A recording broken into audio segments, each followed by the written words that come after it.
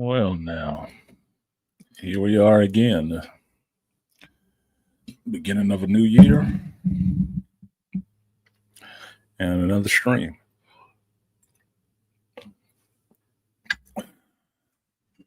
Like, share, subscribe, support the stream if you feel so inclined.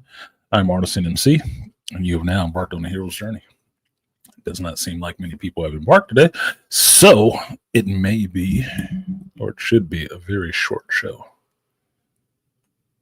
Because there is some other things I can do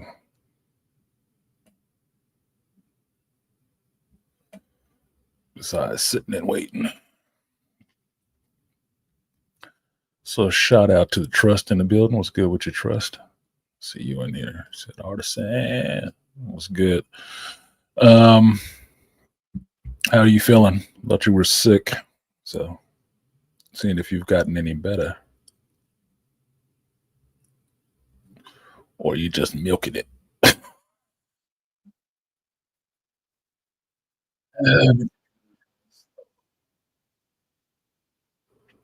Is the computer running slow? Oh, I see.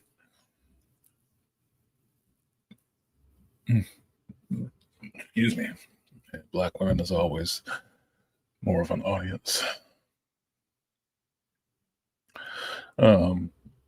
Excuse me.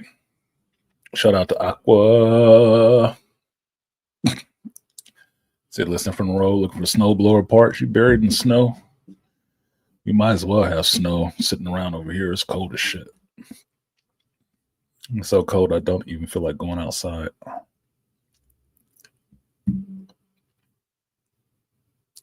George Lucas did a 60 Minutes interview recently. Guess I have to watch that.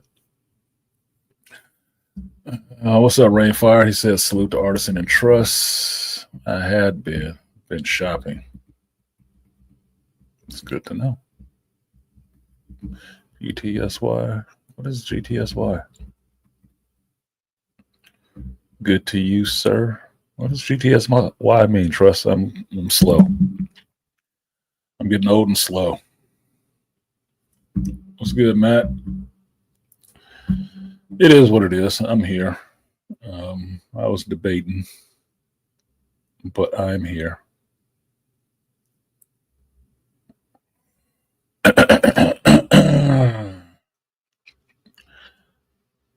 Talk with my, what did she say? I was very sick, but I'm better now. Thanks. Good. Don't need sick trust. Well, we should reverse that. You don't need trust sick, but you can have sick trust.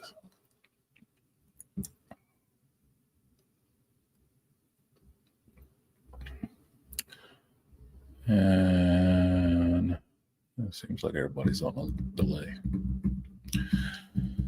So, last couple of days, at least since Friday evening, I talked to my son. What's good, Malika? Cinephilic Brothers in here. Talked to my son and found out that his grandmother passed. And I didn't know this until Friday. Apparently, it happened Thursday. And I guess that's why Black Bane was trying to contact me, because he had some issues going on with his fam too.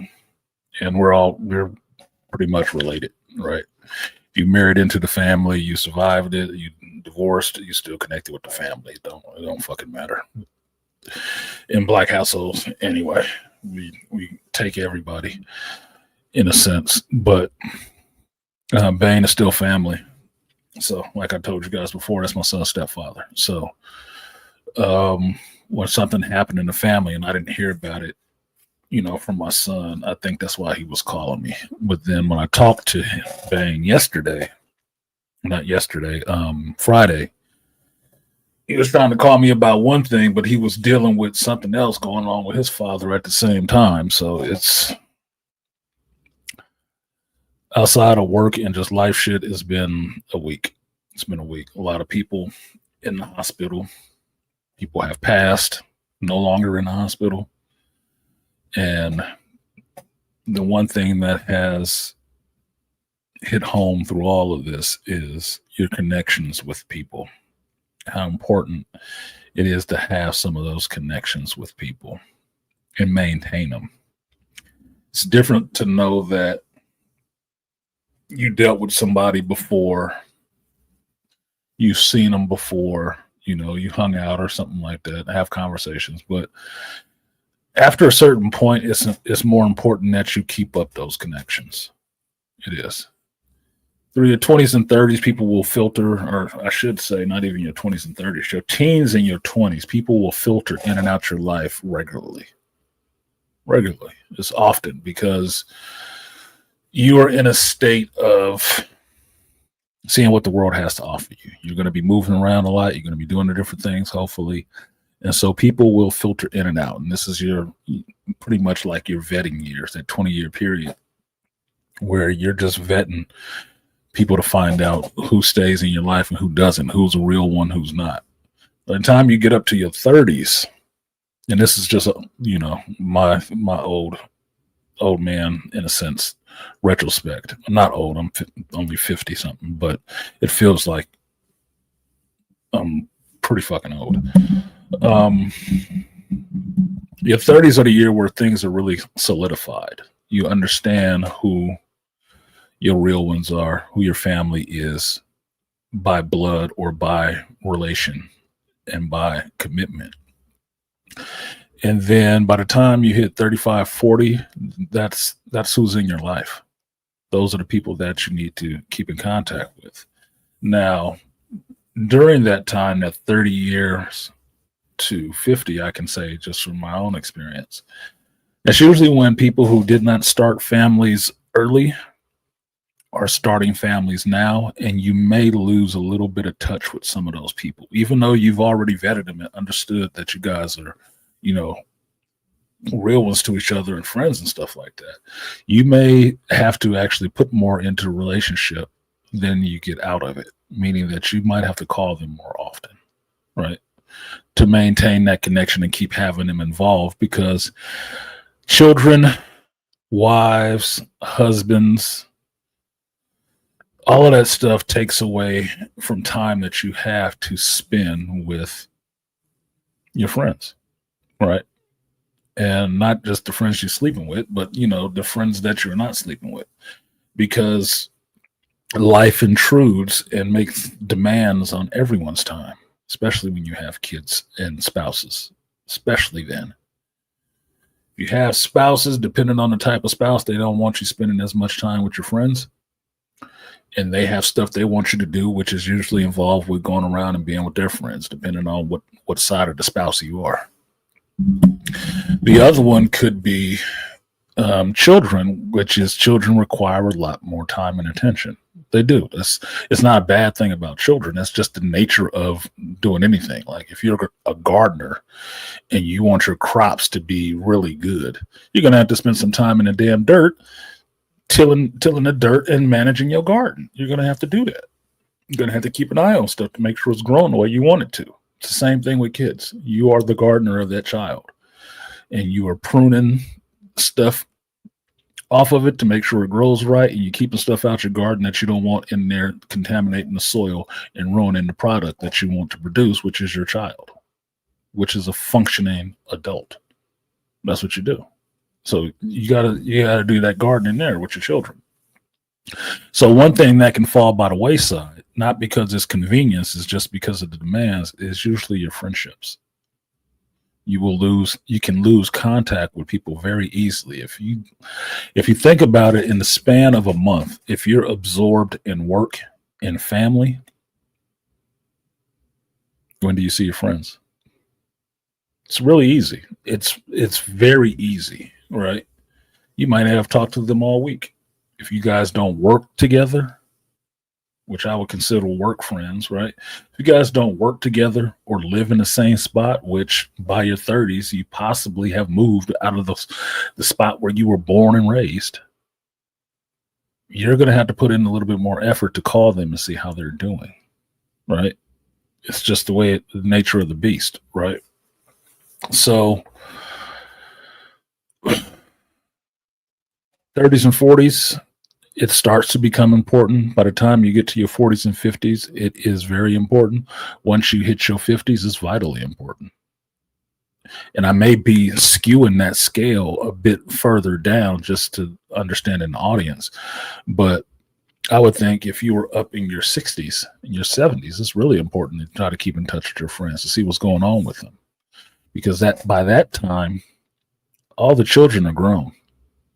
They're off doing their life stuff in their 20s and 30s, right? They should be in some ways gone, which means you're going to be there at the house either with your spouse or by yourself, meaning that your spouse is either died or divorced, because that's the only two ways it happens. They either get out or they age out of the marriage. That's two ways into it, right? So it's important at that point to keep in touch with these friends, at the very least, to maintain the relationship. Let's say this, let's rephrase it. To maintain the relationship, because once it's been solidified for that long, you guys know your friends, but you lose track with each other, what each other is dealing with. So you won't hear normal things like, yeah, I went to the doctor the other day and they found, a lesion or something like that on my spine. Or I broke my leg and I've been laid up at home for the last couple of days. Or I had a mental break and just snapped out, and I've been on medical leave for the last couple weeks, a month or so. You won't know that if you're not talking to them. You won't.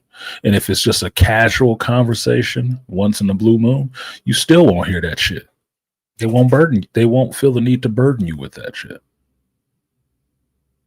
Because in that sense, you like a bee with a field of flowers. You ain't spending that damn time much time on one flower. You're just hitting one and moving on. Hey, how you doing? And off to the next one. It doesn't seem like it's any investment.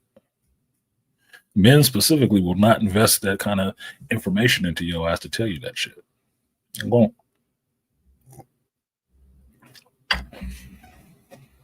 Because as soon as they do, these are the people that you hear folks complaining about, like, oh, every time I talk to them, they're telling me about all their problems. How else you gonna hear about it? You only hear every so often. So, yeah, you gotta keep in contact. The older you get, the more important it is to keep in contact with your friends. So, I say that to say, I talked to my son on Friday because I came home and kind of exhausted from that break in the middle of the week, which didn't make things any easier coming into Thursday and Friday. It was just a shit show, to put it mildly. It was a shit show. Having a holiday in the middle of the week like that, which was New Year's, didn't matter. Person on call had a rough time. Coming back after that day was tough. It didn't feel like it felt like a new week, but it wasn't a new week. It felt like a Monday and Tuesday, which totally screwed your brain up because now you're off and it's like, oh, it's been quiet for 2 days. No, you've been off work for 2 days. It doesn't feel like it because in your mind you're still there. Oh, nobody likes this talk apparently. I guess I should give a fuck because I didn't get to what they wanted to hear. I should just start telling people for the new year, when you come into the chat, especially if you come into the chat early, why don't you put what you want to fucking hear in a comment section? Why don't you put it in a super chat? Then I'd understand what it is that you want to talk about. But since it's for free, you get to hear me.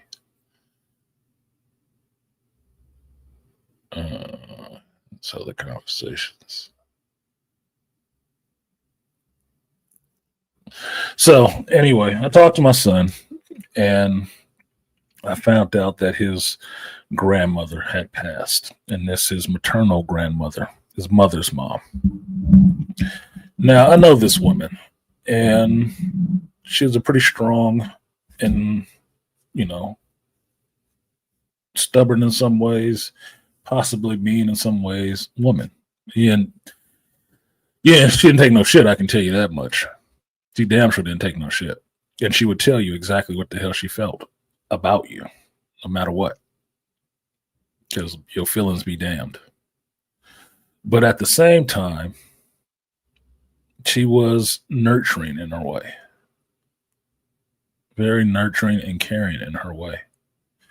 Now, this is the woman who, from her perspective, a boy she doesn't know from high school got her daughter pregnant, did not marry her daughter, was not a witness, and couldn't be together with her, but gave her her grandchild. Not her first grandchild, but gave her a grandchild. Now, even from that perspective, she could see I was always there for my son.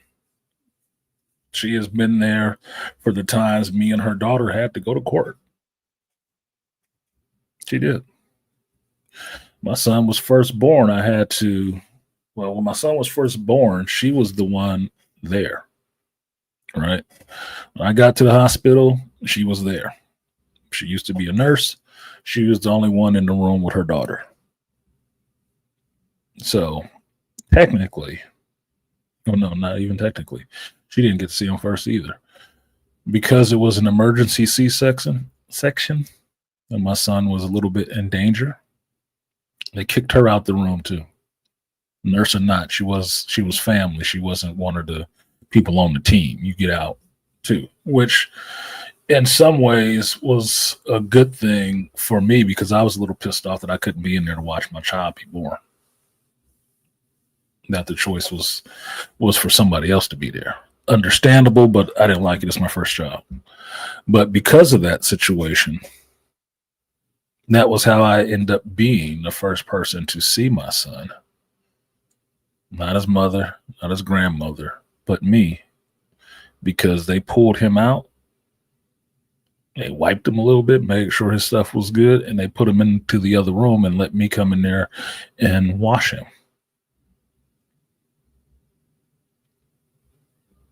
So that was how I got to actually bond with my son first.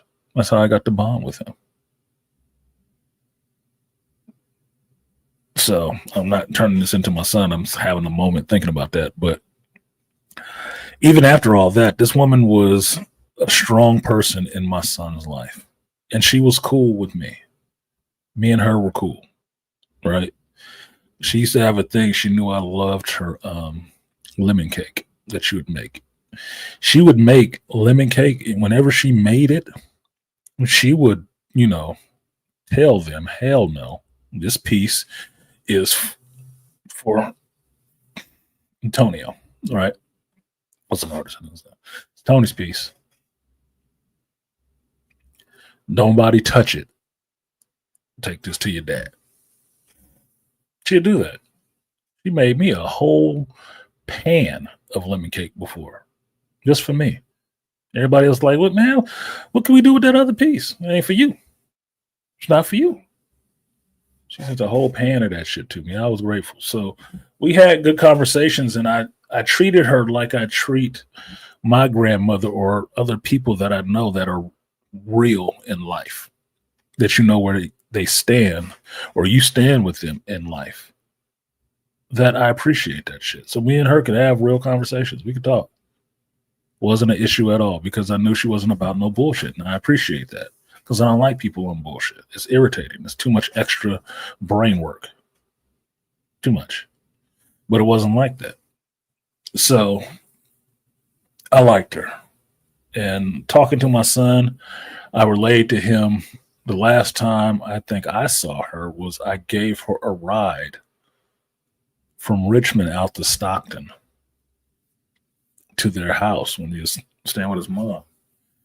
And it's like an hour and a half drive at night. And what up, Dane?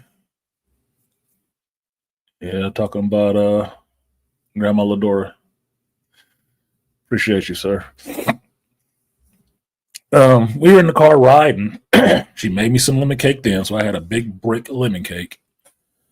And we're driving and we're talking, and this was the first time I'd ever heard about her father. It was the first time I heard about her father and who her father was, like a minister or something like that, and how he was really strict on the girls. And my psychological mind is already spinning to where I'm understanding, getting a better understanding of who she was as a woman and why she was the way she was as a woman.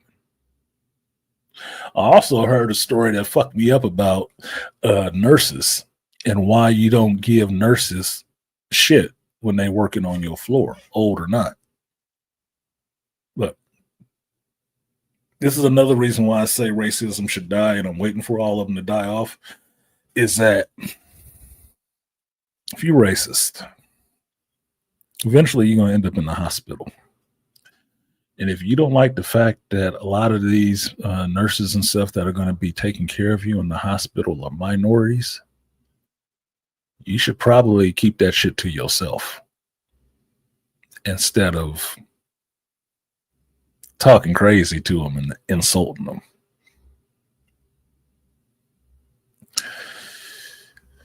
She had a person like that. She's telling me this story, and I was sitting there listening to this shit, entertained, horrified, and laughing at the same time, right? That she had this patient that was in there. This was when she was, I guess, younger, when she was being a nurse. And this dude was in there. He was being a terror on them nurses, the CNAs and stuff like that. He was being a terror on them. They couldn't deal with his ass. They sent her in there to deal with him, to take some blood. He was fighting nurses and all this kind of shit, right? They sent her in there to deal with him because they knew she didn't take no shit.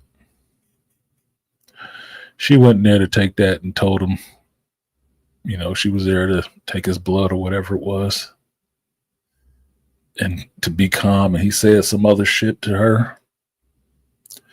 She said she took that needle, and when she went in there to get that vein, she jabbed that motherfucker all the way to the bone. I'm like, damn, what? She said he calmed down after that. I said, I bet the hell he did. I bet the hell he did. Now, I'm going to come back probably about an hour or two and get another vial from you. You going to be good? That shit was horrifying. And at the same time, it put nurses on my list of people you don't necessarily fuck with in the workplace. And most of us understand this, right? If you've been in the military, you understand it clearly. You don't fuck with the person that feeds you. You don't fuck with the person that pays you. It's two people you don't mess with. You want to be cool with, right? Or your procurement, people who get stuff for you. That's who you want to be cool with, right? If you're talking about asses to kiss, those are the asses that you kiss, right? Well, added to that list was the people who got to take care of you. Your nurses and shit like that. You might want to be nice to them. Now, if they being, a bitch to you, and this goes for male or female nurses, because you get both nowadays, right? If they being a bitch to you, that's something different. All right. But otherwise, if you in the hospital and you depending on them to get you out of there safely, in good condition, unmarred, untraumatized, you might want to be nice to them. Fighting them is pointless. They ain't there to be fighting with your ass. Understand that a lot of people, I would think, that get into nursing have a real empathy and compassion for people. Yeah, it's a good job. You can make good money doing it if you push yourself, just like any job. But understand they're there because they actually care about people. And if you don't think that, think about why it is that you didn't take that job to do that shit. Is it just bedpans and rectal exams? No, it's not just that. It's a lot of situations where people are really fucked up and really need help from a person that's there. Somebody compassionate. You don't want a bunch of people in there that's only there for the check and don't give a fuck about these patients that's slabbed up in here. You can never leave the hospital. You could. You could have rolled into one of the worst hospitals in the country where patients die regularly. You better appreciate them people because they're going to be the ones to try to, hopefully, in hopes, set your ass right and get you out of there, feeling better or on the road to recovery. It don't need to be your last stop. It's not a mortuary. It's a hospital. So, look, Sam say you remember that story. She fucked that dude up. Taught his ass a lesson, though, too. And sometimes, I shouldn't even say this shit out loud. I don't worry how it'll affect me. But sometimes those are the lessons you have to learn. The shortest route to your brain sometimes is through your ass or pain. If you had parents that believed in discipline and you was one of them knucklehead kids, your ass was the way it got to your brain. The shortest route. That's why you can get a lion riding a bicycle, an elephant standing on one foot and shit. Pain. Pain will teach you when words fail to reach you. So this was the woman who passed, and I had felt bad for my son because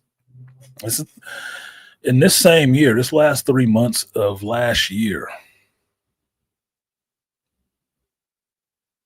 our family has lost a few people, few fixtures in our families. Strong points, strong spokes in the wheel, right? Lost a couple of those. I lost my grandfather. My son has now lost his grandmother, one of two, right? I lost my great uncle. My mother lost her uncle, right? My son on his side, he's going through some stuff with some of his friends and whatnot. My daughter lost one of her friends, self-deleted and shit like that. Just the same time as my grandfather and my great uncle. It's been a lot of trauma on that around that MC clan recently. A lot of passings. So talking to my son, I found myself impressed with him yet again on how he was handling it. And scarily, he sounded like me. Scarily. Peaceful, but he sounded like me. Very rational about the shit. Very, very matter of fact about it. And my thinking, as a man and as his father was like, okay, it'll hit him later. I'm thinking it's going to hit him later. In some other small way, it's going to hit him. Because right now, it's just matter of fact about the thing. It's like, yeah, well, I hadn't seen her in about 5 years. She didn't get to see my child be born. She didn't get to meet my daughter, but she got to meet my son. This is stuff that he said in his post. That's how I found out about it on fucking Instagram because people don't call me. But talking to him, talking to the man that is my son now, I heard that resolve out of him, that understanding and acceptance of life. I heard him rationalize what this loss meant to him and what it meant in the grand scope of things to him. He spoke to how much of an influence this woman was on him in his life. how much he enjoyed or how much he appreciated that. And he also spoke matter of factly about the situation. Like, yeah, we haven't seen her. And I kind of made my peace with her. I knew the next time I saw her, I was never going to see her again. This is my son. This is the man that is my son. I could do nothing but respect him for how he was handling it, even at the same time feeling a little bit of a chill. Like, damn, is that what I sound like? It seems really cold. It's not cold. He cares deeply for people, especially his close relatives, right? It's just understanding what the situation is. He's Scorpio, right? A couple of days before me, he is very matter of fact on certain things.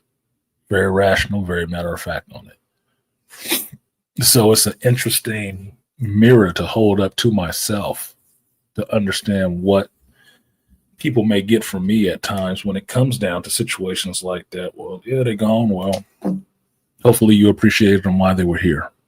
Hopefully you told them what you thought of them honestly while they were here. And there's no need for regret.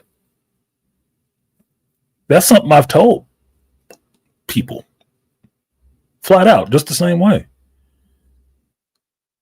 So it's helpful to understand how that can come across really cold when you're really analytical and fact-based on things like that. It's not that you don't empathize. It's usually the people who empathize the most that have that much control over their emotions because they understand them freaking out ain't going to help you. It's not going to help your ass at all. Yeah, sometimes you might want somebody to sit there and cry with you. I understand that probably is not me.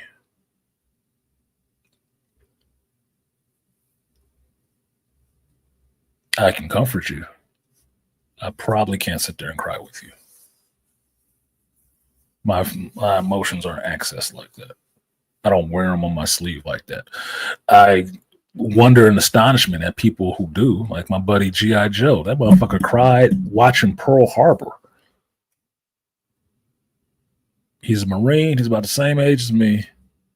And he and his son were crying watching Pearl Harbor. And I'm like, your son ain't even old enough to... To me, it was a weird thing. But I appreciated my friend for being who he is, to be able to show something like that, to show that that's how he had emotion. You know, when he saw me cry when we buried our other friend. And I told y'all, we put him in the ground and I walked up by the hearse away from everybody else. And then I start fucking bawling. He was the one who came up to me, put his hand on my shoulder and shit like that. Because that's the time he saw me cry. I don't give a fuck about this movie. This something I have a connection with. Appreciate you, Rainfire. He said, when I first got diagnosed with problems, one of the nurses was flirting with me in front of my great aunt and my mom while they were praying over me. Awkward as hell. It's not awkward. I think we as people make certain situations awkward because we don't know how to deal with it. And I would say, just for me, in my experience, you can tell me if it matches up to you at all, Rainfire. The reason you say it was awkward for you is because your great aunt and your mom have never seen you talk to a woman. She's never seen you talk to a woman. So you actually putting your man Mac down with a chick that's actually showing interest in you is awkward. You feel like you're doing something wrong or dirty or something like that. Well, they're going to ruin your game. That's why it's awkward. My mother used to have a friend, R.I.P. Diane. They used to work in a phone company together. And when this friend retired from the phone company, older white lady, she's nice as hell. She got a job at See's Candy. If you don't know what See's Candy is, and you're not from California, but See's Candy makes some delicious, delicious chocolate. If you are ever in California, roll by, look for See's Candy.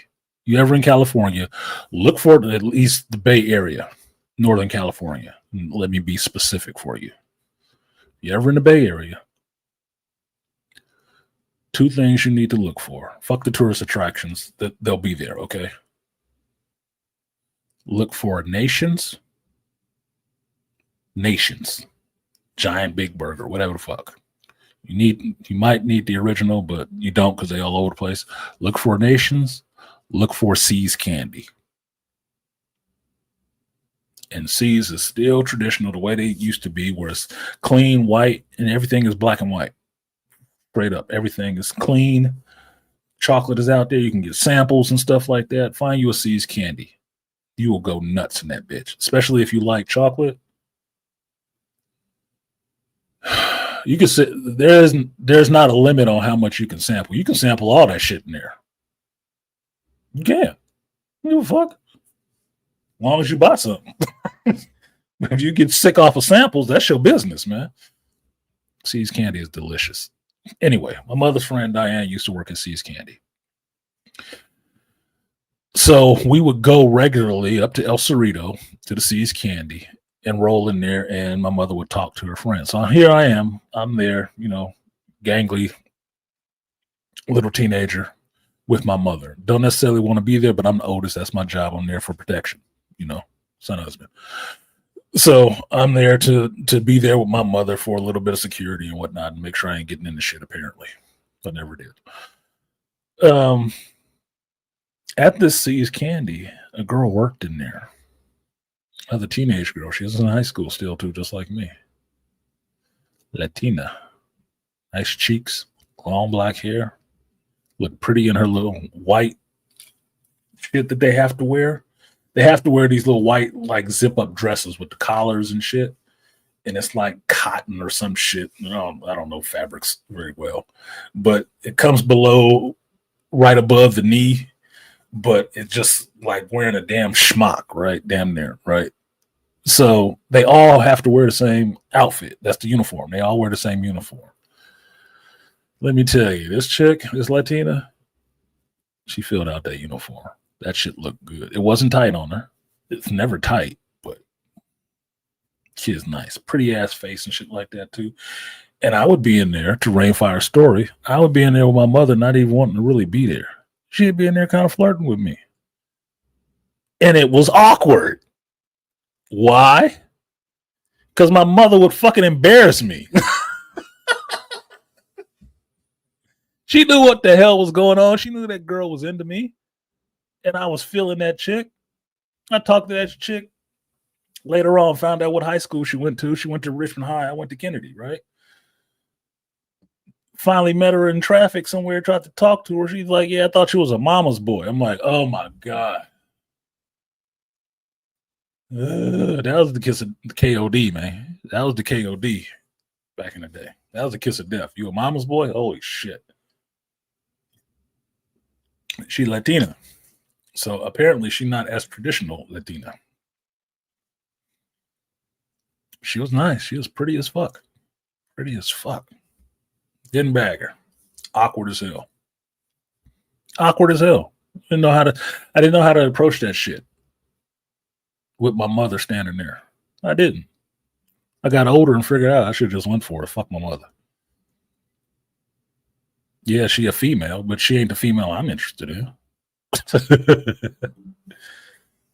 My mother did that shit a couple of times, embarrassed the shit out of me places just because. And I don't know if she was doing it seeing it as a way to bring the man out of me or seeing it as a way to keep people from fucking with me. And I think it was the second one. Can't really be for sure, but she's done shit like that. Ruined that game. I never got that chick. Turned out she's kind of hoish later on, so it might have been for the best. I don't know, but no, I wanted a slice of her ass. She could have gave me a sample. Could have gave me a sample of that caramel covered in my chocolate. Anyway, point being, Rainfire, I understand it's awkward. That's a story about it being awkward for me. Um, Back to the main story of talking about my son and the passing. Um, I like Ladora. I really did. Um, Bane Sam has the distinction of being able to call her mother-in-law, and for her to see him as son-in-law. I don't have that distinction. So when I heard that she passed, I was a little bit disappointed and sad. I was saddened a little bit more when I found out the family had not seen her in years because she was married, I think, for the second or third time. I think it might have been the third time, or maybe the second time. Bane would know better than me. Right. But because of that, she had moved back to Mississippi and staying with her husband, old school. She stayed with her husband. And she hadn't been doing well. And I think I got this story from my son back in December when I went to the granddaughter's birthday party. We were talking. I was asking him about stuff. And that's why I got part of this story that they hadn't talked to her in a while. They had not. But last time they did, his mother did, she wasn't doing too well. I'm like, eh. And the husband wasn't really letting the family see her.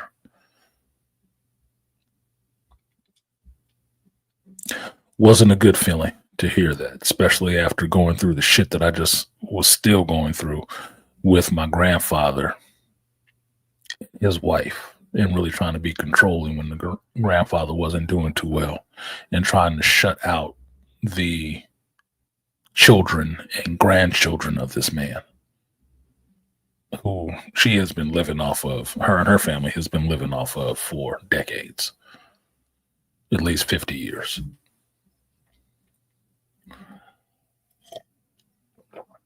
So it was hard hearing that, but third time, okay, yeah, third one is the charm, right? So it was hard hearing that because I know how close that family is. I mean, this is a person when what we know at the time, when her son's children, her middle son's children, her middle child's children weren't being taken care of very well by their mother. She took them three kids into her home and raised them and just started raising them. That's why I know them outside of when I dated her daughter. I knew her brother and knew the kid's mother, both of them, right? Because we go over there and see them to see the kids, see how the kids is doing. And I know those children. They're good kids, very good kids. And it's unmistakable to realize the influence she had on those children, how she pushed them in the right way. As mean as you could think she was, she pushed them kids in the right direction. She did. Aside from what their mother at the time was doing, this is a Gen X mother. She wasn't trying to be a mama. She was trifling at that shit. Just what it was. Right. So she made a big influence on them and had them kids for years until the mom got them back. And we found out some other shit. So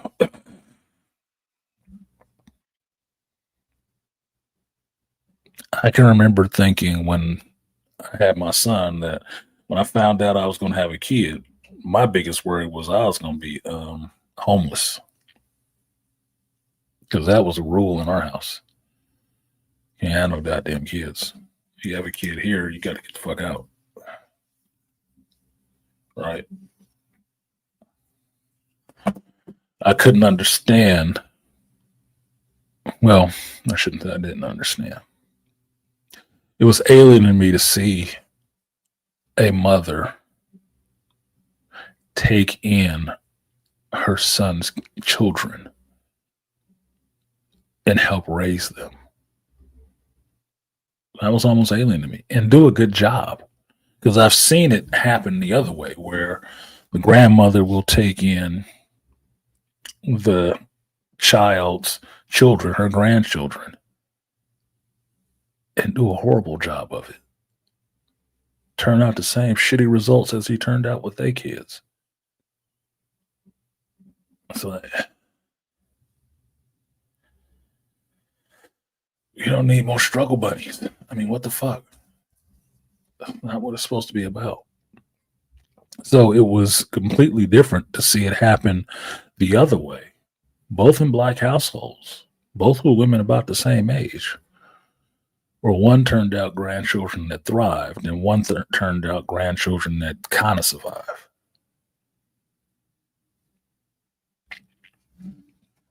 Different strokes for different folks, I guess.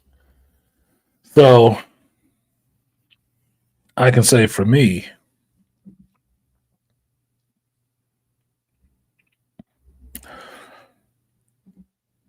I will miss the impact that woman had. I am disappointed that her family, the ones who loved her most,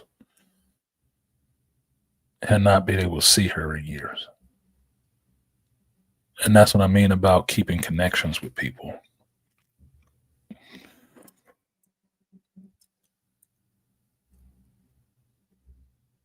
I could see it in a sense with men, that men get thrown away in this culture, right? If you're not the one providing money for anything, most of the other people in the family are easily to forget about your ass because you're not providing money. All right. If they can't look to you for that, they don't look to you at all. But in terms of females, it's hard for me to accept that because females talk to each other so goddamn much. So much about so much shit and other people that it's really hard to see them not be able to be in contact with each other. It's really hard. So I know it's actually tough. I haven't talked to my son's mother yet about her mother passing. I have not.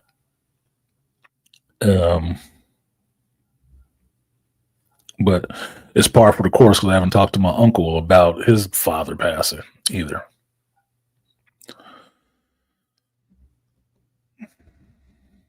In some ways, I don't think it's my place, but in other ways, it's like, look, man, I should talk to her. Me and my son's mother may not see eye to eye on certain things, but all that shit is water way down the stream. Not even under the bridge, it's way down the goddamn stream, dude. That shit don't even matter no more. That child is way grown and doing better than both of us did at his age. Straight up. So you could argue about the methods on how things are done, but the results speak for themselves. It's done. Right. So because of that, we still have that kinship with each other where we were friends long before we, started fooling around and dated each other and stuff like that. We were in high school together, in class together. Right. So I do feel some kind of way that her mother passed, and I feel like I owe her some condolences. I do feel that because as much as her and her mother could get into it, she loved the hell out of her mama. I know that.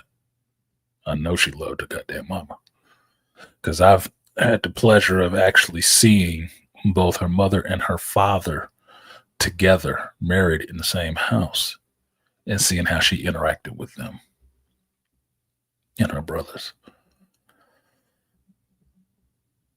I can remember the split between her mother and father, and how her mother went on after that. Right. I remember when her father passed and how she handled that. This was her last living parent. She is now parentless in this bitch. No grandmother around. It was always just her mother. So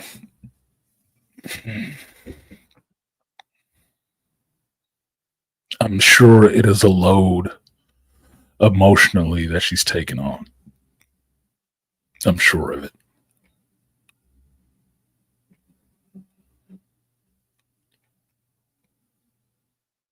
And so I feel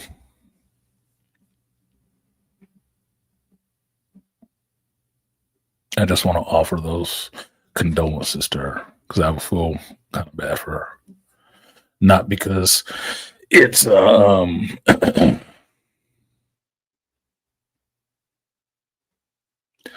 losing your parent would be hard, right? If your parents are all that you have and know of, at least from that generation above you, and everybody else you have is, siblings or children, I would imagine it would be a pretty lonely feeling to just be the only one there, that the only two people that you knew were gone. I say this to my mother when I talk to her at times. I tell her about my father not doing good and stuff like that. Think she give a fuck? I'm not sure if she does or doesn't. I wouldn't know. She wishes him well. I doubt she'd want to call and check on his ass.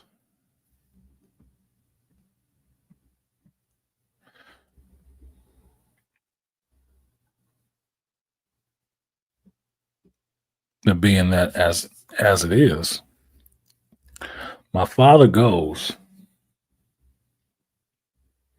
That's that half of the family who know all of these people outside of my sister and my cousin. And that's the rest of that family that's gone. And then it's just me, the male MC.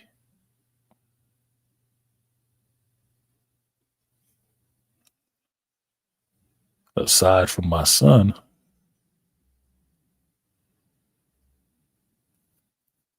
those are the only two people who are going to produce more MCs.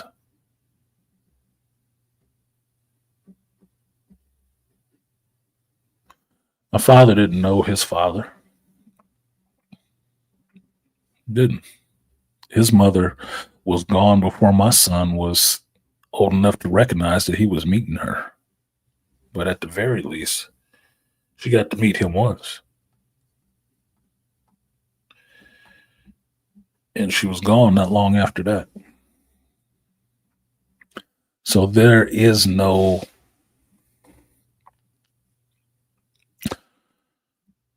long, distinct family line on that side from my father through to grandparents and shit. There isn't. Those people are gone. So the knowledge or the familial knowledge that my father holds for who was married to who, what cousin is what cousin throughout that shit. They haven't met each other because that side of my family, as far as I know, don't do as many family reunions. That shit is gone with him.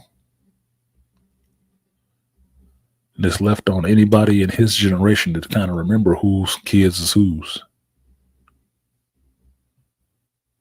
So you don't fuck around in the same small city and be messing with some chick you thought was hot at the club one night. You end up getting her pregnant and then popping out some fin-fingered kid and don't understand why. It's your fucking relative. What up, Herb? Do that yard work, man. I was just making that analogy about being a good gardener. Till that, pull them weeds. No tool. Bend over. Use your hands.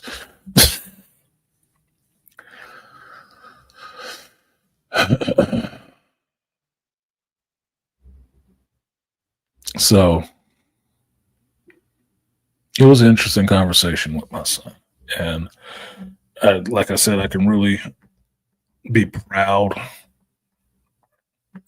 of the man that my son is, how he's handling that, how he's handling it for his family, and how rational he is on certain things, but also compartmentalizing some of it and looking at it rationally. But I do believe it'll hit him later. It'll probably hit him later. Them quiet moments. He's a Scorpio. If he's anything like me, and he's my son, which means a lot of ways he is like me, them quiet moments, he'll be feeling it and he'll be thinking about it. It's not something that just washed over him and he's not thinking about it. Them quiet moments, it'll hit him. Maybe on the drive to work, maybe on the drive home, maybe just doing something inane at work. It'll be in his mind. He'll be thinking about it.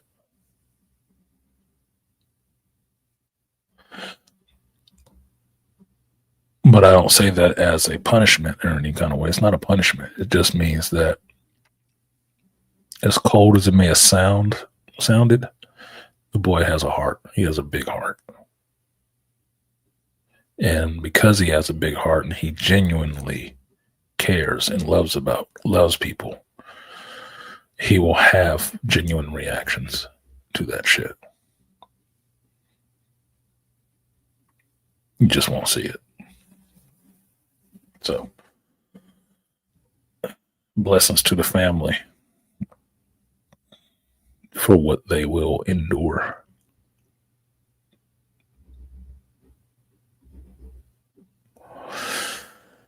I also talked to my old boss, my old supervisor, Friday. And I had taken time just because one of my coworkers had mentioned going to Home Depot and getting some stuff during the holidays because it was cheap and it was stuff that he needed. And I'm like, yeah, this is the time to go, man. They got the Christmas train out. There's a bunch of good deals on tools and stuff like that if you like that kind of shit. So I figured, had some time, had some change in my pocket. So I said, I need this, which I did. I needed a bit.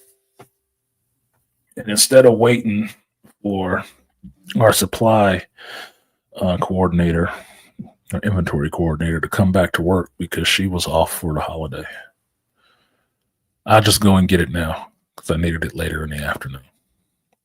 So I took a trip over to my local Home Depot on lunch because I wanted to see my old supervisor, Rose.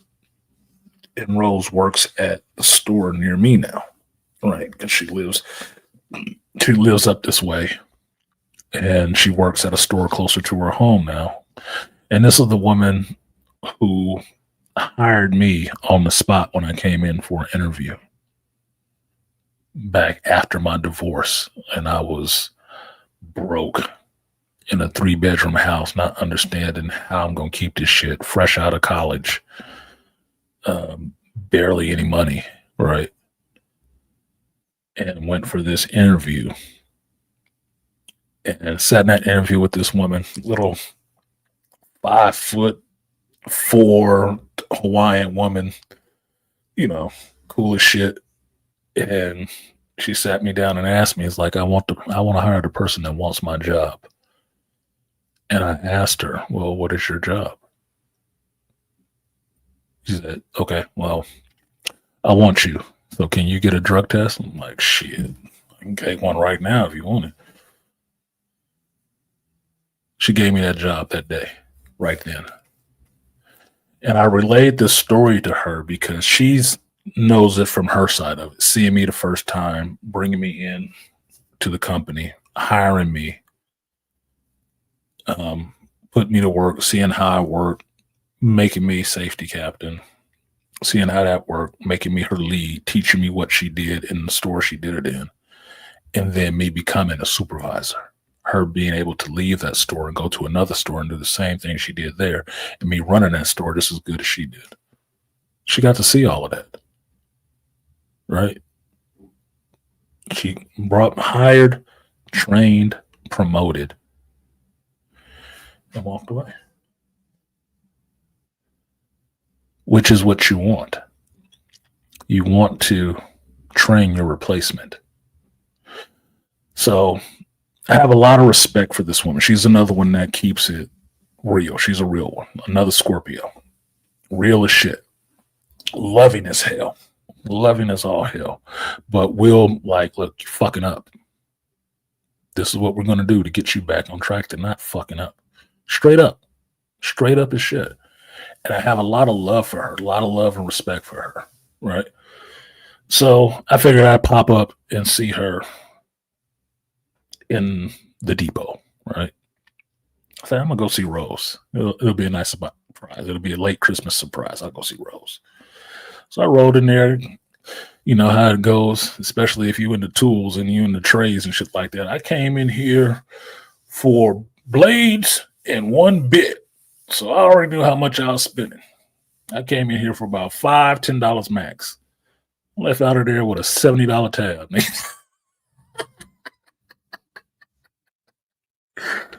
Too many deals. Too many good deals, right?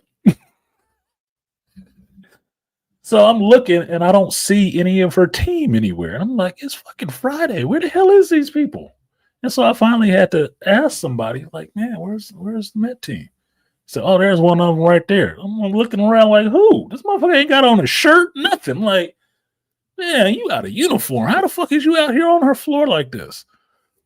So I chased the dude down, talked to him a minute, asked him where she was, and he said, oh, yeah, she's off on a medical leave. I'm like, what?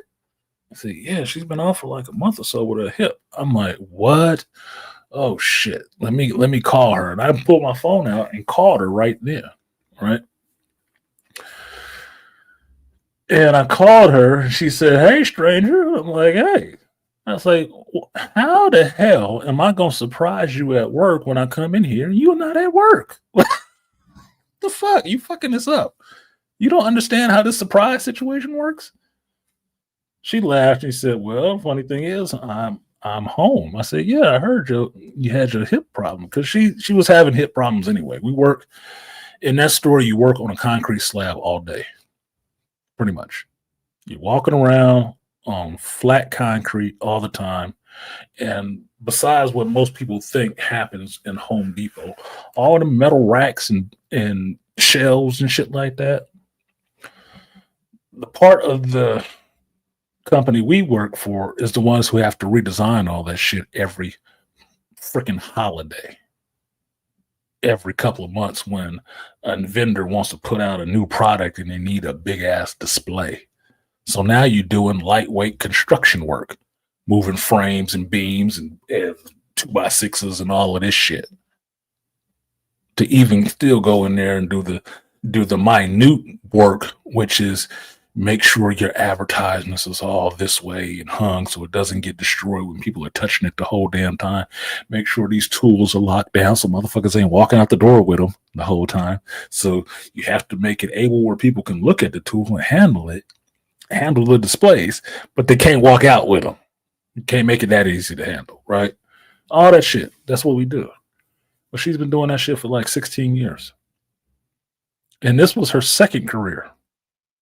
That's what she said. Yeah, I got this job because I was just going to do something temporarily. And, 10, 11 years later, just the way she is, man, Scorpio. She could come in at the bottom and just do the bare minimum. It doesn't work for us. It does not work for us. The bare minimum is bullshit. No, that's what somebody else can do. We can never just do the bare minimum.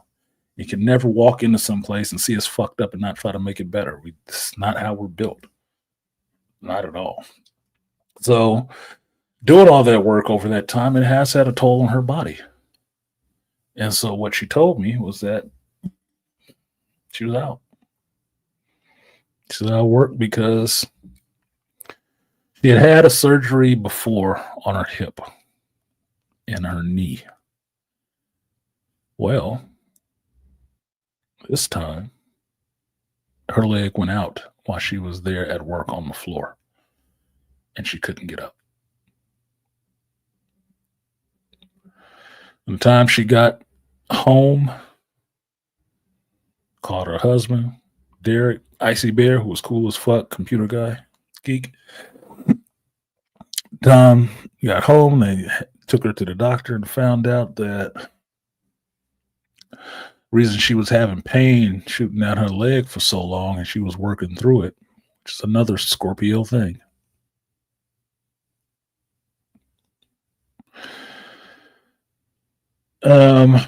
She had a couple of discs fused in her back, missing cartilage and shit. And on top of that, had some bone spurs. This was why she was having all that shooting pain down into her leg. That was why when her leg finally gave out and she couldn't get up, that's what it was. It was in her spine. It finally got to something that just took her leg from her. So she's been home for a few months. Dealing with that shit. She still hasn't had surgery yet. She's been home for a few months. Them just going back and forth with doctors and shit like that, and just trying to get them to look at it correctly. She had to go back to Marin to get somebody who was competent to understand what the fuck was going on, because up where she is, these motherfuckers is lazy and don't want to do their job. They want to run you through there like it's a drive-through and you getting the Happy Meal at the end of it. Like, get in, get out. It's only this. They didn't even look at the fucking charts or anything. She had to get another doctor, an old doctor, in Marin, for them to say, no, see, this is what it is. You've been sitting up for a month and a half on what these other people was doing. This motherfucker told you what it was in 5 minutes. 5 minutes of just taking an x-ray and looking at it. Yeah, this is what's going on. So no. So she still hasn't had surgery, and they ain't talking about sending her ass back to work anytime soon. The doctor she has right now is telling her, we ain't talking about that shit. When we can get you up, enjoying life, going to church like you want to, walking your dogs, hanging out with your husband like you want to do, when we can talk about you doing that kind of stuff on a regular basis, then we'll start entertaining talking about work, returning to work. But for now, yeah, forget all that shit. That ain't happening. And I said, that's the doctor you want. Quality of life is more important than just wheeling your ass back out there so you can be re-injured and hurt worse a month from now. What she's going through is testing not her faith, but what she pours her time into. And the day I talked to her, she told me that she had got that call from HR talking about she had used up her some time or something like that. And I'm like, really? I'm like, God damn, after all them years, you should have shit banked to where they don't call you for another couple months. She's like, nope, it's calling me right now, telling me I'm using this shit up. And they had already replaced her position because she had been gone for so long. She had to be out for so long. She didn't claim workers' comp. It wasn't a workers' comp thing. They promoted from within the group to run the team, and then the person they promoted to run the team stepped down like after a month or so.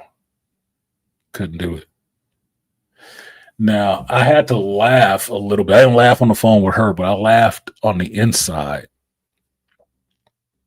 about that because it was the same situation where when I got fired from my position at the store I was at, which is affectionately called the Beast. It's a beast. She ran that store for years. Rose, she ran that store for years by herself. I was the only person that she brought up that could run it like she ran it and wasn't sweating it for years. Even as a lead, I could run it for years. They pushed me out. But the funny part was when they pushed me out, they got two other supervisors to try to handle that store. They couldn't handle it. They left or stepped down. The only people that can handle it now, one of them is one of the ones I trained that nobody wanted. I hired him. I trained him. He can handle it. The other guy can handle it because he got trained by Rose. None of them other goofballs could handle the shit. So I just thought it was really fucking, a testament to, what you leave behind and who you pour your information and stuff like that in, and the individuals themselves, their work ethic. They've been at that store for years. She has a reputation that precedes her, not for bullshit. This is somebody who handles shit, knows how to do all of this, and should be regional level management, but don't want to be regional level management. Likes being there with her hands on it, building teams. That's what she loves doing, building teams, making things work, making things function. And I've talked to her about it before, like why she didn't move up. Like, you can take some of these jobs that these dumbasses is failing upwards into. What she told me was that it would take her too far away from the people that matters. Take her too far away. She wouldn't be able to have the impact there that she does actually being there on the floor with the team, building a team, hiring a team. Mind you, this is a wine woman. She hired black men like it was nobody's business, and had black women who she hired calling her racist. The reason they called her racist because they didn't know her husband is black, because she don't bring her personal shit to work. So when she was on their ass about what they wasn't doing, I guess she just racist and all the rest of this shit. Can't be. She hired plenty of black men. And she's married to a black man. She give plenty of black men opportunities to promote up. Always. None of the rest of y'all doing that shit. Even the black women. Crazy, right? So talking to her was good. She is another one of those mentors that I've had in what I would consider my second career, because I wanted that to be my second career, because that's exactly how if you're going to show up and do this job, they will promote you up the ass. They will keep paying you and keep showing up to work and asking you just, what do you need? What else do you need? What can we do to help you? That was how the management was, because that's how you build. You build from the bottom up, not lumping a bunch of shit on people and seeing if they can survive it or choke on it till you wear them out and they just end up having to leave to get a break or for more money and less work because you're underpaying them for the shit that they do. Not valued like that.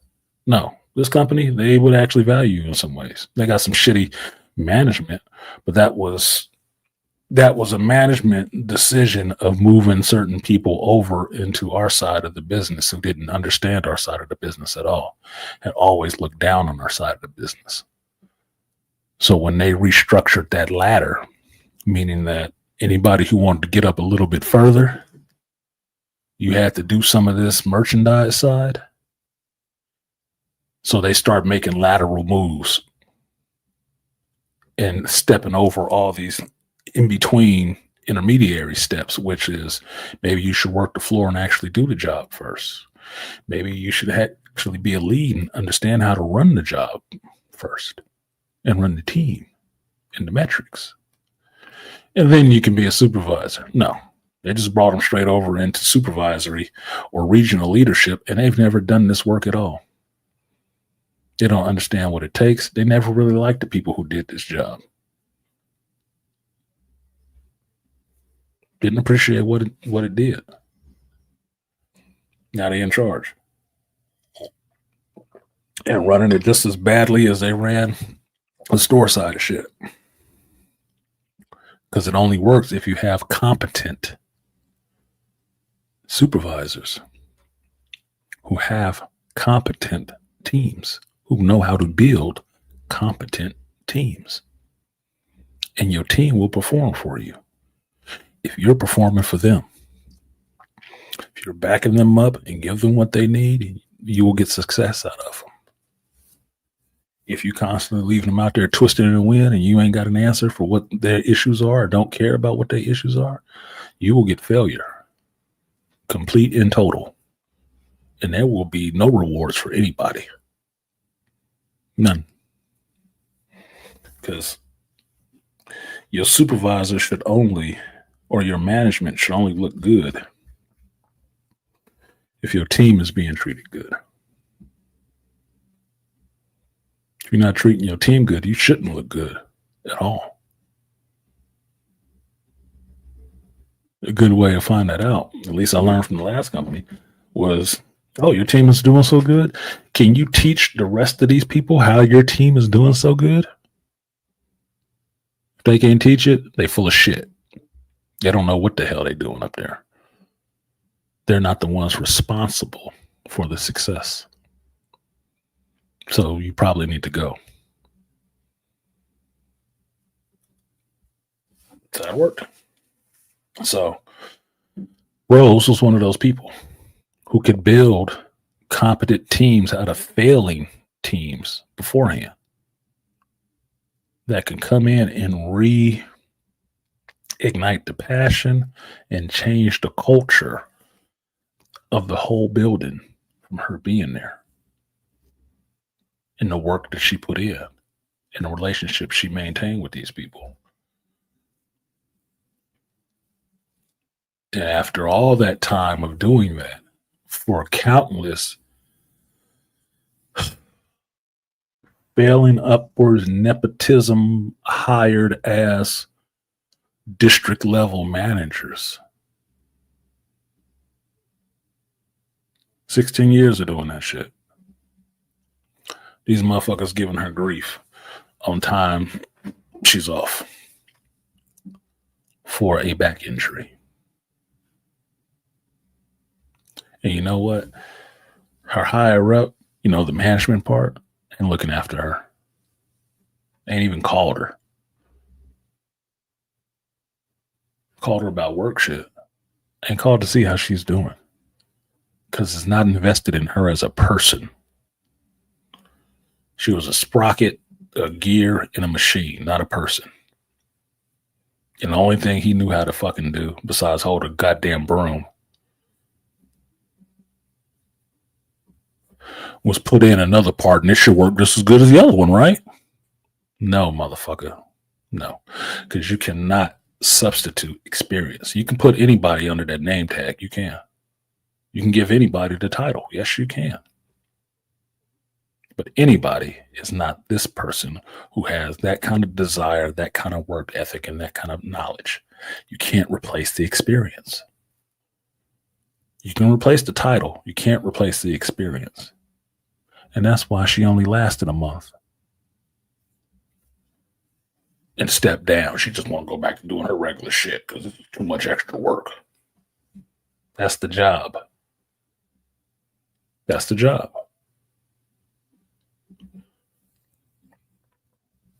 It happened in my store. When I walked out and then they had to replace me, couldn't do the job. And these other supervisors couldn't do the job. Can't replace the experience. That's how I lost out on the opportunity to be a team lead manager at Target, because they hired people who did not know what the hell they were doing. Yeah, but it's specific. It's specific to your job. And this is why when me and Rose have our conversations about work and stuff like that, if you've worked in a number of other places and you're the type of worker who really gets in and tries to be an asset to the team and not just pull a check, you will see some of the same patterns emerge. You will see some of the same patterns emerge. You will have some of the same kind of stories because these people are everywhere. This type of mentality is everywhere.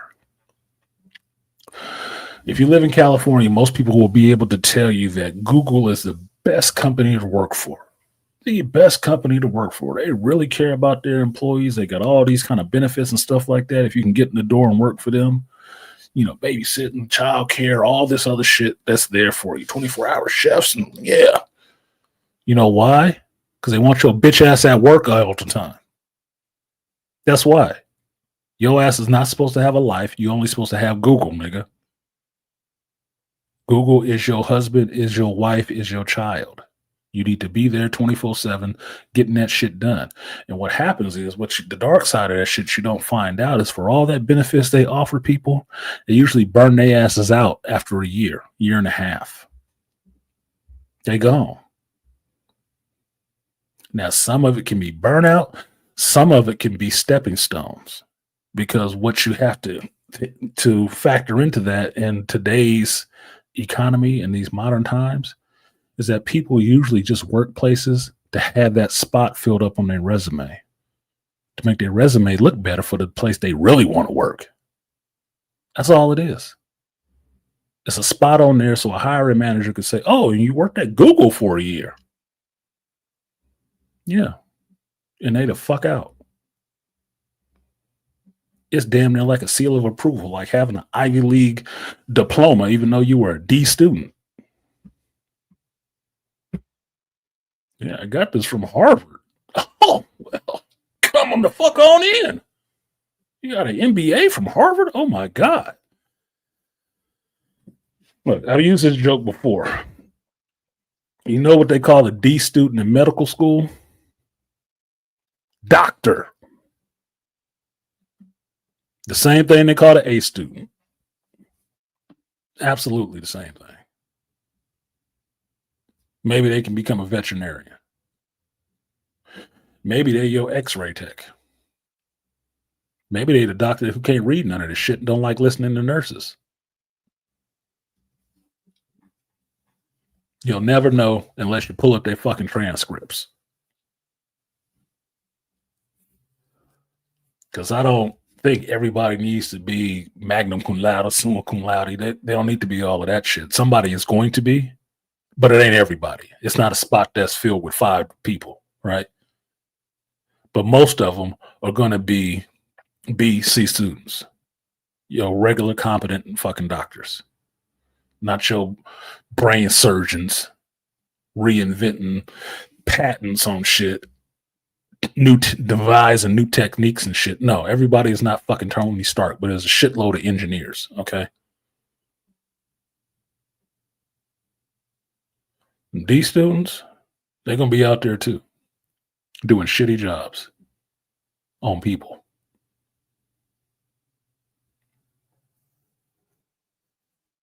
And showing up to work for the same reason this fucking Target worker is showing up to work.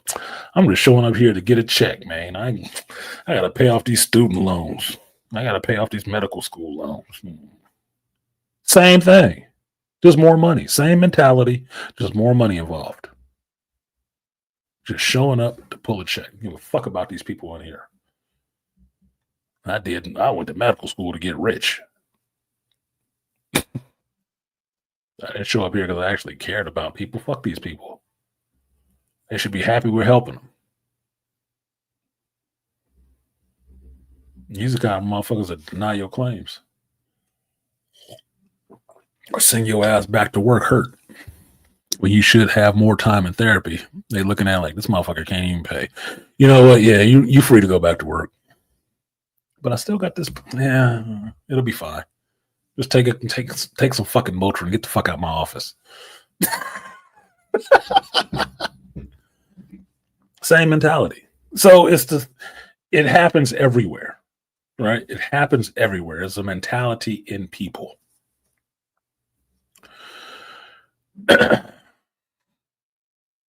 How do you combat it? Like Beastly is talking about, if you're a good person like that, a good solid worker, asset to your team, you got to make some relationships with people above you who are of that mind if you have the opportunity.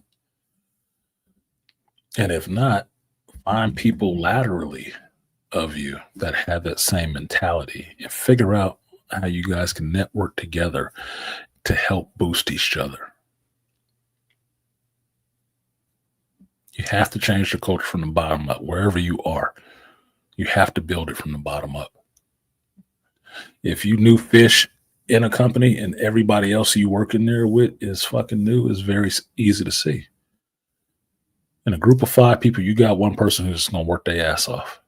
You got one person that's going to be the fucking blowhard who talk their ass off. And you have some people that go along with just whatever, probably 2 of them or so, right? If you're the person who works their ass off, then you might want to get some kind of networking going with the people who just going to go along. Not to be your nuts, but to just go along with what you're doing, which is just to work. To get that shit done, to get it done good. Because then you can filter out the damn blowhards who just want to talk about shit and the one troublemaker that don't want to fucking be there anyway. You can kind of filter that shit out. You can offset their bullshit. Even within 5 people. 3 of you can offset that mother two's bullshit.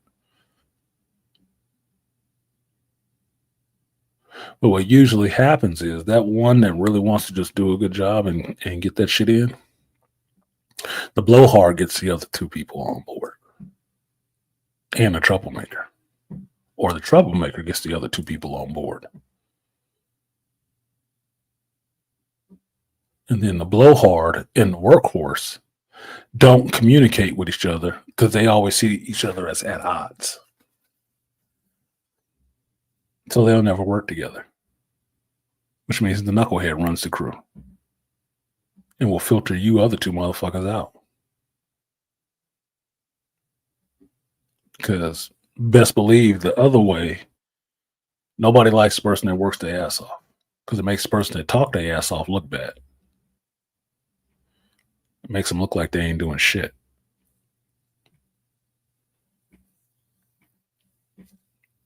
Because the talker is only trying to convince you that they're doing so much when they're actually doing very little. Troublemaker gonna try to skate by with doing nothing. And if he gets 2 of the little go-alongs with them, they gonna skate by on the other 2 doing work and them doing very little. But they're gonna keep them 2 other motherfuckers entertained or whatever the fuck. Let them know we a team. We together on this shit. Yeah. So it can always be the 3 of them. One motherfucker water skiing behind with 2 people out front providing the engine.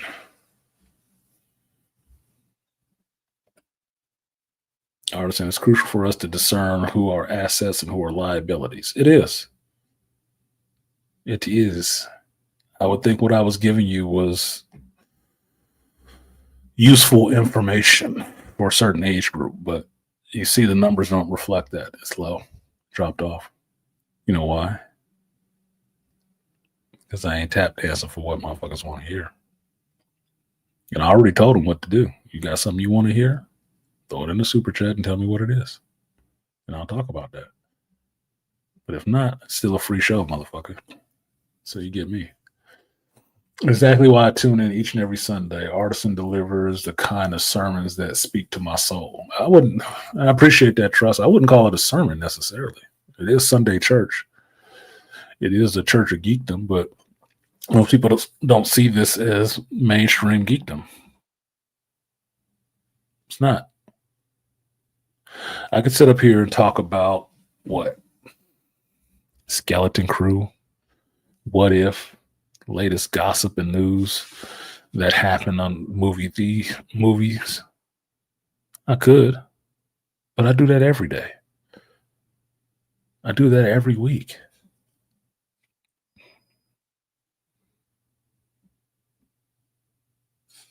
But since the title of this channel is Artisan MC,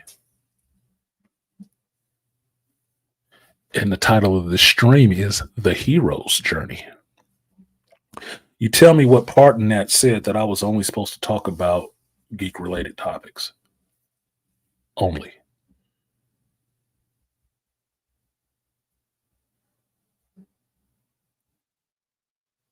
No.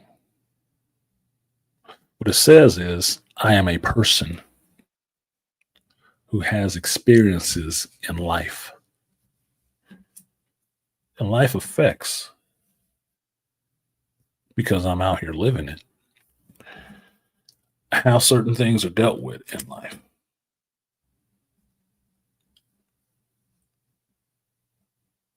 Appreciate you, studio.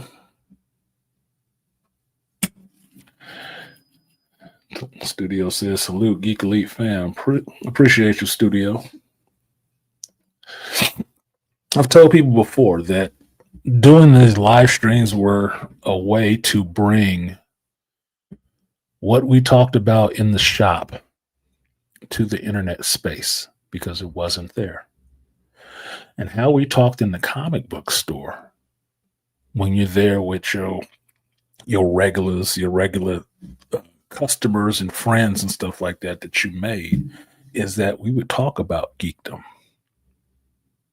We would talk about life. We would talk about everything in between those two. I don't say that shit as a catchphrase. I say it because that's what it is. When I sat down and actually analytically thought about it, what we were talking about. Yeah, we talk about geekdom. We talk about comics. We talk about video games. We talk about shows and stuff that we watched.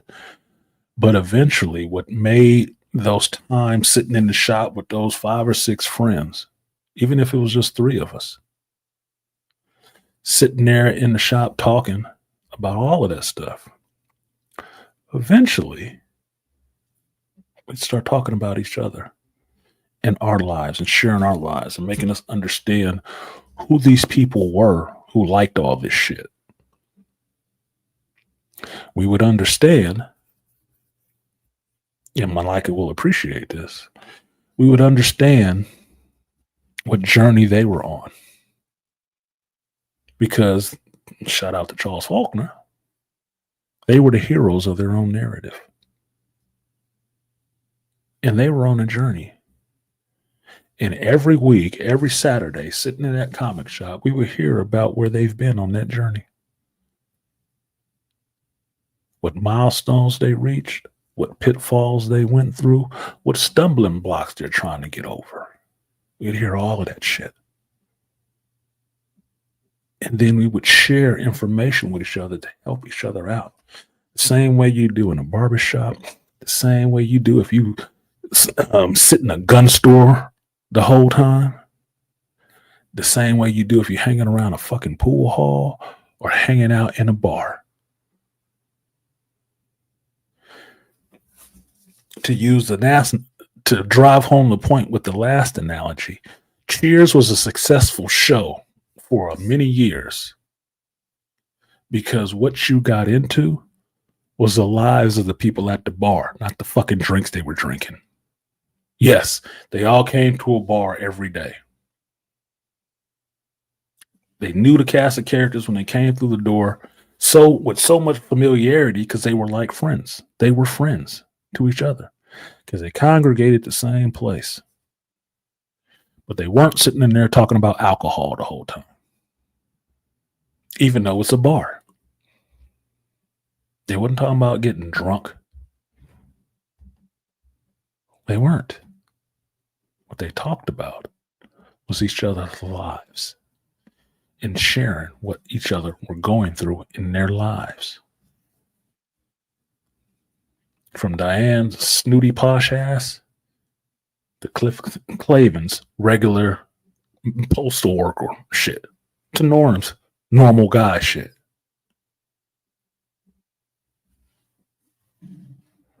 That is what I try to bring to this space. That you come in and understand that I might know you by real name or just screen name because I've been around. But this is your motherfucking Cheers, dude. I'm happy to see you when you show up and come in and share what you've been through. Good. Yeah, we can talk about, the geek should be there. We can talk about that too. And we will. But it will follow the natural path of conversation and not just, I need to rapid fire your ass in the eyes and ears for 5 minutes about some shit and just give you all my angst about something. All the venom and invective I can spew out at you in a short amount of time about how much I hate this current thing that's out.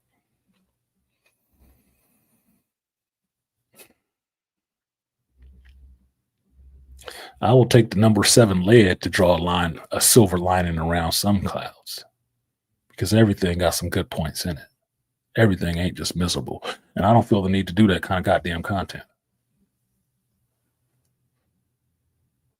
Like it, don't like it, I don't give a fuck either way. But I'm going to do what makes sense to me and what is natural to me. Since I can't drink anymore, my cheers is the Waffle House. All the cooks and wait staff know me. Well, here's the thing, Rainfire. You know the reference where Cheers, the show Cheers. Okay, who was the recovering alcoholic? Sam, the owner of the fucking bar. You remember Sam's story? How he's a professional major league pitcher and bought that damn bar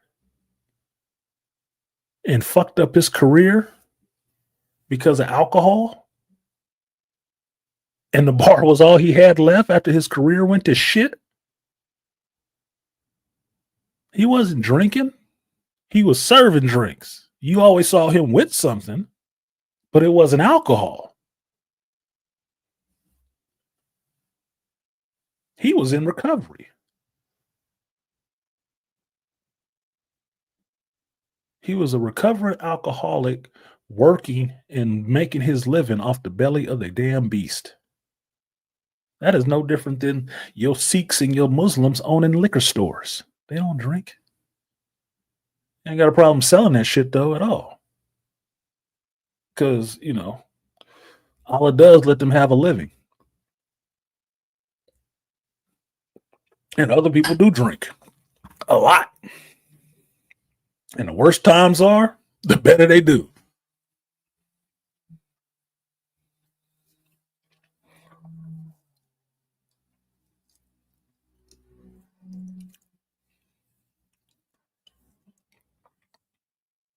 Anyway, point being, there's been a lot of trauma in the last week. 2 of those I found out about in the same day. Women was his other vice. And it wasn't all women. He dated. He was a single dude who had enough notoriety and had enough charm that he can get most women that he wanted. He was a professional baseball player, a pitcher. So girls is gonna throw many mounds for you to stand on top of and throw a pitch. Yeah, why the fuck not? And he had a personality.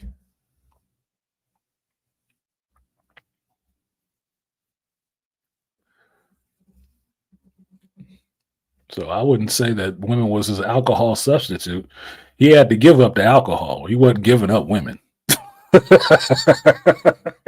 He had 2 vices. He gave up one of them.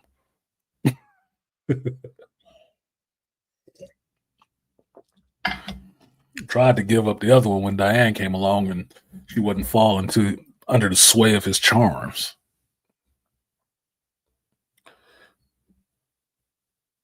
Now, mind you, Cheers was a popular show in my formative years. I know because I watched the motherfucker. And I always admired that. I always admired that, a place where everybody knows your name and they're always glad you came. Troubles are all the same. You want to be where everybody knows your name. That's my channel. But you tell me, y'all in here, do you feel welcome when you show up here? Does it seem like I'm happy to see you? I could be talking to 12,000 faceless people. Could be.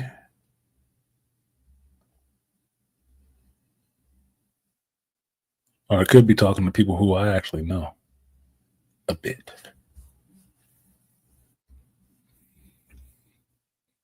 That I could say in some ways, be it internet, modern sensibilities being involved, I've developed some kind of relationship with.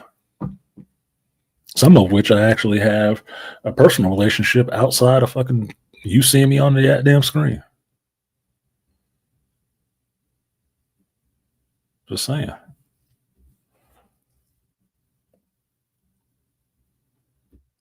We all heard the piano. I'm right. All right. Yes, you're right. We all heard the piano. So much so you can't even play that shit without somebody and start singing the damn theme song.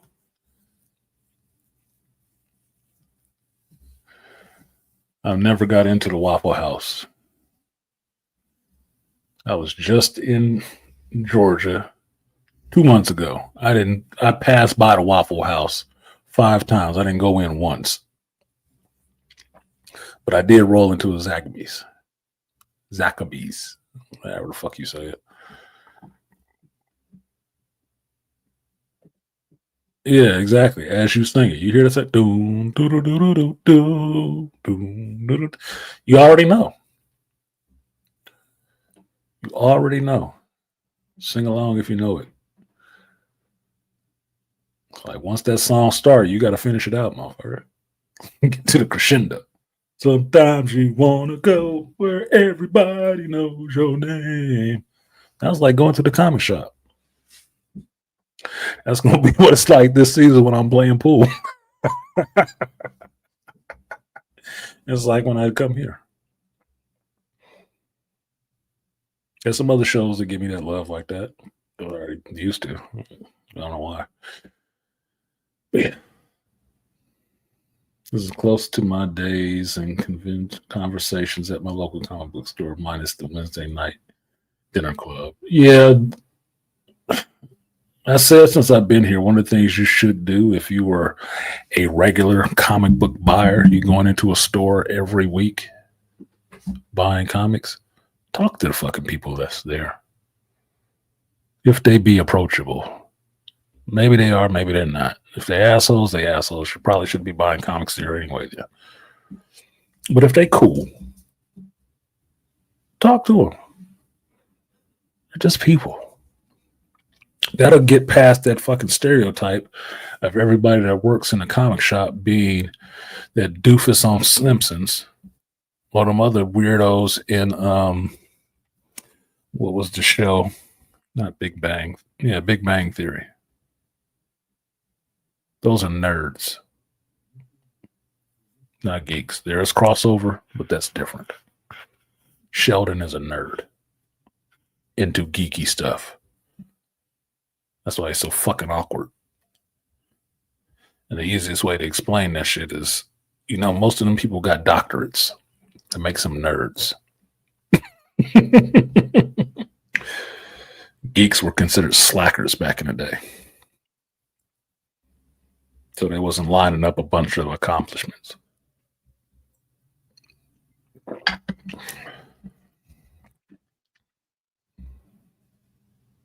Anyway, I guess I beat that horse to death. I'll send it to the glue factory. It is 12:48, so I'll give you guys maybe an hour to pop up and say some shit, and then I can get off of here and go do something else. Because one of the other things that talked about with my son that the conversation veered to was the game that he was playing, which was Marvel Rivals, which is a new PvP shooter game. Which, when you say it like that, it doesn't sound like much at all. But it's actually strangely addictive. Strangely addictive game. Not for me specifically. I'm interested in playing it for a different reason, and it's because it has engaged my competitive streak. And I don't like sucking at anything. I don't. I might accept it a little bit in some areas. Don't mean I like it. Don't mean I'm not trying to get better at it. But this is one of those things like, you know what? I suck too badly at this. I embarrass myself in front of my fucking son. Like, to me, I embarrassed myself in front of my son. And he said something that was very fatherly of him, which I kind of smiled at, which was he told me, and I told him, yeah, I'm sorry I embarrassed you in front of the family because it's his friend and his stepson and stuff like that. I'm like, yeah, sorry I embarrassed you in the family because I'm sucking so bad because I'm starting at level 1. These motherfuckers in double digits already. So they've been playing this shit for a while since it dropped. And he has told me about it. This was the third time he told me about it on Friday. Told me about it 2 other times. Still hadn't played it. But talking to him on the phone Friday, I went ahead and said, oh, yeah, it's free to download it. Let me check this shit out. I'm home right now in front of my PlayStation. Let me see. Yep, it's free to download. Oh, look, it doesn't take up a lot of space, too. Yeah, let's fuck it. Let's see what's on here. Downloaded the game, started playing while I was on the phone with him. I have not stopped playing that. I got off the phone with him on Friday. I've still been playing that shit. Because I was sucking badly. I don't like sucking. That's my competitive nature. I do not like sucking. You get a whole different animal out of me when I start sucking at something. Competitive sense? Fuck you. Fuck you. Oh no, look, got Beastly back. Gone board. Beastly, look. Now Beastly copping please right now. I was trying to give you some cover as Magneto. No, you wasn't. You was out there showing your ass as Magneto, nigga. You was out there showing your ass as Magneto. That's okay. I got 2 characters just to Beastly. I got 2 characters I think kind of locked down on how to play them right now. One duelist, one strategist. I'm working on the next one I work on is my healer.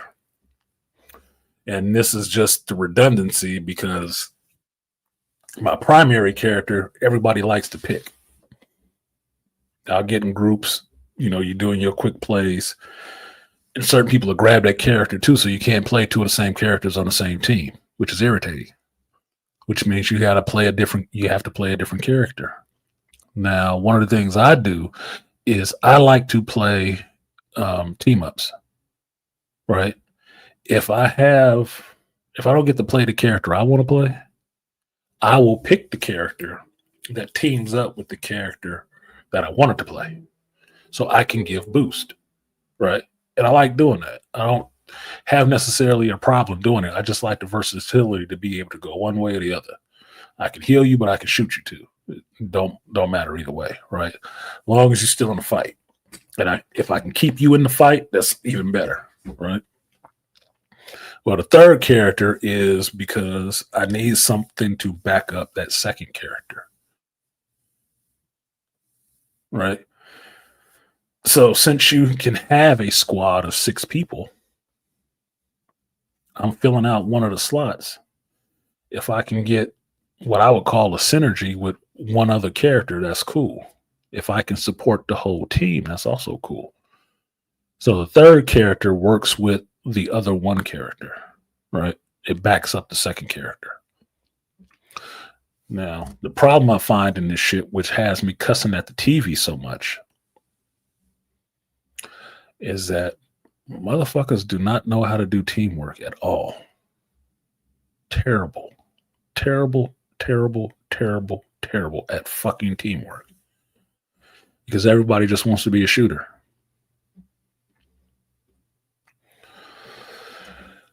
Or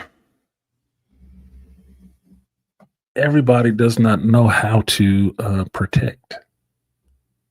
Even if that's their fucking job. Like my son was saying, most people don't know how to do their damn job. I'm like, no shit. Same as in the real world. People don't know how to do their goddamn job and stay in their fucking lane. Look, you're the goddamn healer. It's not your job to be in the middle of the mix, out in front of everybody else. Okay. Heal everybody else that's out there. Protect. If you're not the healer, if you're just the person that can protect, then you should be protecting the healer. You think? This is the person that can bring everybody else back. That's the person you should probably be protected. Because even if you get hit, if you protected him, he can bring you back. Dumb fuck. My last match I played before starting the stream. I'm trying to heal a motherfucker. I'm laying people down as the healer. But I'm trying to heal this dude. This motherfucker is running from it. He thinks I'm trying to shoot him. I said, nigga, you on my team. You dumb fuck. You're on my team. I'm trying to help you. This motherfucker running in the vein when I'm throwing stuff to heal him. Like, fuck it. If you want to die, die. If he dies, he dies. You got my Drago out. Like, all right, fuck it, dude. Fine.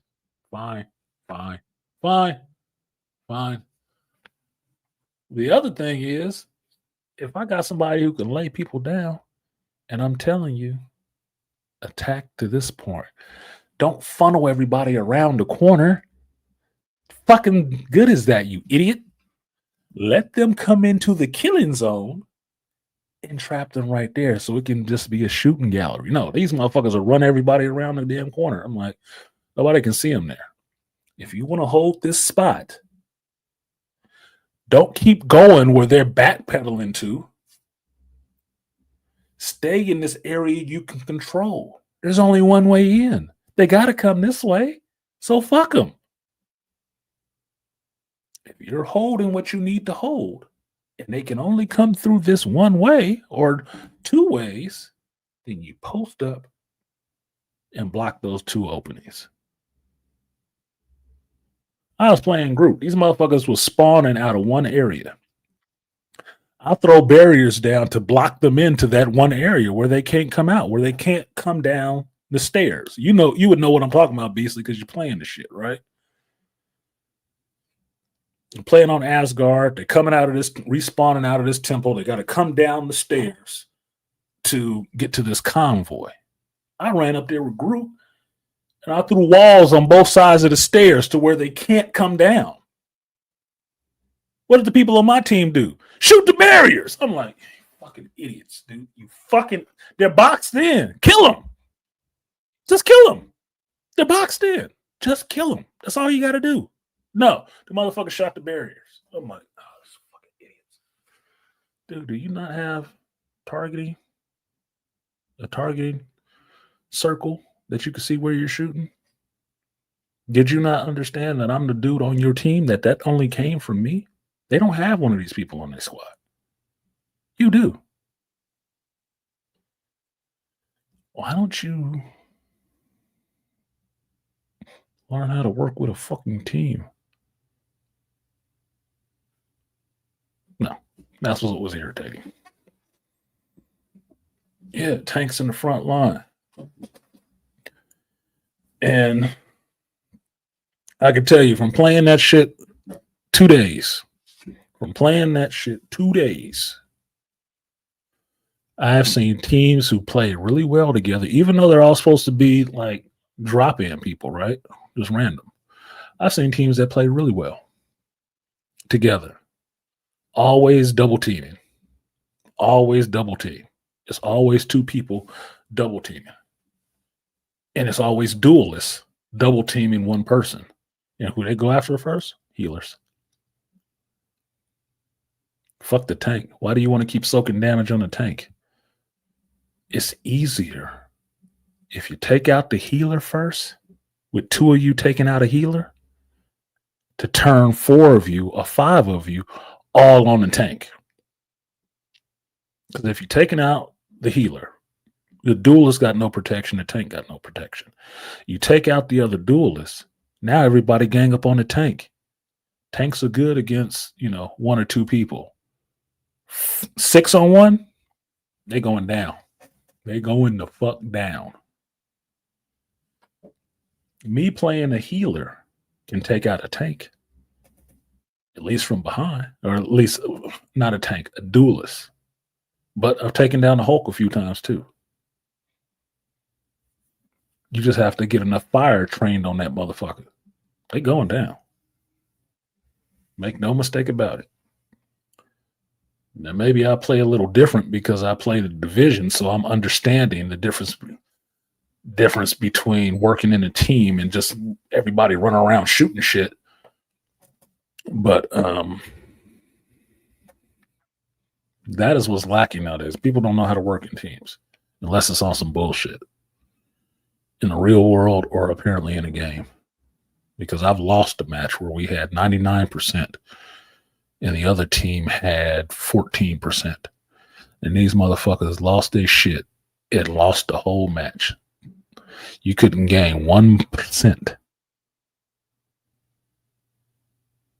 You couldn't gain 1 more percent to win the game. You lost the game because the other team started playing as a team and battled your ass back from 14% to 100. Why? Because he was just a bunch of wild gunmen out there getting picked off one by one every goddamn time. Nobody backing up anybody. No backups, no team ups. And that's all they was doing was teaming up on people. You and me, 2-on-1. Down. Next person. 2-on-1. Down. 3-on-1. Next person. It's just how it was happening. Just how it was happening. Stupid. So that's what I've been doing. My son got me on a new game that I'm sure is going to become an addiction because it's actually fun. It's quick to play. Meaning on a late night after coming from work, if I wanted to pop on and play that shit, it's not a lot of inventory management. It's not a lot of waiting around for a play. You can just drop in, push quick play, and drop in with 6 random people that the computer picked. And you can run missions and have fun. And each mission can take like less than 5 minutes or less. So it's not long. It's not like when I play the division, I know I need an hour or 2 to be able to play it. And when I turn it on, I got to check my inventory and see how much space because I'm running too much shit because for different builds, you need that kind of stuff. For my tank build, for my attacker build, for using this weapon build, for using this specialty build. It's not as involved as that. I work with that character and that's it. So in a RPG sense, which I love RPGs, I like that. I can just work one character. I can work one character out to the max and develop them how I want to. It's not as customizable as I would like because it's more it's free to play and expensive to upgrade. But it's no more expensive than any other game I'm playing. It's the same price where you pay for certain things. It's just what it is. But I would say where this one falls down, you don't earn enough in-game credits. You don't earn enough in-game credits. It takes forever. Character I'm working on right now to get to his first level. That means from a starting level to his next level, level 2. I'm going to need 500 something experience. I'm only at 320 right now. But the way they dole out experience, it'll be like 10, 20. Even with wins, it's low, which means that shit is going to take an hour or 2. And it's pretty much set out for you in the game. If you get rivals and you go to hero, pick whatever hero you want, and then go under that hero tab and look at the progress or whatever it is, and you'll see how much what you have to do to make it to the next level for that hero. It'll tell you right up front. The first thing on there is play 60 hours or 60 minutes. You have to play with that character for an hour as one of the 5 achievements to unlock to make it to the next level. They're expecting you to spend some time grinding this shit out. You can grind. You are going to grind. And if you're not familiar with that term, you're not a gamer or whatever. Grinding means how many hours you pour into something to actually play it, to get better and get proficient at it, to where you can actually do it well. And we ain't talking about you sitting at the top tier of that shit.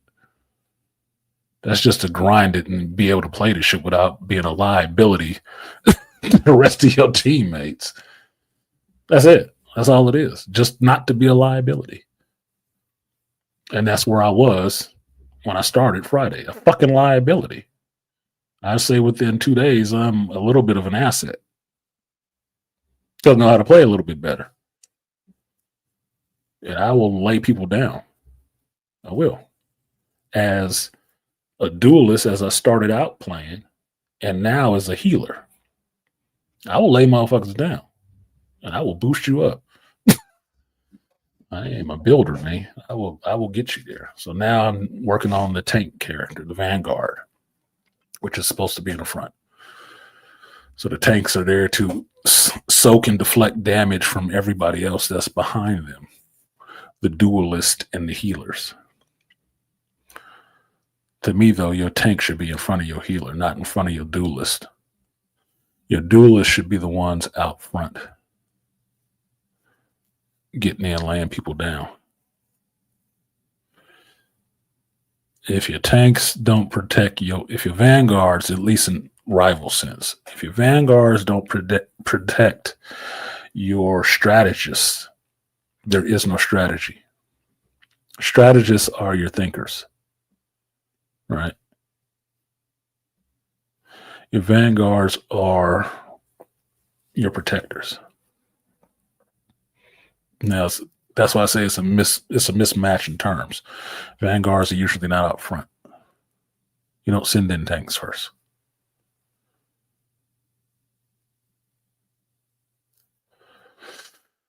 Or maybe I got it wrong. Maybe you do send in tanks first, military-wise. And then your foot soldiers come in.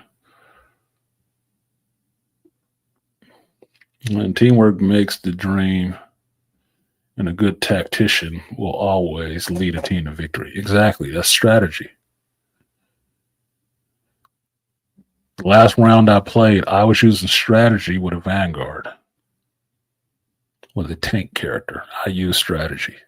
And my strategy was to always keep these aggressors funneled into one spot, that they would always have to come within one area,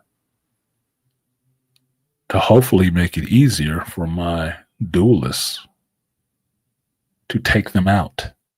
They weren't doing that. They're working opposite of that. They're working opposite of the choke points that I was creating. Because with the character I was playing, he makes walls, right? It's Groot. He can make walls. And these walls can attack the other teammates if you're close enough to them, right? Not your team, but the opposing team, right? It can attack them. So if I create a funnel by dropping 2 walls side by side to where you have to go around through this one smaller area with multiple people, you're taking damage from the walls attacking you. You're taking damage from me attacking you. It should be very simple to figure out, if you're watching and playing, that your duelists, who usually have ranged weapons, can just aim in that area and lay motherfuckers down. Because if I was playing as a duelist, that's exactly what the fuck I would do. I would see what was happening. Hey, you putting up these walls right there. They're going to come around this side. Bam, I'm posted up right here. Nigga, you about to eat all of this. You about to eat it. I've done it with other teams. That's why either Beastly or my son have to tell me this shit. How the fuck do you just add people, random people that you just randomly play with, that you like the way they play? How can you just add them? I need that motherfucker on my friend list right now. Because in Division, it's really easy. You party up with some motherfuckers, y'all went to a firefight, and you doing good. I like the way he plays. You can go right in there, right during the game, and go add friend. Bam, that motherfucker got an invite right away to be friends. So the next time I play, I know to look for your ass. This game, I can't do that. I haven't seen how to do that because there were some people that played, and I liked the way they played. It's like, this motherfucker is actually looking at the screen. He understands what's going on. He's with it. How can I add this motherfucker as a friend? I need to play with him again. Don't know. Haven't seen it. But that would be helpful. But maybe that's it more than the competitive side, which I finally unlocked. Early Saturday morning, I finally unlocked that shit. But I unlocked the competitive. I just haven't played it yet because y'all said that was pretty rough because people will be cussing you out, and I'm not trying to be a liability like that. 2 tanks, one protects the front line, the other is supposed to protect the mid line and the front of the healers. Yeah. That's if out of 6 people, 2 people understand what the role is. That would mean you don't end up having 2 fucking healers trying to run out on the front line.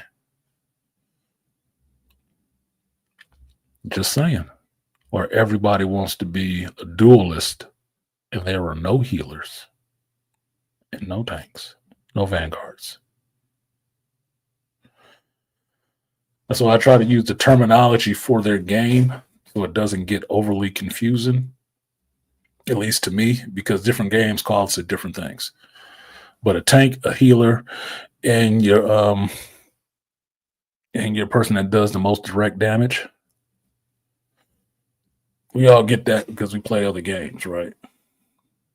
That's what it is in Division. That's what it is in D&D. That's what it is in other games. You understand that terminology: healers, tanks, and healers, tanks, and warriors. That's just D&D terms. That's how you build your teams in D&D. You understand who's doing what, and you play that role out. If it's your job to be the healer, and you don't like that you a fucking cleric, too goddamn bad. Pick something else. But if you decide to play a cleric, motherfucker, understand that's your job. Your job in the party is to heal everybody, to keep them in the fight as long as possible. And if you're a support person where you can boost their abilities, then that's what the fuck you need to do. It would help if you can do a little bit of healing and give them that support so they can do more damage in a fight. That's your job. That's your role. That's all you got to do. Nobody will be upset about you doing that shit. We will be upset if you out there in front of us, like, what the fuck are you doing? You're supposed to be healing us. Oh, you fucking idiot. How are you going to? And now you're down. Now you fucking dead. How can you heal us now? Oh my God, we all going to get murdered. People don't play their roles. That's what my son kept saying. People don't play their roles. I know, son. I get you. In life and in this game. And this is reflective. This game is reflective of some people's mentality. So yeah, B. So I can see how you can say that. 2 tanks, 2 vanguards. Yeah, you can. It just to me, it's just me. Out of 6 people, you only really need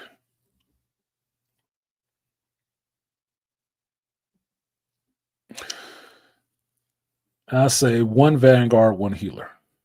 1 vanguard per healer, right? Oh, you're going to come up here and talk about this so we can talk about it in real time. Everybody say hey to the first guest. Hey, it's Bees. Nobody said hey to the first guest. First guest of the year. Look, I was about to come in with the Cheers theme song. Yeah. I might want to change it to that now that I've been talking about it. I should change it to that. So that's something I can use every time with no matter who comes up here. Just play the Cheers intro. Like, and who we got up here now? Space. Okay. So I'll put that on the list of things to change for the new year. There we go. And I will steal it. So what you got to say on this one, sir?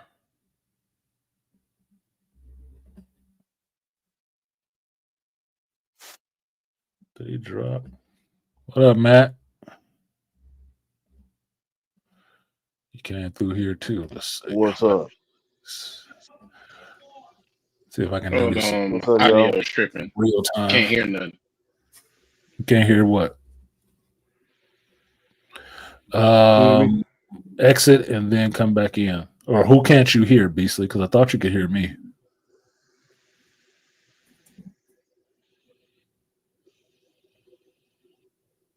No, my shit is on. Exit and then come back in. Refresh. See if something screwed up on your end.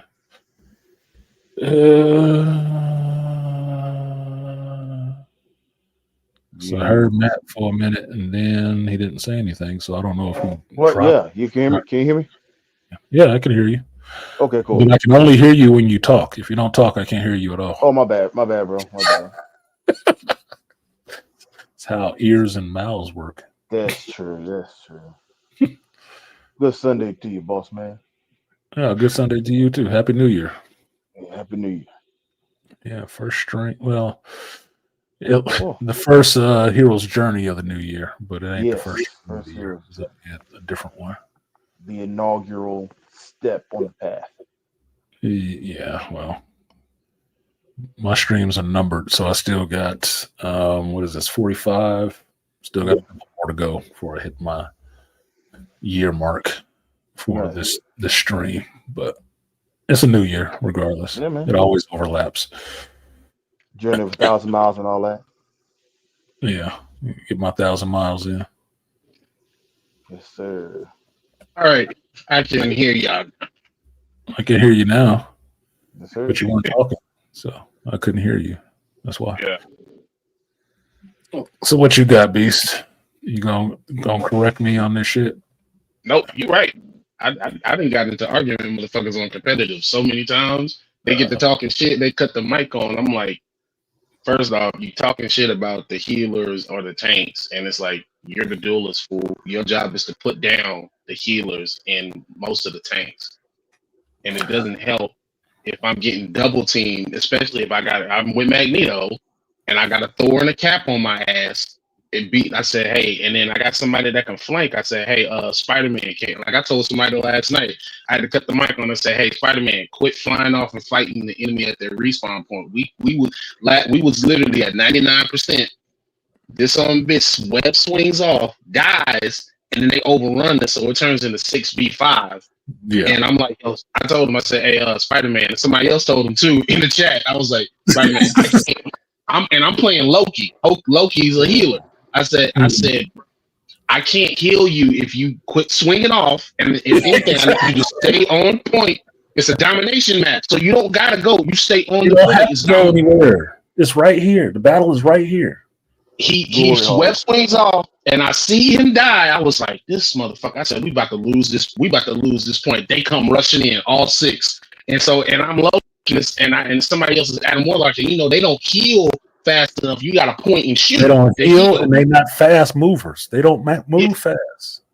And so we get overrun, and we lose the point, and we never got it back. And so in the next round, when we in the respawn point before the next round, I said, I tell him, I said, hey, I need you to stay with the team.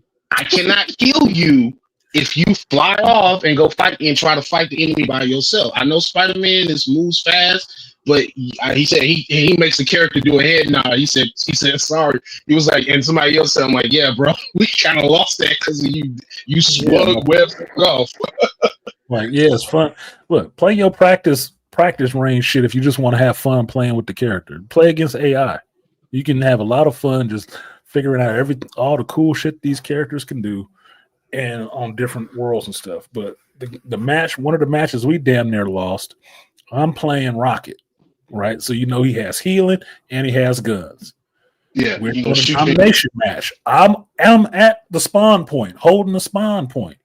There is a corridor. We're playing on what is it? The Clintar planet, right? Null's planet. Yeah, it's a corridor that they have to come in there. And then a corner. These motherfuckers run all the way down the corridor and turn the corner. I'm like, who can fucking heal you from over there? Who can heal you from over? Why are you backtrack? Why are you letting them draw you into going around the corner away from your healer, away from the spawn point? God damn, dude. Yes. You don't need to go over there. They got to come to you. Draw, and I had to actually put the thing there. Attack here, motherfucker! Stop right here and attack. Hold on, wait a minute. Attack and drew them around the corner. Now, okay, here's this extra ammo for you. Here's this power upgrade for your ammo, and here's this heal point for you. Now I can help you. I can even throw it to you where you at, but I can't throw it around a goddamn corner. Nope. And then it was, what would be pissing me off about that stage? I hate it because what my team will then do is they will run their ass right into the middle open area where their respawn point is. And what happens is, and I'll be saying, hey, y'all need to, and this is competitive. So you already know there's tactics involved at this point because the higher up you get. And I said, hey, watch for the flank. Because there's a little right. If you go to the right, you can go around that whole area. Or what a lot of people like to do is they like to use the Doctor Strange's portal, and they'll portal right in on top of you. And so every time I don't see them coming, I say, hey, fall back, portal, up too late. The portal's right on top of us. All 6 of them on top of fall back. We lose the point. We get overrun. I'm like, God damn it. I saw the best use of Doctor Strange, and that's why I'm debating on which healer I want to use right now. I saw the best use of Doctor Strange's portal. That motherfucker put a portal. Right. We started the match. The match just started. This is the first round. I run out the portal, and I fall off the edge of the mountain. What the fuck? The dude put a portal right outside of the spawn point. Oh, yeah, that's everybody do that too. Other one off the edge of the map, so you fall to your death. I'm like, oh, what the hell? I was like, that was good. That was good. I said, that is the best use of that portal, motherfucker. You put it at their spawn point. Let them motherfuckers run off into that shit and fall to their death, and you can hold the domination point the whole time. Like, they come back. I was so mad. I was like, that's somebody thinking, though. That's somebody thinking. I'm not trying to make a short trip to get there. No, let the motherfuckers never be able to get here. They can't make it. Yeah, artisan. But I was gonna tell you how you add people. You can do it when you know at the end of the match when you can look at the highlights and stuff. If you put the cursor over the name in the chat or over the thing, it'll give you like a thing where you can add them quickly. Because that's how I met most of the people that I've added on this. Thumbs up and shit. You can do it there, or you can go if you go back to the home screen when you go to the friend side, it'll give you the recent people that you played. Recent people that you play with. That's why I didn't look there to see if it was there or not. But okay, awesome. Yeah, because that's how I made most of the people. But I can't play with them people now because them fuckers done surpassed me in rank. They all in platinum and diamond and shit, and I'm still in gold. And I was like, he said we can't even play with you. I said no shit. So we don't have our team. I was like, why can't you? They don't let you play up to certain levels? No, gold. So gold and plat can still play, but if you like bronze and silver can't play with platinum. You can, but once you start hitting, once you start hitting platinum and diamond and grandmaster, you can't play with the lower ranks. Yeah, then it'd be unfair. It'd be unfair. Yeah. So it is tiered more than I thought it was, because at the place where I'm playing quick play, before I open up the competitor, I think this seems really lopsided and unfair. If I got somebody running around that's like a level 1 and somebody is level 32 in this bitch, I'm like, dude, their characters should be a lot better than yours already. So you're gonna get murdered. This don't seem, but okay, so it's hitting that threshold, and then once you hit that threshold, you over into the next category. You done with dealing with the people on the lower level. Yeah, and then anyway, okay. Then after Grandmaster, it's Eternity and One Above All. So that's the top 5. Those are your top 5. Those are your top 500 players. Your top 500 players in the world. Yeah. So if you guys don't know, you just tuned in. I don't think you are, but talking about Marvel Rival, cross-platform game, meaning that you can play on PC, Xbox, PlayStation 5, and y'all all playing in the same sandbox together. So you can have multiple different people playing on different platforms at the same time, because it's still the same server. And parse it up to where only PlayStation and only Xbox people know. Whatever you on, you can play it, and you'll be playing the same game they are. So if you have your friends, you can bring them onto that shit, even if they're playing different games, because are playing on different consoles. Because my son was playing on Xbox, I didn't even know that shit, and I was playing on PS5, and I was running with him and his friends on Xbox or whatever. That's like I said, I was embarrassing because I'm playing with his stepson and his best friend, who I know, but they haven't played games with me a lot of times. So I was like, damn, I'm being sucking. Son was not to be. Oh, everybody started. Yeah, he said everybody started somewhere. It's cool, Dad. I was like, Hey, I swear I told him that shit before, but okay, thank you, son. That makes me feel a little better. Yeah, words came I'm back off the phone with you, and I'm about to grind this bitch to get better. Look, I'm gonna tell you right now, when you learn that Punisher, you're gonna be a beast because Punisher's a fucking problem. My streak count on Punisher is 22 right now because I understand how to play his ass. I redid my controller for my targeting and stuff like that. I actually did some training, nigga, and then went back out there and I was dominating, being a force. I haven't got MVPs yet, but my percentages are higher. That's the main thing that I was fucking up with was my accuracy and my percentages. So I start doing more. Once I got my targeting right, I start doing more burst fires and learning, putting the buttons to where I want it, where it makes more sense for it to be. Oh yeah, I was holding shit down. I was laying motherfuckers down. Like, I would hold a point for motherfuckers to go off and run off and shit. They were sending people to come get me. Like, nope, go get that motherfucker. That's what I had to do with Wolverine. That's when I started tearing motherfuckers up. Once I moved it to where I just put it on like the regular buttons to hit, as opposed to just hitting the back thing, and I just left like his secondary attack, his Savage Slash, that left trigger. I was like, oh yeah, I can hit this button. I'm fucking niggas up. Oh, got it, timed it. Yeah, that's what I moved. I moved for the Punisher. I moved the grapple and that smoke bomb button because the smoke bomb is actually useful if you hit people with the shit. Right. Yep. So if I can get them coming out of a spawn point, I'm hitting them with the smoke bomb because they can't see shit. Then we can just lay them down. Right. If I find they spawn point or where they keep running because they will always funnel in the area, I will set up that fucking turret and lay y'all asses down coming through there. Come through there if you want to, but I will burst fire and then stop so you can't see where shots came from.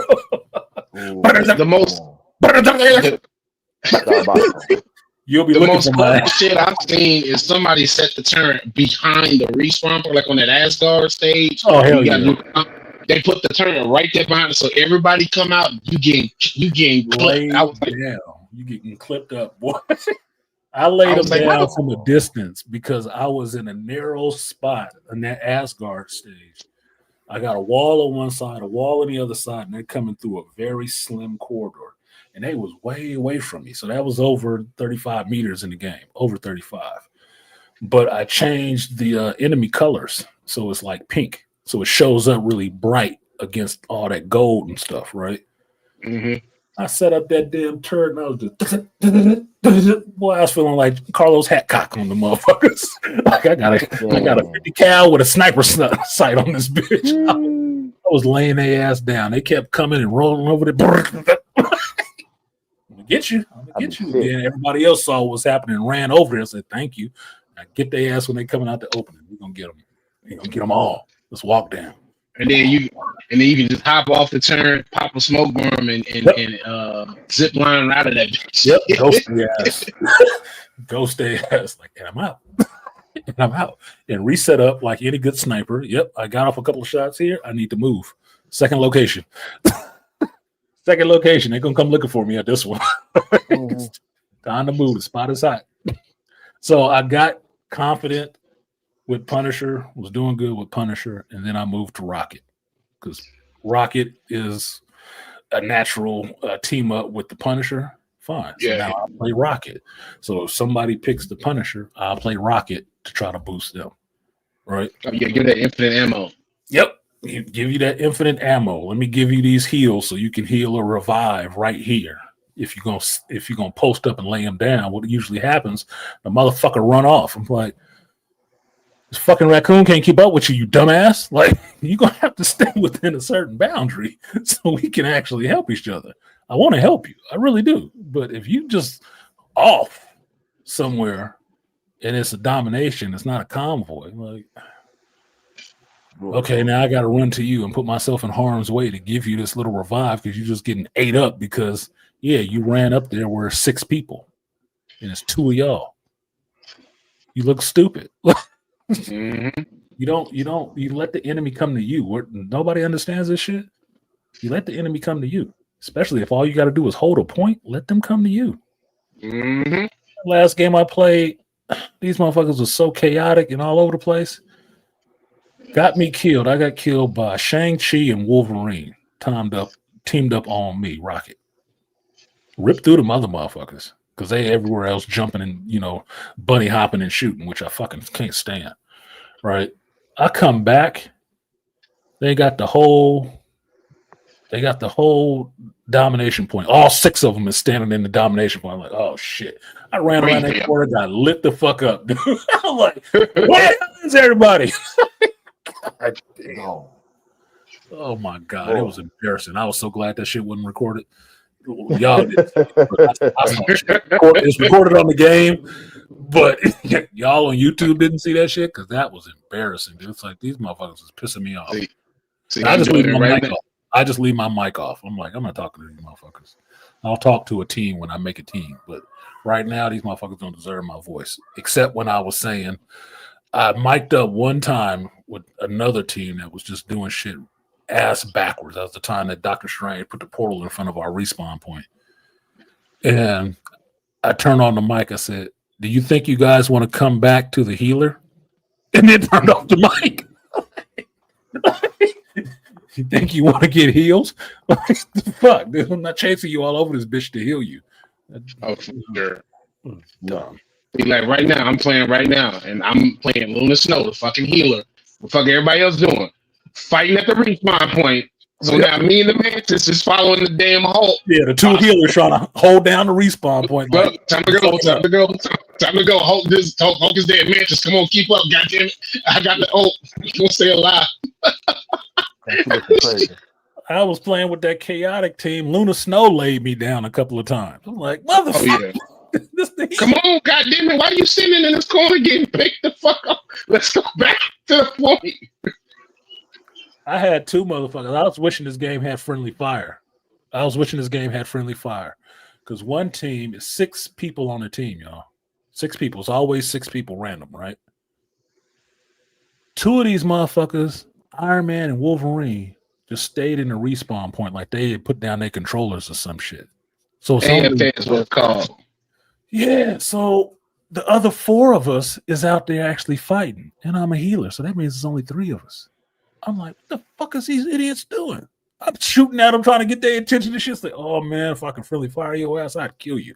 One of them finally did get kicked because we lost the first round. It went to the second round. He still wasn't fucking moving, and I saw the system note. It said that this player had got kicked for inactivity. I said, oh, good. Can we get this other motherfucker too? Yeah. It's when we finally gonna take the thing and get down to the last 30 seconds or so, and then he move out there. I'm like, oh, you bitch. You fucking bitch. Yeah, we need your iron ass flying up there giving us some on high cover fire, you asshole. Or raccoon, I don't need to be climbing up this building and sitting on top of this one perch trying to shoot people. I ain't got the strongest gun. I mean, it worked, but it ain't the strongest one. What are you doing? That shit is irritating. That's what's irritating. This is me dealing with people, random people at that. So I get mad. I get my blood up. God damn it! See, I done got picked off this damn Hulk. Done let Captain America get into the back line. Fuck me up. Oh, they do that shit a lot. They don't understand. That's why I'm wondering if it'll be different playing competitive, and I haven't done that yet because I don't think my proficiency is good enough yet. Once I get 2 characters that are at least level 2, or one that's 3 and one that's level 2, then I'll probably try to do competitive. But I got to get familiar with at least 3 characters, and it's just taking it back to old school days, like playing Street Fighter and shit. Yeah, I might have started with Chun-Li. I like Chun-Li. But eventually, I learned every character. I learned every character. When I went from Chun-Li, I went to Ken. When I got finished with Ken, I went to Dalsy. When I got finished with Dalsy, I went to Sagat. you know, I keep doing that until I have learned all the characters. So then I can play with anybody. Don't matter. Yeah. I'll serve you with anybody. Don't matter. Get served up. Yeah, you will get served with anybody. It don't matter. Like you want to play? Sure. Okay, well, pick who you See, want. Who you gonna get? It don't matter who I get. You get the same ass fucking either way. It'll just have a little different flavor on it. see the trailer tomorrow drops for the Fantastic Four trailer because you know they're bringing them into the game. This next season 1-0 is about to end, and so they got like 13 characters coming. Yeah, y'all got me fucked up because I got enough. Like I said, I'm gonna have to Beastly end up playing with me and my son and his friends on Friday because Beastly, I didn't know Beast had been playing this shit, and then I remembered that Beast has been off work, so that motherfucker he been grinding on this shit. Beast has been grinding, I can tell. You said you can see how many wins I got. Like I got more wins than my fucking friend. I don't look at that shit. I don't need to see that shit right now. You don't tell you the losses. It's my team. I said, how the hell these motherfuckers rank higher than me? I got more wins than anybody on my damn friends list. I got like almost 200 fucking wins. Hey, what do you call the 6th person on the team who didn't do shit but was always on a winning team? Winner, nigga. Your win record is high. That don't mean you the playmaker. Robert Ory. I'm fucking with you, Beast. I'm just saying, you understand what I'm talking about, right? Well, that's what I felt when you said it. I was like, you know what? I'm the fucking winner. That's why they need to take. That's why everybody was messaging me. We need a tech, bro. I know a really good tech. I got you, dog. W is a W, man. If I was hanging in the background or if I was on the front line, a dub is a dub. Yes, sir. God damn, take the fucking Iron Man. I thank you. Shit. No, but Beast was actually involved in playing, so I know he wasn't a camper on the teams that he was on. No. And I was trying to find, like I was saying, I was trying to find you. I was like, what the fuck? Artist, and you said using. I said, fuck, let me break off because that's what your dive tanks is supposed to do. Because that's why I started playing Captain America. Because I got tired of my healers like a goddamn Iron Fist getting in the back line. And so your Cap and your Thors and your Hulks are supposed to be the dives to be all over if they come back. And so what was happening was my healers were getting picked off. So I would leave the front, jump into the back, fuck up Iron Fist, and jump right back into the front. Because you know Cap got the super soldier ability, and he can be in and out. He can be all over the battlefield. Oh my god, he could be a problem. Fucking look. Cap in the backfield, problem. Iron Fist, Swordmaster in the backfield, problems. Wolverine, problems. Now, primarily, at least at my level, I primarily see Cap and Iron Fist in the backfield. Problems, nigga. Problems. Punisher, he got a weakness. Mm-hmm. Yeah, he got the most artillery, but as soon as that motherfucker popped that turn, you got his ass. He dead to right. He's dead to right. He's stuck for a minute. So he needs protection. And if everybody is run away and he ain't protected, that's your ass, nigga. I will take you out. I've taken the Punisher out with Rocket. Why? Because I played the Punisher. I know the downsides. Like, where's that cat? Oh, he got a turret set up. I'm on you. I'm on you. The quickest way for me to get to that turret, if I'm playing anybody, is Wolverine. Because he has his Pharaoh leap. And I will Pharaoh leap right on top of that bitch and start cutting it and start cutting his ass to ribbons. Because I know, and he tried to turn. I'm like, oh, you ain't faster than when Berserker Rage is on. You ain't faster than this Berserker Rage. You can't turn around quick enough. Nope, you get it from the back. Look, I've gotten killed getting stabbed. I got a pause somewhere in here, but I've gotten killed because Wolverine attacked from behind, and I couldn't turn the turret around to get him. The turret will turn 360 degrees, but it's slow. It's not gonna turn around before you can move to the other side and start, slashing his ass up. Wolverine's got me that way. Not Iron Fist has got me that way. No, bro. I know. So playing Rocket, I've got comfortable with Punisher. I know Punisher's weaknesses. I know his strong points. I see that turret pop up. I see shots that look like a turret. I hear that call, when he switched into his ability, right, with the missiles and shit. I'm running behind cover. I'm getting behind you. I'm gonna light your ass up. Don't matter. Mm-hmm. That's just a given. You understand what's happening next. Like, I know what's happening. Now we need to grab this motherfucker. Set that turret up. Okay, thanks for the warning. No, you got to set that turret up in beforehand so nobody see where it is. And once you start letting off, somebody got to protect you or get the people that's coming after you. You got to make sure your back is covered, because if your back is not covered, you're going to get lit up every fucking time. Every goddamn time. It's frustrating, but it's a learning curve. You got to learn that shit. So now, and his ultimate final judgment, yeah, tear everybody up. Yeah, if you can see him. If you can't see him, that shit running out. You got 5 seconds, motherfucker. If I can dodge you for 5 seconds, I know it's done. Or the counter to that is Magneto's old Meteor M. It can take all of the damage, all of the incoming fire. Okay. But Yeah. but it'll overload it, because that's what people do. That's what people didn't figure out how to do. They figured out you can overload that bitch. So every time I'm about to do it, I get overloaded. See, I'm getting attacked in this backline by fucking Iron Fist. Damn. See, Iron Fist. Fist. Iron Fist is a menace. But see, the crazy thing is this Iron Fist in this game, y'all. In this game, Iron Fist is not Danny Rand, right? Iron Fist in this game is Lee Fei or whatever. But basically, Li Lin Wu, right? He is a character from the Future Fight game that I play. Oh yeah, right? yeah. He was Sword Master, Asian dude. So in this game, this character has come over to this game, but now in this version, he's Iron Fist. So the motherfucker is quick as hell already. He was already quick in the other game. Now he's quick and he got the Iron Fist. So this motherfucker will get some Bruce Lee Fist of Fury on your ass with dragons coming off of it. Oh yeah, it's ugly. More Eternal Dragon. It's ugly if you put it on your ass, because he quick, he all over the place. Oh my god! Like Malika is saying, "Be water, my friend." This motherfucker is like water. This motherfucker will flow and crash on your ass and rain down furious blows. Oh, ironically, you know what fighting style he's using, right? It's not Jeet Kune Do. Yes, it is. It's Jeet Kune Do. It's a fight style. He's using Jeet Kune Do. It says it right there on his bio. He's using Jeet Kune Do. Bullshit. Yeah, they made this motherfucker Bruce Lee. Yeah, they did.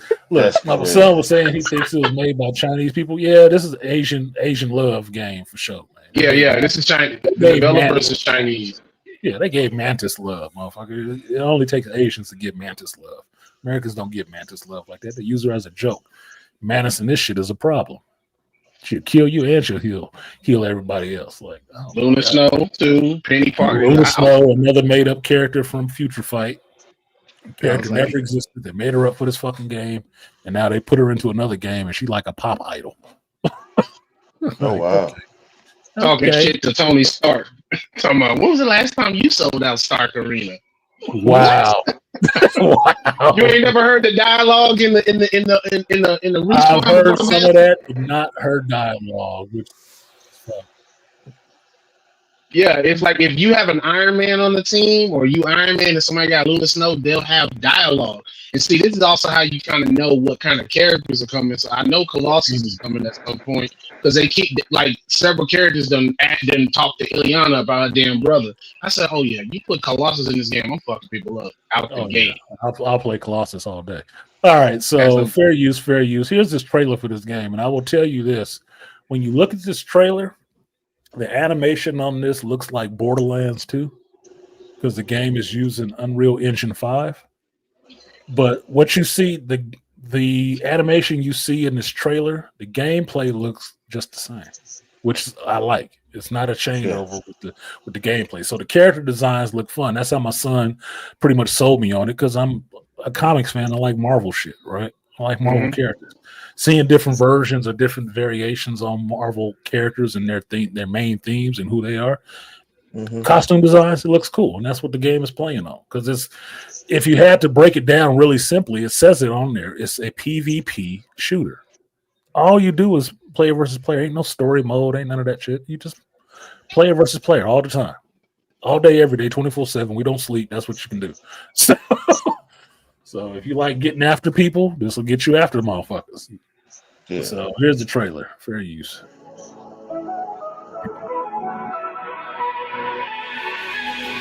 and the song is anime-esque.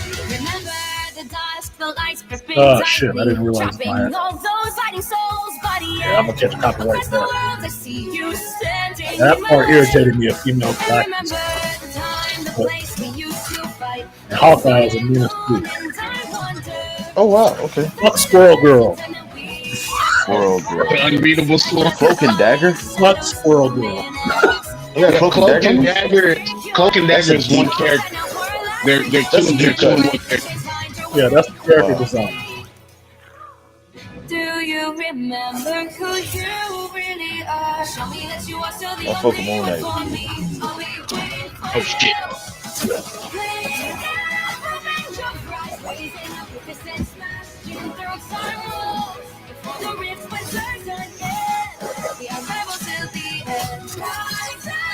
Now this was the launch. Yeah, this is the launch trailer. This is before the game came out. So all the shit you see them doing is actually the stuff you can do in the game. Fastball special, yes. You can fastball special? No, Colossus.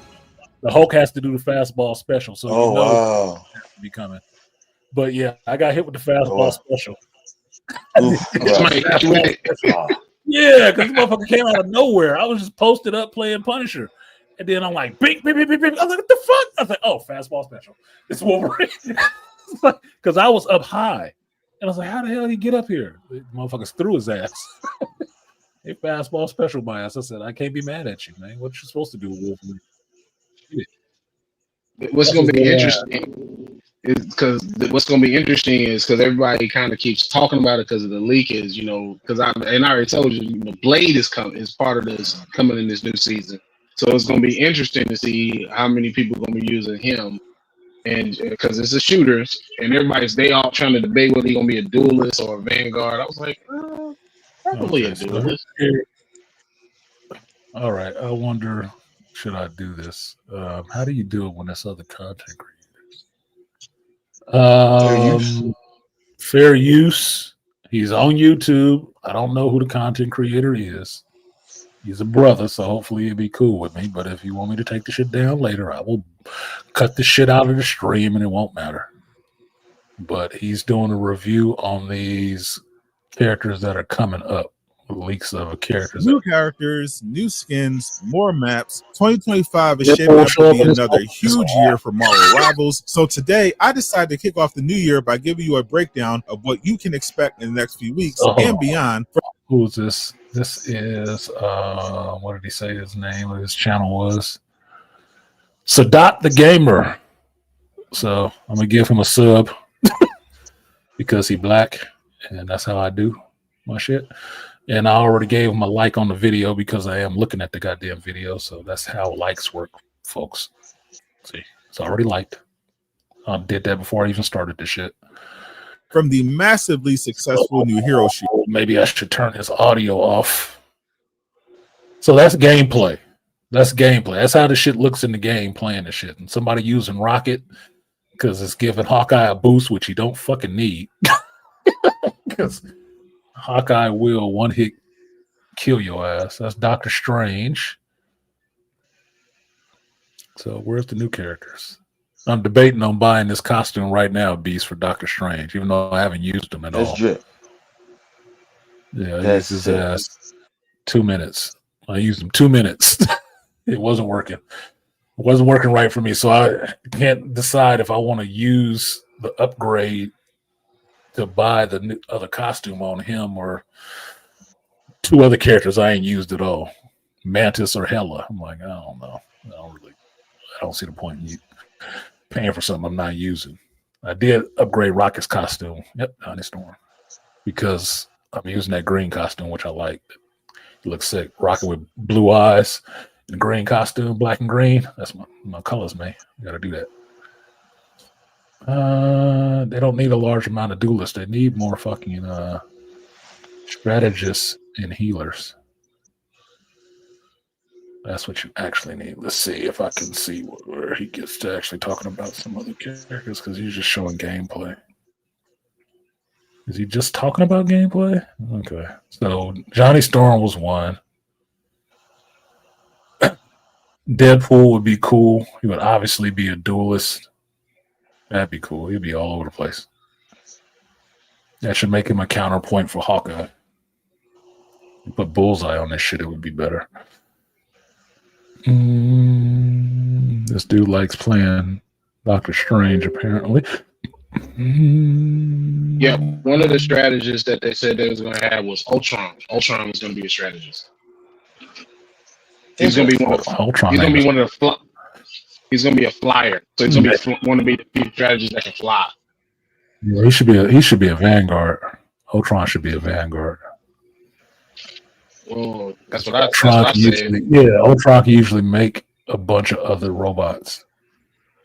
At least on my on Future Fight, he is a what is he on Future Fight? He's not a cosmic level. He is a shooter. He's a shooter. Yeah. On Future Fight. Okay. Blaster. The Blaster. Yeah, Blaster. Universal. Blaster. Speed and combat. Yeah, he's a blaster. So he's supposed to be your ranged dude. He's not supposed to be the one in the middle of the damn fight. Because on Future Fight, you use a team of 3 characters, but they're your characters, right? Mm-hmm. But you could team up with other players from anywhere, right? Or people in your league, in your group or whatever. But you all have 3 characters. So it may only be 3 characters on the screen at a time, right? But each one of you has 3 characters. So basically it makes it a squad of 9 people. Yeah. So if one goes down, the next one comes up. And the way you put your 3 people together, the 3 people on your team together, they will have synergies with each other if you make it right. They will get bonuses and stuff. So I don't understand how some of these people playing this rivals game don't understand that if we're in the queue, you see the 6 people that are up there, you see the characters that are picking. It tells you right there at the bottom, hey, these 2 characters together, you get this bonus. Why are you not picking characters that have bonuses with each other out of 6 people? Why are you picking 6 characters that have no bonuses with each other at all? That's fucking stupid. That's dumb as shit. That's dumb as shit. It's like, dude, you should be playing for the bonus. Yeah. So makes it like you can actually get the shit you want. That's dumb. I don't get it. But it's mentality with people, and I don't understand everybody in the world. That's why I got into psychology. This is where I spent time using Punisher practice area. That's how I have refined my Punisher skills and then put it to work. Refine my targeting, how to use these things, switched it up so now I can shift on the fly between the rifle, the shotgun, and do my melee attack all at the same time. Because I switched the buttons around. So that shit is more. I realized what it was I was doing. I'm so used to playing a division. I'm hitting specific buttons trying to make things happen that would happen that way. It doesn't happen that way on this game. So so it's the same. You got to relearn a button combination. It's like, oh, okay, that's why I'm doing it. Because on division, this would be my fucking grenade right here. This would be my grenade. This is not a grenade. This is some dumb shit that I don't want to do at the moment. So I had to change it a little bit. And then Artisan, correct me if I'm wrong, but Sue, Invisible Woman, she doesn't have healing capabilities, right? With her force field. So they making her a strategist in this game. Yeah, because she can do force fields and stuff, and they're just gonna make her the healer because you don't want Sue on the front line. She's not bulky enough to be a vanguard, even though she makes shields, right?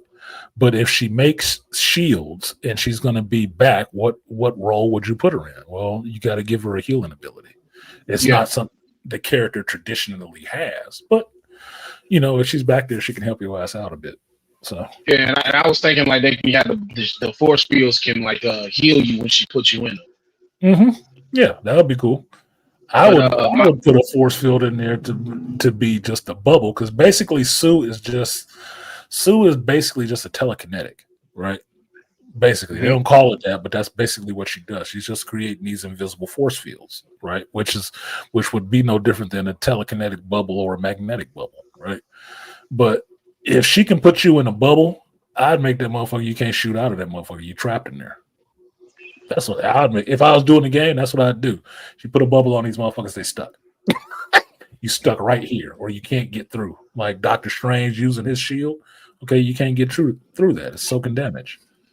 But you're not gonna put her in front, so she has to be a healer. She has to be a strategist.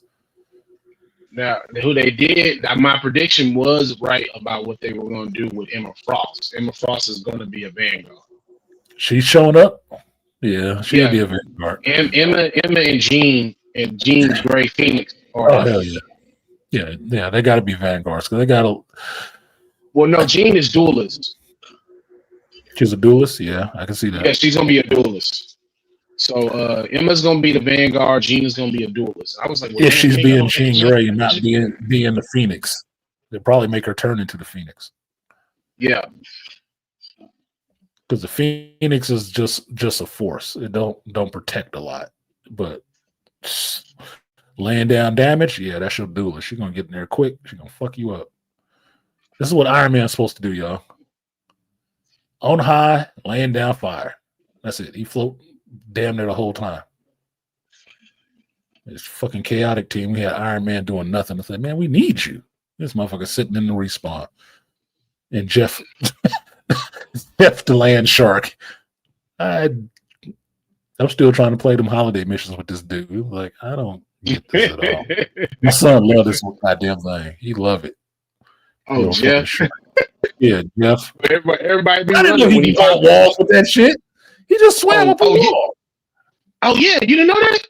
No, I just saw that. I didn't know he could swim up a fucking wall. That's why it's hard to kill that motherfucker if he around, because he go in the wall, and you can't get his ass. I told my son, is that this must be one of the developers. One of the developers put this character in there. This shit ain't existed nowhere. He just made this shit up. He said, Jeff is cute. I love Jeff. I was like, what the fuck ever? All right, I'll play these missions just because it's an unlock. But Jeff is silly to me. Like, but that little motherfucker be taking people out too. I'm not taken out by Jeff playing Rocket. Little bastard. Oh yeah. That ultimate where he swallow everybody. Yeah. You hear that shit, everybody running. Spit your ass over the edge somewhere. Like, this little bastard. I tried that shit. I spit the motherfucker out. He hit a wall and came right back down in front of me and killed me. I'm like, well, that was pointless. Never playing you again, dude. You're not doing what I want. I don't understand how to make the most use out of you.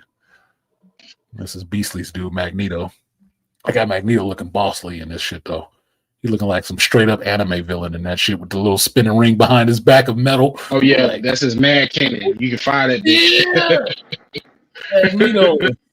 The only problem with Magneto is he's slow. He's slow as shit. He's slow. Now, see, this is what I mean about the Phoenix Beast. You see, well, you already know. So this is magic. Liliana Rasputin, right? So she can switch into her Dark Child form, which is her demon form from Limbo, right? And it's the same character still. You're still playing the same character. You don't have to play a different character to get that form. She can turn into it while you're playing, right? I think that's what they'll do with Jean Grey if she come in with the Phoenix. You'll turn into the Phoenix and just start laying waste to people. That's why they made her a duelist. Magneto, this is cool. Magneto look boss as fuck. He just slow. He just slow to move. But I need to put that version in the comic book. Magneto look like he should be in fucking what's that one from DC with the Mortal Kombat characters? Oh yeah, Injustice. He needs to be an Injustice. That's what he looked like. He looked like an Injustice villain, dude. Like, pretty much. He got armor on. He looked half Apocalypse, half Magneto, man. Like shit. Got the nice cape. The other little form with the classic purple and red. He got a big M on his cape, the House of Magneto on his cape. I'm like, oh, this looks badass. Somebody had fun with this. Oh yeah, somebody had some fun with this. I like this. And one of the people keep asking for as far as wish list characters. Everybody keep talking. I was joking on my channel. I was like, we probably gonna get this character for like 2 years. And I said, and everybody keep on that Cyclops. I was like, we ain't getting Cyclops for a minute. He gonna be a problem. Yeah, Cyclops, Ghost Rider. Yeah, Cyclops and Ghost Rider are gonna be a problem. And Ghost Rider got to be a Vanguard. That's what some people are saying. Like he should be a Vanguard. He should be a Vanguard. Doing the same thing Groot does, like making shields or something like that, like Hellfire shields or whatever the fuck you want to do with them. Because there's so many freaking Ghost Riders, their powers are a little bit different. How they use their powers are different. You can get a Johnny Storm and a Dan Ketch Ghost Rider. And there is a form of Ghost Rider that connects with Hulk, which is Red Hulk. Red Hulk with Ghost Rider powers. That'll be fun. So you can get team-up abilities on it. I'm a little disappointed with Moon Knight because that was the first character I played and I was sucking out loud and heavy. But he's a difficulty character of like 4 or 5. So he's a more difficult character to work with. So you have to actually get really familiar with the game and then start playing Moon Knight. I went to him first because that's just the way I am. I didn't understand that at the time, but the first 2 characters I picked to play with was Moon Knight and Psylocke. And those are 2 of the most difficult characters to play. 5-star. 5-star. The difficulty goes up to 5. They had 5. Nigga, that's the ones I started with. Like, I'm sucking. Well, yeah, you're supposed to suck. Nigga, you don't even know how to play this. This is day 1. This is like the first hour. And see, the thing with Psylocke is her big thing with her kid. Like certain characters, like her, you can get additional health with her attacks and her cooldowns when you fire the psionic crossbow, it reduces the times on her cooldown. So you can just hit enemies, your stuff will be reset real quickly. You can be all up on them, especially she's the flanker that everybody, she gets banned because see at the higher levels also in competitive, there's hero bans. So you can ban the other opposing team's heroes. You can allow certain characters and ban them. And at the higher levels, Psylocke and Hela gets banned. People like fuck them. It's not fair if they play. Yeah, it's not fair. No, that's bullshit. I understand ban on some things because I play Magic the Gathering and some shit gets banned every year. There's a new list for it because nothing gets banned until they put it in competition. And if somebody dominated in competition with some combination that nobody had found but had been in the game forever, like, yep, ban list. That was a good deck you got there. Who'd you use? Yeah, we banning that shit because that's no fucking competition. Yeah, you saw that? Yeah, we got a videotape. Yep, put it on the list. Yeah, that's banned. You can play with it anywhere else but here. Don't show up here with that shit. Motherfucker will get up from the table. Judge, can I get a ban? He's playing with a banned card. That's banned. Like they just made it. Yeah, it's banned because we know it's broken. We know we can't stop it. Like, yeah, we can't. There's no. Basically, what it means, there's no defense for what you did, so we need to stop that. And this is Psylocke right here, which y'all know I love my ninja girls. I can't even play with Psylocke that good yet. I got to work up to her now. Her and Moon Knight, 2 people I want to play with right off the jump. I didn't even go to Spider-Man first. I went straight to Moon Knight, straight to Psylocke. Like the character designs, like the characters. Can't even play with the motherfuckers because I'm too trash. So I gotta work my way up to it. And see with Psylocke and her, like also that her wing shootikins, they give you health when you shoot them at the enemy and recall them back. Yeah. So when you fire, and so the more if you get at an angle, you can make them hit multiple people, and you'll get multiple amounts of health if you time it right. You got to be accurate though too, which helps. This is Rocket. This is what I'm playing with now. I'm working on my Rocket now. Moving to my Groot. As soon as I get Rocket tonight, I will move to Groot. So I'm close. That's why I was saying I need 500. I'm at 320. So I need another 300 to just be good with making him a knight, and then I'll move on to Groot because that's enough time. It's at least an hour, more than an hour or 2. And I'm liking him because I can heal and I can still fight, which I like. I don't like just totally being locked down to healing. That is one of the most useful things there. Motherfuckers be running outside the range of it all the time. I don't know what their problem is. The only reason I'm not using Scarlet Witch right now is because She's in the same category, and I want to use a character from each category. I need to use a character from each category, and she's in the same category with Duelist. She's a problem. She is a problem, but I don't know. I think she's miscast in that role. She should be either a strategist or, oh yeah, it's only going to be a strategist or a duelist. Just the way her powers work. No Gambit. Yeah, Gambit would be a damage dealer. They just put a new version of Gambit on Future Fight, so I want to see if they actually put him over into this, because this one doesn't have as many mutants as you would think it would have, because Marvel has so many goddamn characters. Mutants is just another subset. They have no Inhumans characters on this at all, which I don't give a shit about the show sucking. I mean, certain characters from the Inhumans might be fun to play, because I'd love to play a Karnak. I'd love to see a Karnak go up against an Iron Fist, because that's the kind of problem he should be. That's just how his abilities work. He finds your weak points, nigga. That's just it. Bro, I was just thinking about that too. I was like, where the fuck are the Inhumans at? Like, I was like, yo, Yeah, I would love a black. Bolt. I would tear people up. I know he just get with that Vanguard, Black Bolt. Yeah. Oh my god.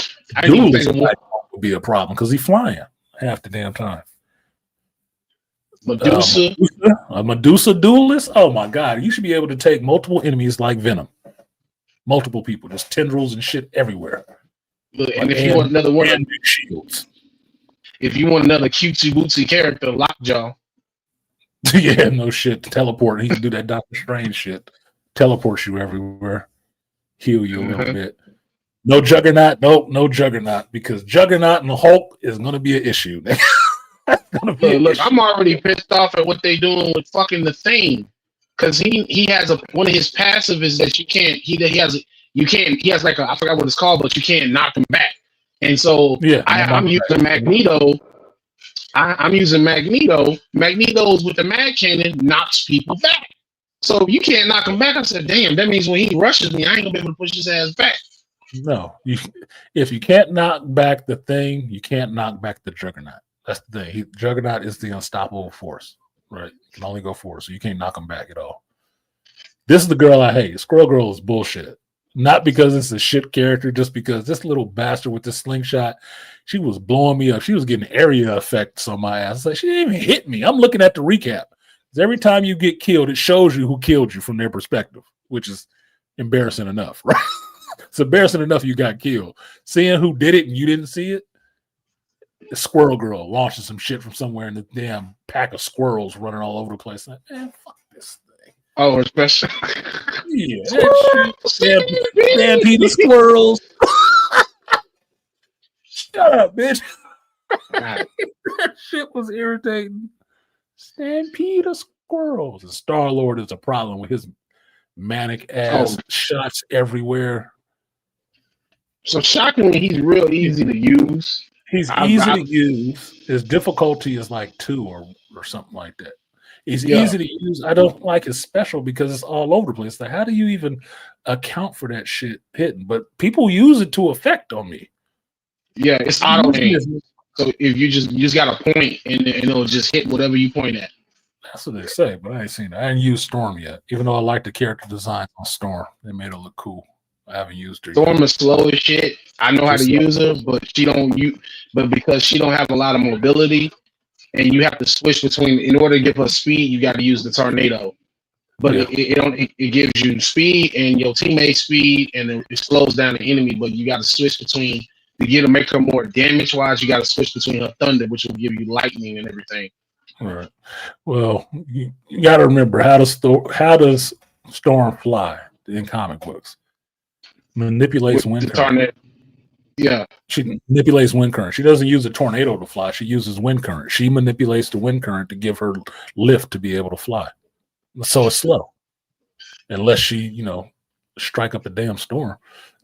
Then she's flying on that shit. But she's technically her flying is really floating, so it's slow. Yeah. Difference between flowing and flighting for people who are difference between floating and flying for people who are not fucking geeks is flying. You have propulsion. You have under your own speed, your own propulsion, right? Like Superman, he just leans further, right? Or makes a fist. Somebody like Jean Grey, she doesn't fly. She actually levitates. Doctor Strange levitates. They don't really fly. They don't have any propulsion behind them to do it. So it's slower. What the? Yeah, this is Punisher. It's that Judgment or whatever. Final Judgment. Final Judgment. Oh my god! I know what the. I love that See, shit now too. I'm. I See, now love I'm in laying people competitive. down with that.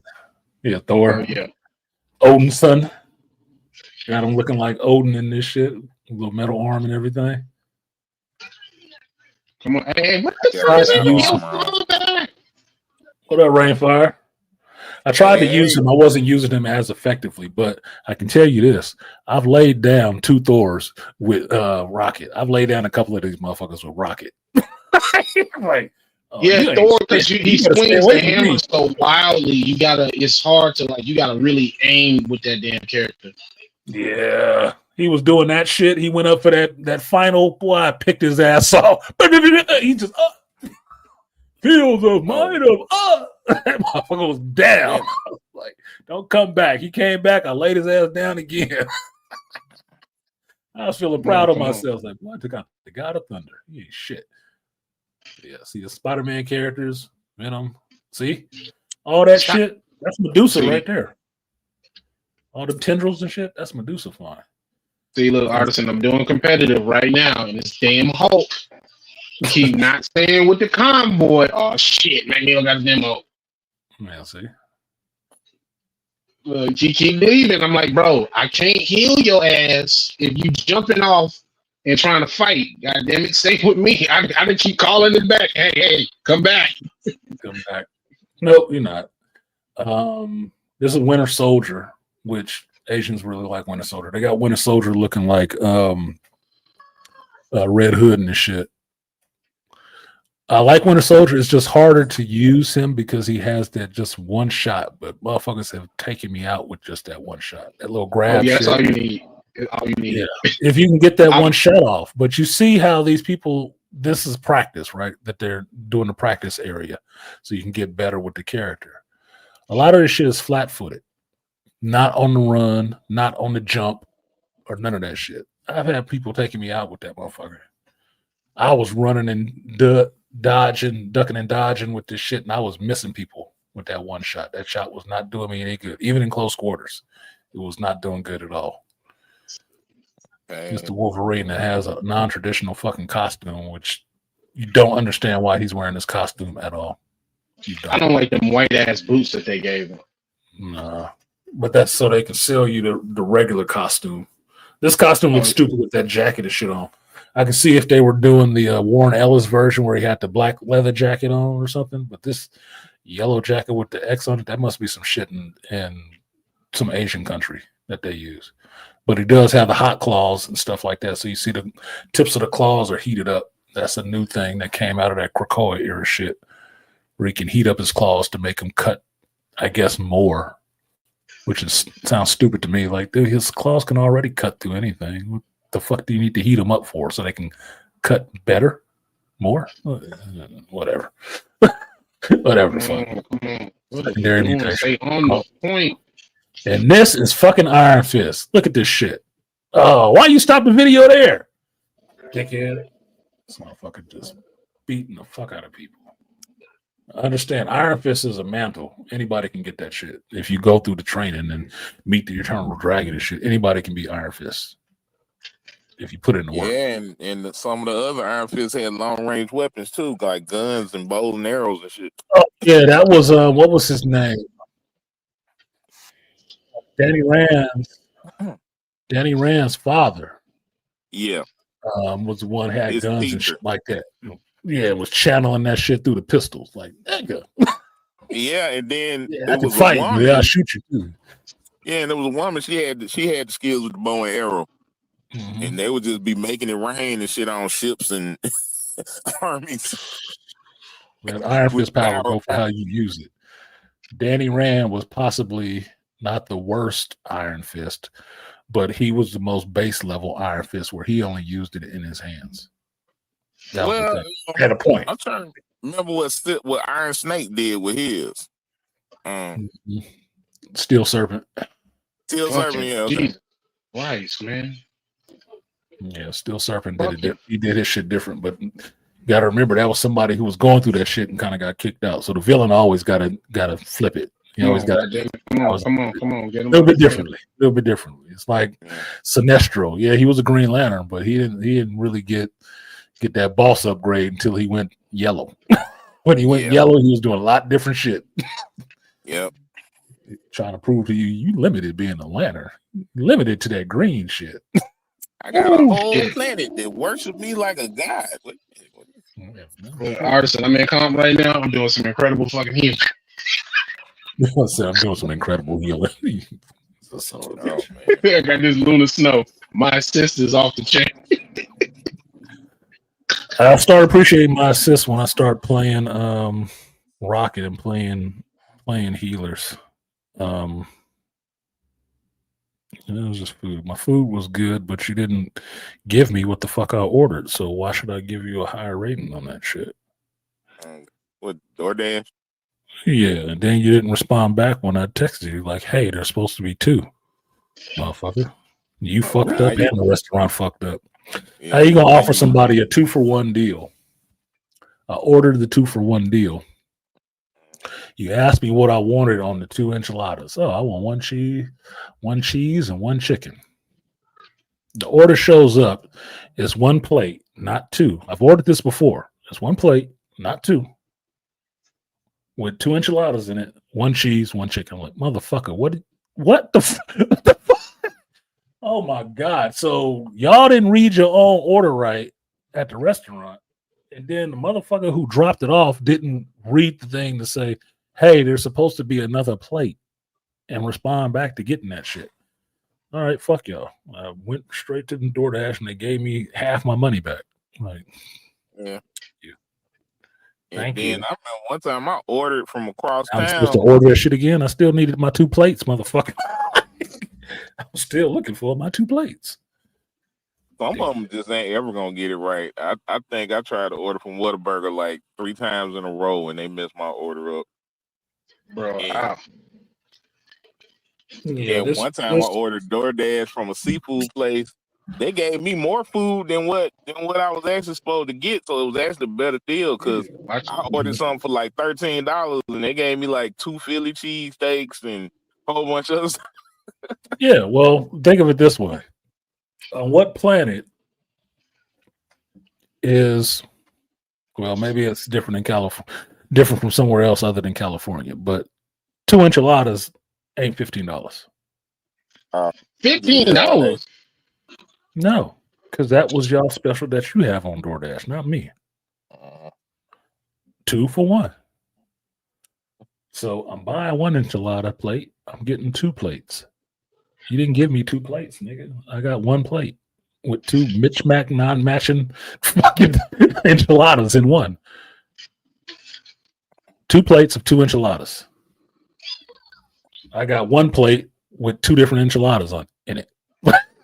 Okay, so you're supposed to get 4. I was supposed to get 4. Okay. That may sound like fat boy problems. Hey. But no, motherfucker, I was hungry and I like Mexican food. That just fucked me out of what I was supposed to be getting. Well, Mexican food is cheap here because it's kind of new. So this Mexican food is cheap. Rice and beans is cheap. Tortillas is cheap. That's all it is. Even if you throw chicken or seafood in it, the rest of that shit is cheap. That's why it's called Mexican food, nigga. That shit is cheap down there. It's abundant. You ain't running out of rice or beans. What up, AB? Hey, Bizzle to the Mizzle. You showed up after I turned off the video games. God damn.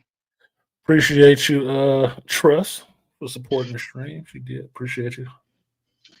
What did she say? She said for the, what'd you say? For the gratitude. Oh, appreciate you, Trust. Oh, shit. I didn't, why is this thing not going up? What's up, hey, Bizzle? Hey, What's going on, AB? Kind of a rough week. Oh no, you and me both. Found out my best friend died a couple days ago.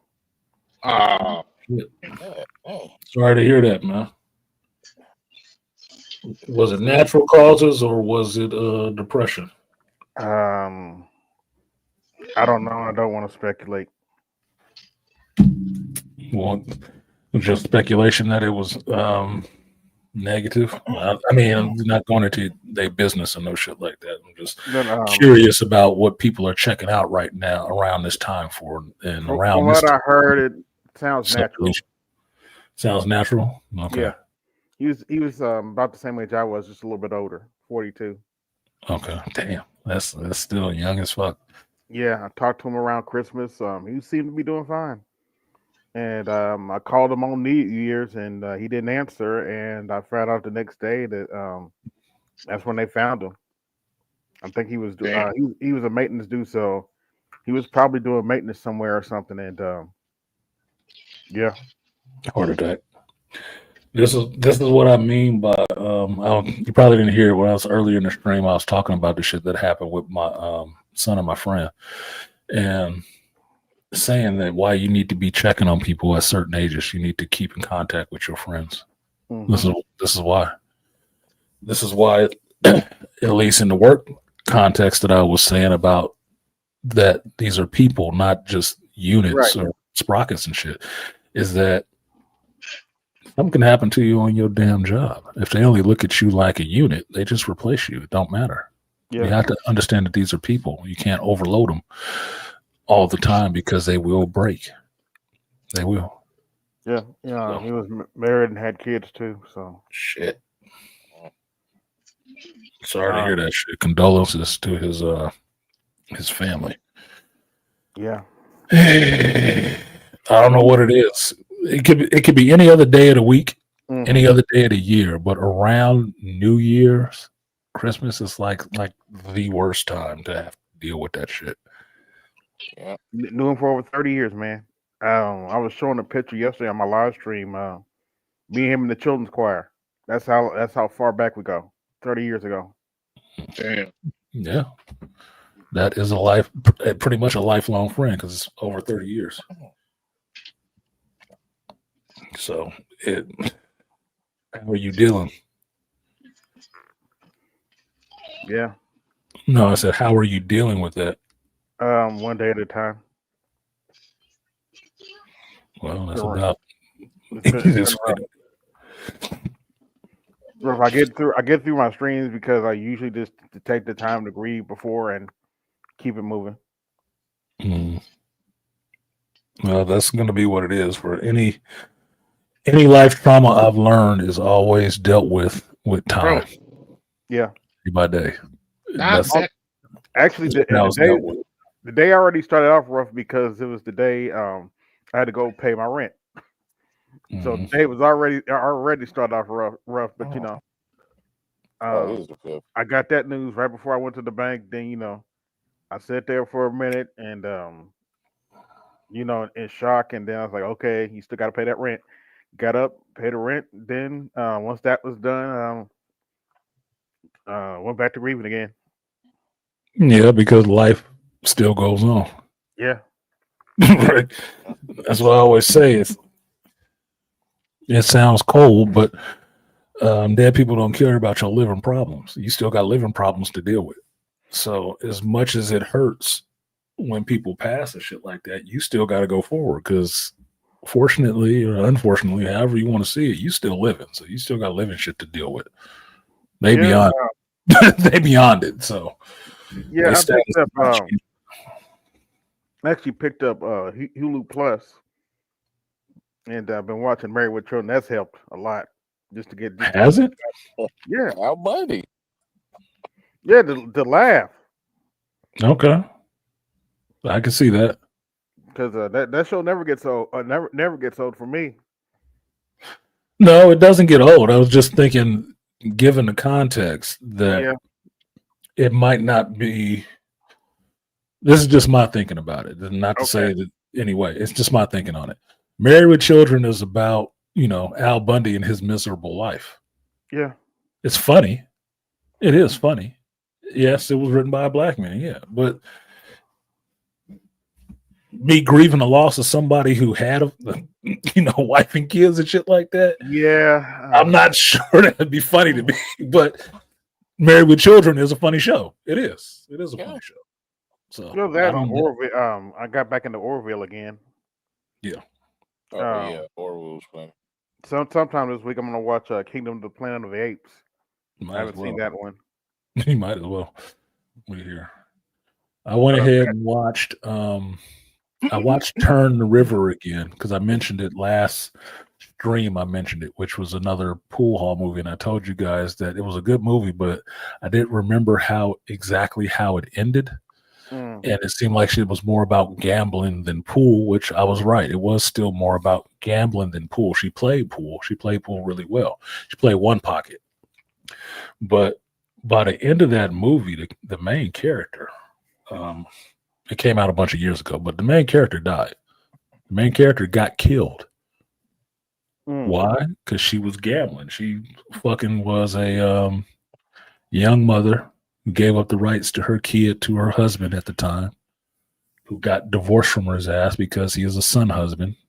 His mother told him to, so that's what he did, and offered her money to give up her rights to her kid, or told her to go away or some shit like that. And she did it.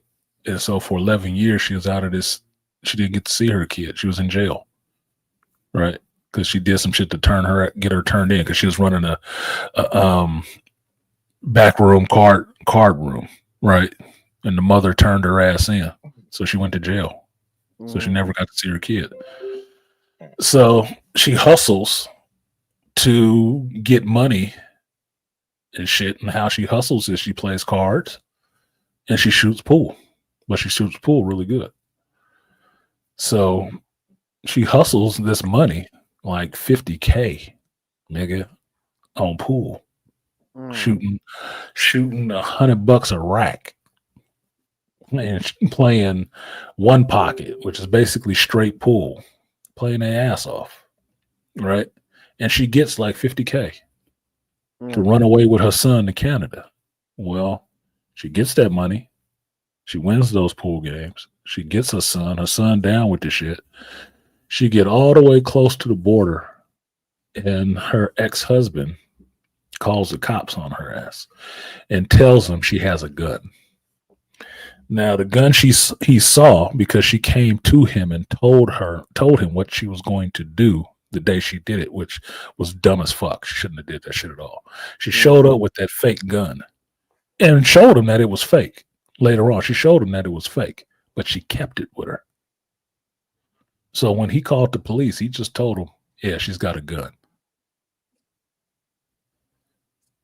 When they was about to get on the bus to go over the border to Canada, these police showed up. They caught up with her. And she dropped her bag running with her son to the truck. She went back to get that bag, and they could see that fucking gun. That old New York cop shot her ass in the side. Wow. Damn. Oh, Damn. oh, right in front of her 11-year-old kid. That's a horrible way to go. It's a horrible way to go. She survived long enough, and you don't see this in the movie, so it's up to your interpretation. She survived long enough where her and her son got back in the car, they got back in the truck, tried to turn the truck on, put it in gear. She's having her son help her with the gears, and there's blood on his hand, there's blood on her hand. And she's like, it'll be all right. It just hurts a little. I'm just, just hurt. It's okay. It's okay. And the truck starts driving off, and then it slows down and runs into a pole. She died.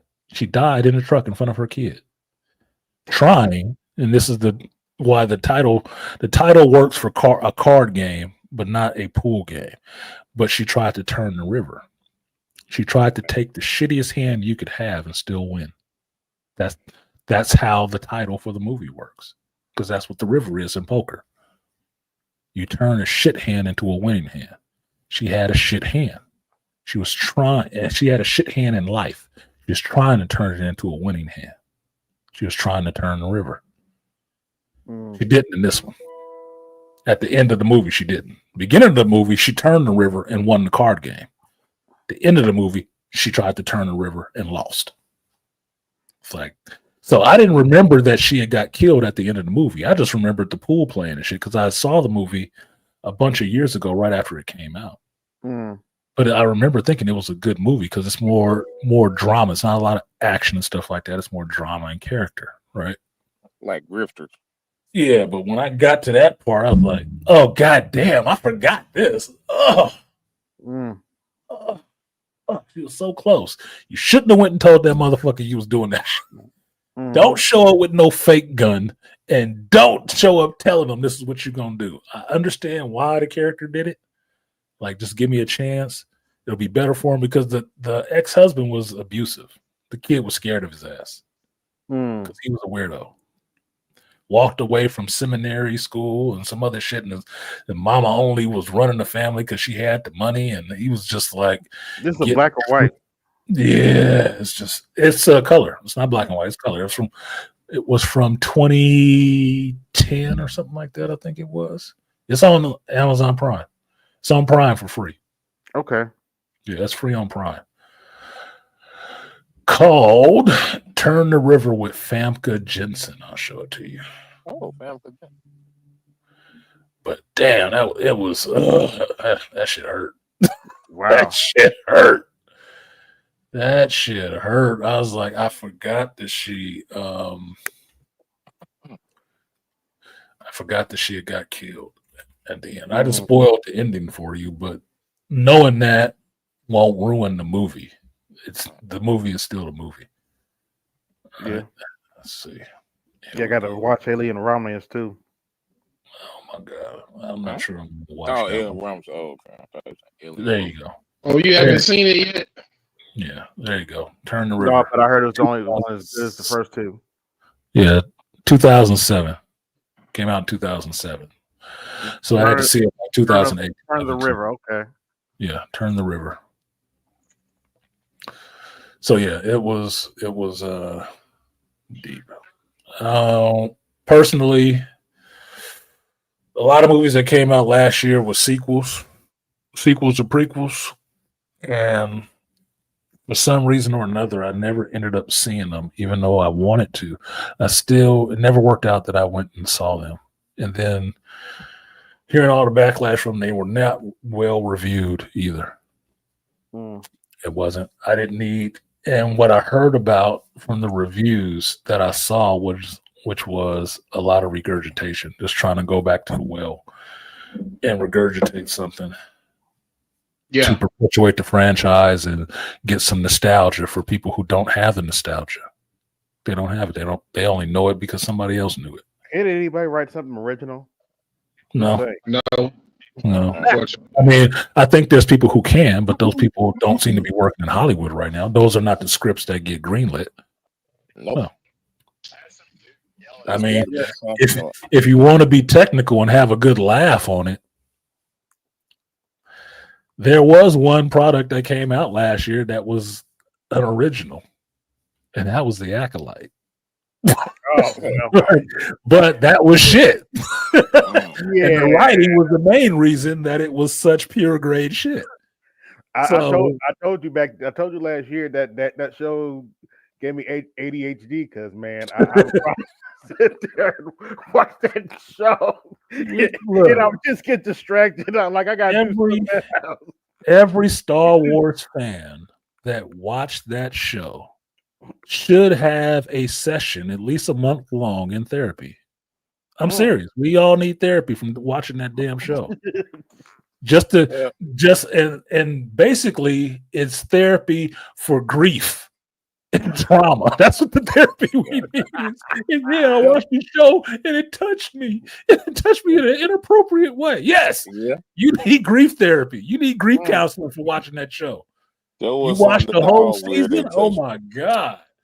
You are one of the unlucky ones. It will live in you forever now. Oh my goodness, dude. Well, see, y'all watched it in the wrong state of mind. You supposed to take some shrooms or some weed or some liquor, and then what you're supposed to do is turn the sound off and just read the subtitles because you know that was the fun part. No. If you can smoke weed or lightsabers and all that shit.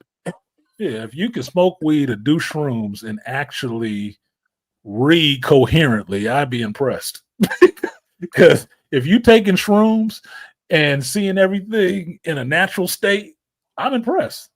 I'm really impressed. Yeah. Oh, do some toad like Mike Tyson. I mean, you know. Best film I saw last year was Deadpool Wolverine. That shit was hilarious. It was. It was the best film one of the best films from last year. I didn't do my 2004 best of list because it'd be too short. When they crapped on the 20th Century Fox logo, though, I was down. I was like, no, they didn't.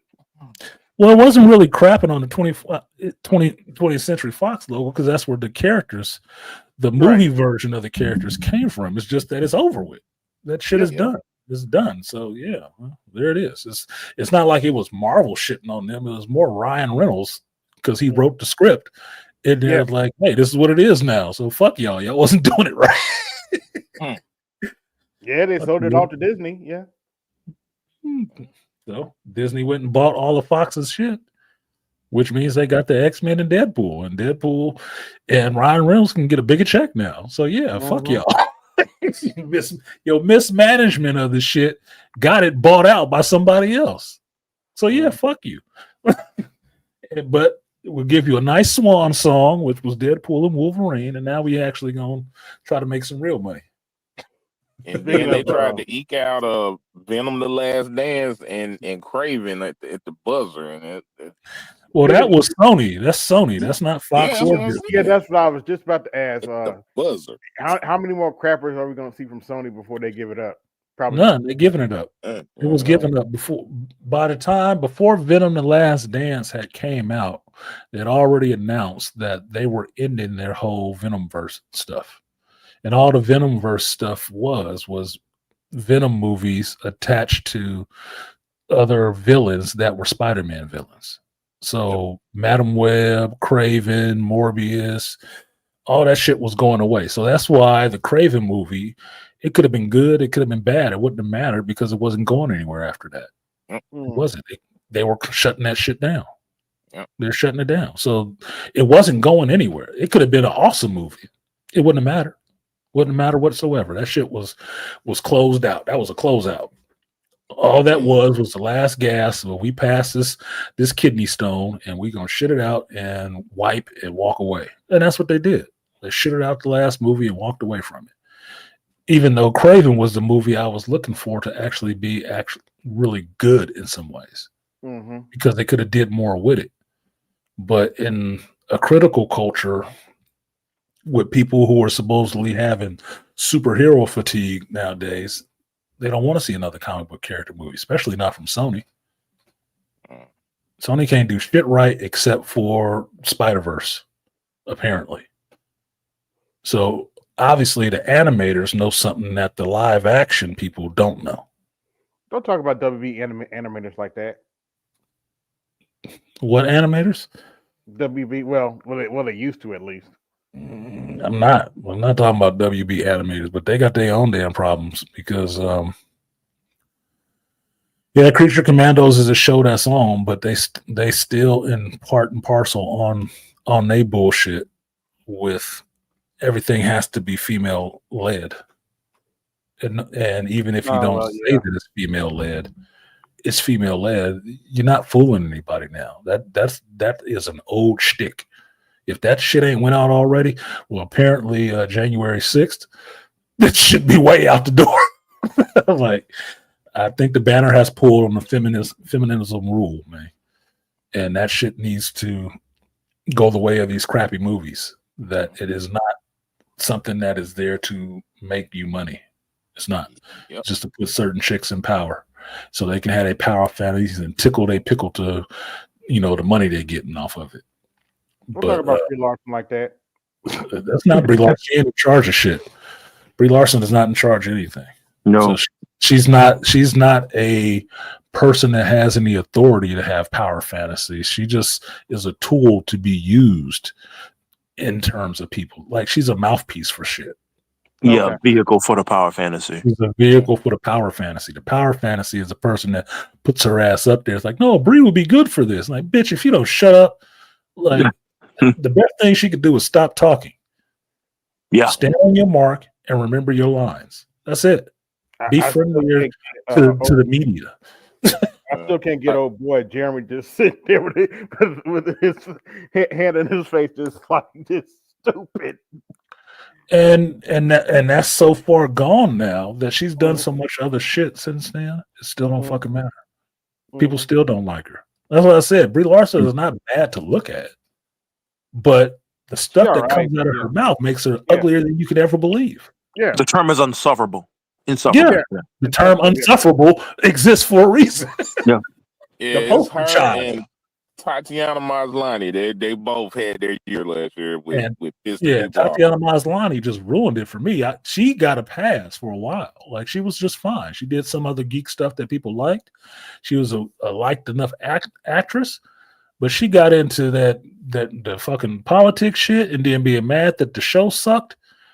Man, did you read any of these goddamn comics? Because the people who telling you the show sucked are the ones who did read and bought the comics. Yeah. We didn't like the show. You should talk to your fucking director instead of sticking up for these motherfuckers because they trash. Jessica Gao was trash. Yeah. And then she tried Name to what else she's done or what else she will do that's going to be awesome. Shut the fuck up, dude.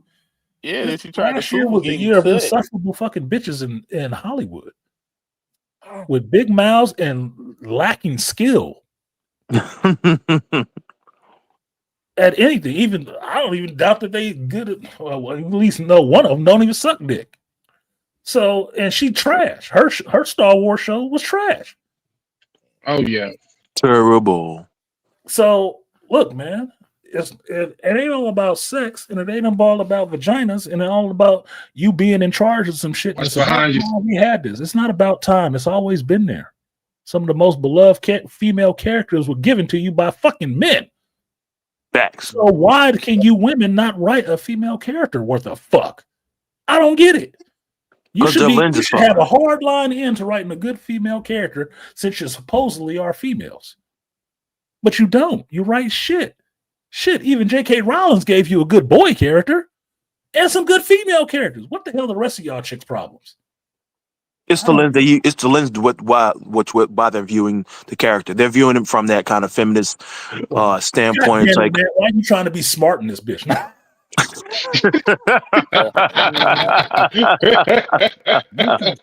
You being smart. You can't get overcomplicated people to a simple answer. You're being smart. I got popped in the mouth for that. Yeah, as a kid, I got popped in the face for that too. Nah, man, it's just crazy. So you see how well it worked. Yeah, right, exactly. Nah, it's just crazy. The whole dual narrative of like victim and victor at the same time. I'm being both victimized and I'm overcoming at the same time. Like, you can't do that. You can't go forwards and backwards at the same time. Yeah, I'm totally a victim while I'm completely empowered and entitled. Yeah. How can I be? When was a slave ever entitled? Doesn't make any sense. Never. Not sense at all. What did it? There's a phrase I thought of when I was young. And it just comes out of kids that was in the crack era, where you have to ask the question, how pure is that shit you're smoking? I would never want to do a drug that high that make you that damn high. I don't even do drugs. I wouldn't want to do something that would make you that damn high and delusional. That seems scary. No, sir. Don't talk about meth like that. Don't talk about meth like that. Oh my God. I don't even know if it's meth. It got to be some space age shit, because these motherfuckers be talking about stuff and off on the handles or something like, who was even mentioned? That doesn't exist. Bitch, you was born in the Hollywood royalty. What are you talking about? Yeah. Where was your oppression? Women, I'm doing this for women everywhere who have been. I'm doing this for oppressed and enslaved. It's like, bitch, your father was a multi-millionaire. What are you talking about oppression? You ain't had no regular life. Shut up. Keep dancing. You don't no dancing ass. Making boots look bad with your legs in them. Yeah, but do y'all remember that show Powers they put out like a couple years ago or last year? Even if you're rich or poor or running for the president of the United States, you're still oppressed as a woman, and it's okay to kill men. That's the takeaway from that show. Yeah, bullshit. if you have power enough to call for anybody getting killed, then obviously you're not suffering. You're not a victim. Yeah, you're not a Apparently, victim. you're not a victim. And apparently, you didn't learn anything, because if you were a victim and then you immediately gain power, you would understand how you don't inflict that on people. That's how you prove that you're not a victim. See, actual victims, when they get power, they might, get some retribution on the people who actually did something to them, but it's not for everybody. It's specifically for a person. Mm-hmm. Specifically for a person, not a group, not a type, specific person. They're gonna make that motherfucker's life miserable because they took something from me. That's what makes you a victim. Nobody took anything from you, because you can achieve these heights that most people cannot even achieve. So that means you're fucking entitled, because you ain't did it off work ethic. And don't tell me the work ethic was laying on your back on somebody's couch and letting them beat it up for a role. Don't talk about Megan Fox. Oh, let me shut up. Or being close to the man next to the man forever. So you just kind of, matriculated your way into a position by hook and a crook. Oh, there was a sex scandal? Oh, I wonder who told. But I'm next in line? Yes, I'll take that job. Shut up. Me too. The biggest power grab ever shown to you in real time. The biggest power grab. All the seats changed, and most of the seats that changed were all women. So who do you think putting all these claims and stuff out there? Especially when they found out that it could work. You didn't have to even be doing shit. I know at least 3 dudes that lost their jobs over a claim of some Me Too shit. And the person who got their job was probably the one who put that fucking rumor out there, because they hadn't done shit. It's a cold game. That's the game they set up. So don't give me this victim shit. You were just impatient and entitled. And those 2 things are what they say, idle hands. The devil's workshop. Oh, hey, but if you go on Amazon, there is a book that a woman put out. It's titled "How to Destroy a Man." Yeah, and it's using the Me Too stuff. It's the instruction guide, step by step, for feminists on how to use Me Too to destroy men around you at the workplace and in your life. And I was like, Jesus, you can put that out, but we can't put out stuff we say on here. But they can put out a book. Oh no! How to it is destroy hate speech. Yes. This is hate speech. What you talking about? You're radicalizing other young men. No, we not. They ain't radical. No, the thing is, they're not radical. They're just careful, and they don't like that because they want men to be reckless. Yeah, because it's men being reckless is good for business. Yeah, a reckless wiener is good for a lot of business. Yeah, a lot of business. What they don't want you to have, which is the same thing that BGS has said many a time, why they probably wouldn't make a male condom, the fucking race will go extinct. I mean, not a male condom, but a male contraceptive. The race will go extinct. Yeah, for sure. You cannot hustle your womb anymore. You can't. Nope. There's no benefit to a mass of men having control over their dick. No benefit whatsoever. No. Never in the history of the world. Hey, let's not get crazy here. The whole child support system we got to support. I mean, if you're not willfully having, reckless babies, I mean, how are we going to prop this up? We're going to have to lay off a lot of those women. Yeah. It's $1 billion business. Yeah, child support being $1 billion business is crazy. And then the worst part is, if you know how to do math, women wouldn't put men on child support because it's a 60-40 split and 40 going to her. It's the stupidest crap ever. But they don't tell her that when they don't tell her that when her legs is propped open and they bringing her baby for the first time and say, "Oh, do you know the dad's name?" Well, I don't really want to say. Well, you need some services? Well, yeah. Well, just sign this paperwork, but this, and the other. You're gonna have to put on child support because the child does need to be supported. They don't say how much. They don't say, but you understand, we get 40% of that. Because they're not in there like a loan shark necessarily, but that's exactly what they're doing. They get 60%. The woman gets 40. It's stupid. I'm like, you could get 50 at least if you just worked it out with your baby daddy. But now you getting a 40 if you work cut. it out with the child's father, which you should already understand. And I understand this system because I've been in this system, right? If you worked it out with the child's father up front, you'll probably get 100% on what you want. No, but you think about, but 50, let me finish. sir. All right, bro. 50% of that you're probably getting cash, because the other 50% comes in the day-to-day management of a child. School trips, books, bags, all that other shit. But what you decide to do is, for your supposed 50% that you're going to get for him for his support, the government takes a portion of that shit. You get the leftovers. And now, technically, you ain't supposed to ask him for shit else. He's done for the month. If you get $500 a month for your kid, you just decided that $500 is covering everything for your kid. He don't have to talk to you. He don't have to send you shit else. You can't call him about school books. You can't call him about school clothes. You can't call him about, oh, my car needed to repair. Can you take him to school? None of that shit. Nope. You can't call me about shit. You went to the government. You want $500. I gave you $500. Shut the fuck up and don't talk to me. That's all you get. But Artisan, the feeling of having daddy government saying, listen here, nigga, this is what you got to do.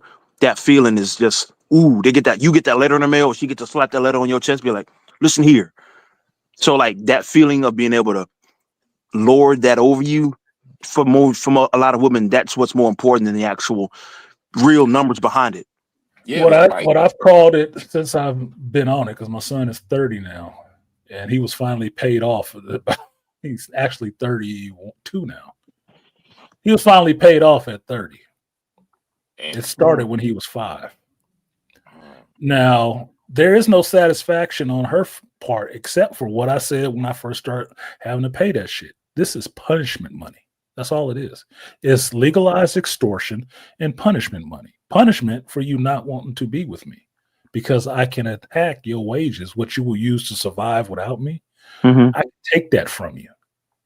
What they don't understand on that shit is, like Rainfire was trying to say, the child support family services department gets most of that money.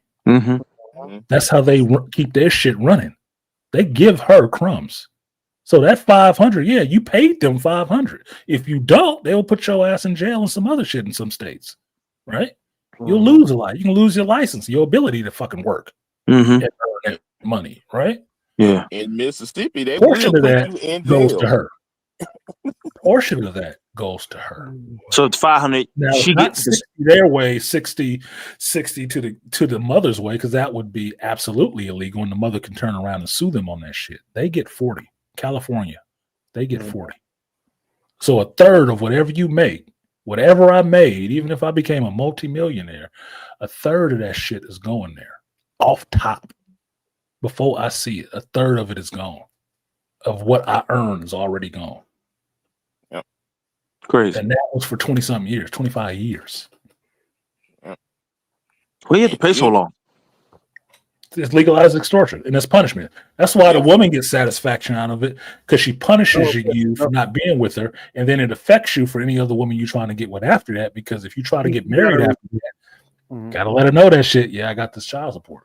Oh, it's going to affect her money, because if y'all married, she'll get attacked too. They'll pull out. You got to remember, our Artisan lives in Cali, unfortunately, and they're notorious. They live in. They're notorious for their insane laws.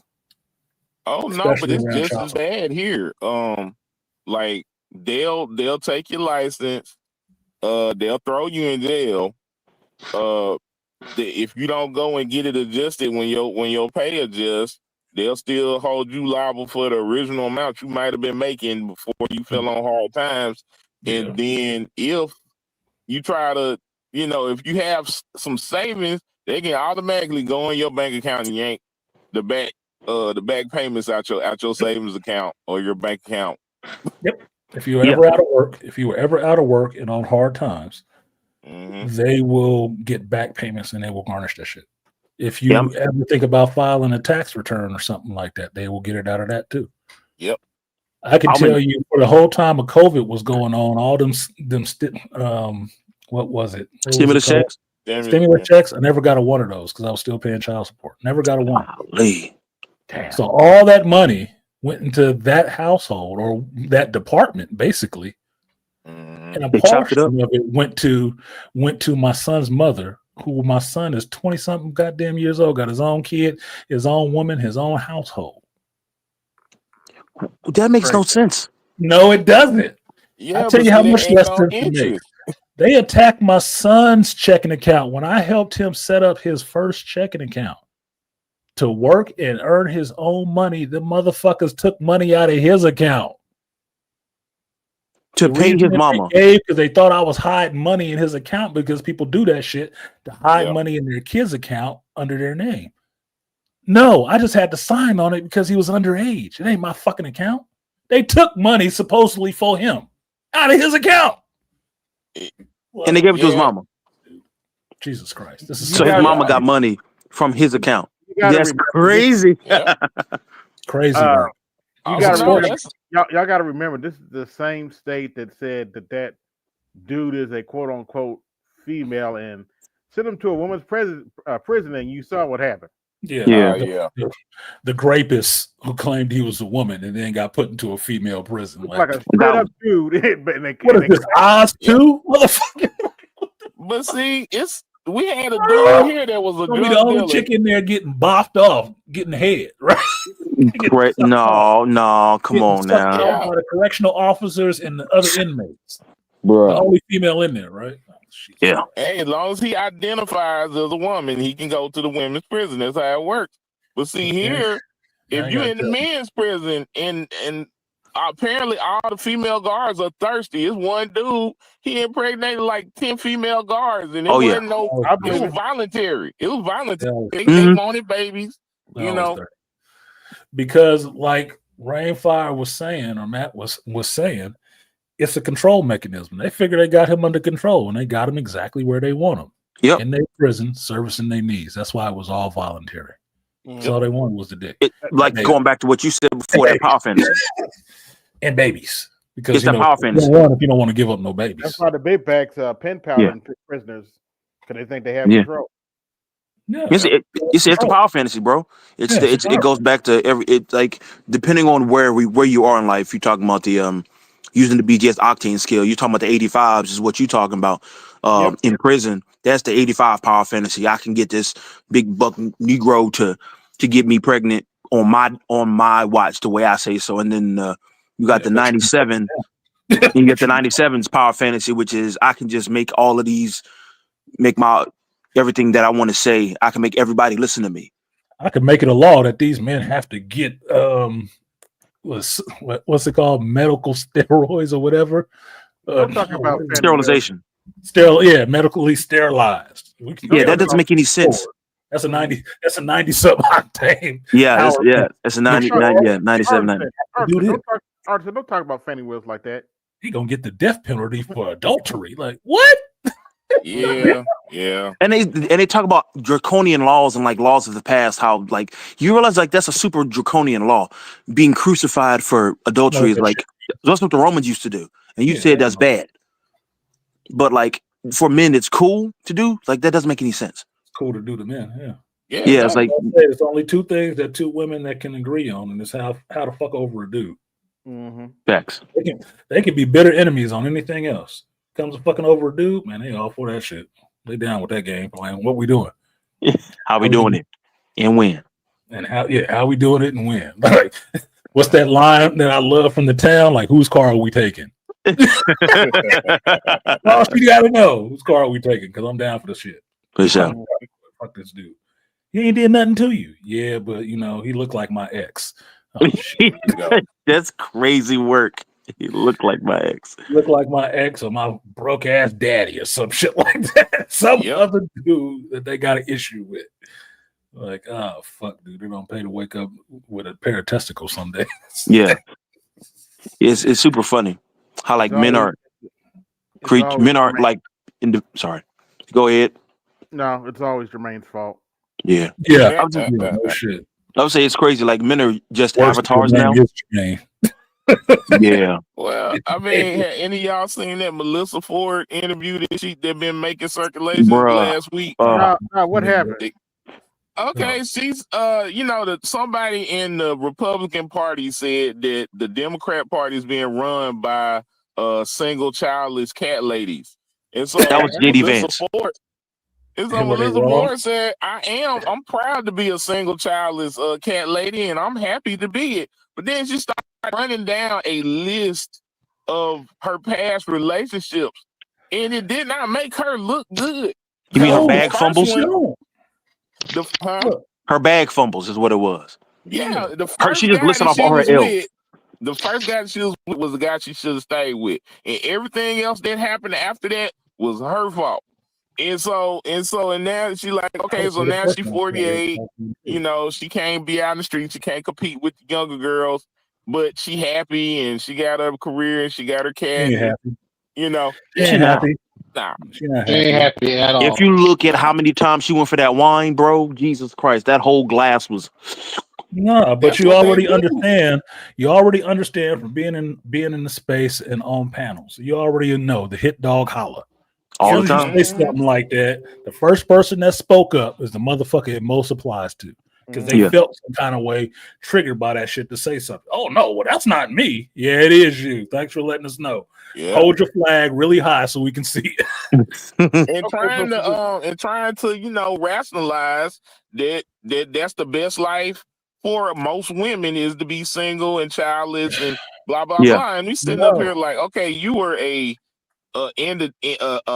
basically a video victim, and that's how you got that's how you got famous, but you screwed over the dude that loved you we even to know get that Melissa career. Ford for? What do She's we rich, even though, know her too. name for? It ain't because of her relationships. No. It's because of shit that she was doing. Yeah. Shut the fuck up. And Look, that's she's the rich, same thing though. I told you about the Ali Wong special, right? Yeah. Yeah, she's funny and whatever. Now she's divorced. But the story that she was telling in the special and what she was advocating was for women to get divorced and just be out here fucking. I'm like, I don't think that's the message to be putting out there. You totally within your rights to do that shit. Yeah, that's your freedom. Do whatever the hell you want to. But I think that's bullshit mentality. And anybody who's been divorced and single long enough at your age knows that.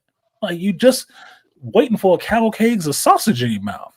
You might as well go to the grocery store, buy a pack of hot dogs, and stuff it in your mouth.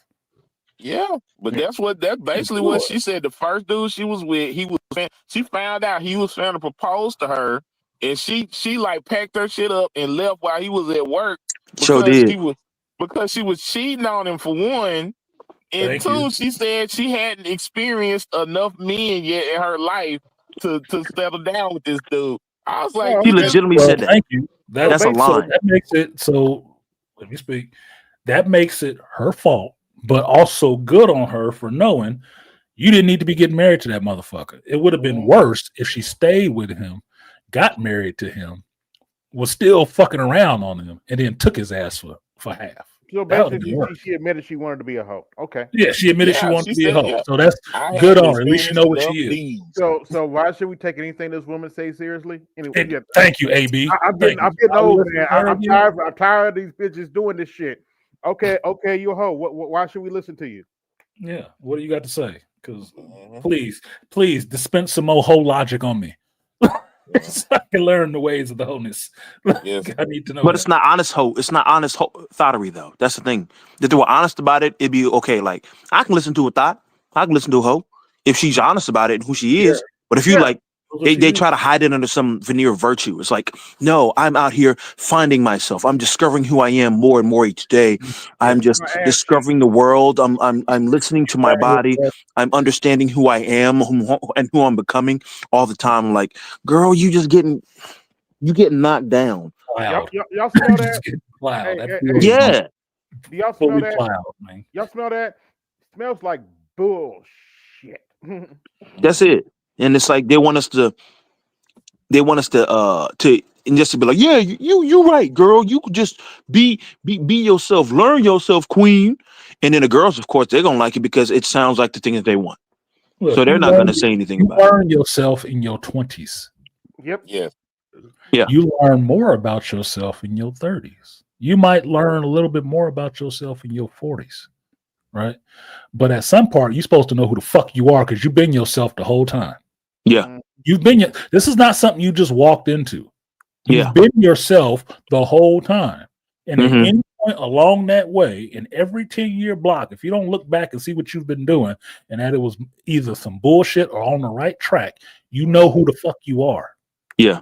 Eventually, you figure yourself out. There's no more figuring out. It's just deciding and settling on, this is who the fuck I am. That's why I don't have a problem with an honest hoe. An honest hoe knows who the fuck she is, and she ain't making no fault about it. That's why we can have a conversation and be cool. She knows she a hoe. Fine. These other ones that's trying to virtue signal for the wholeness, no, bitch. You're still confused. You're not finding yourself. All you finding yourself on is another dick.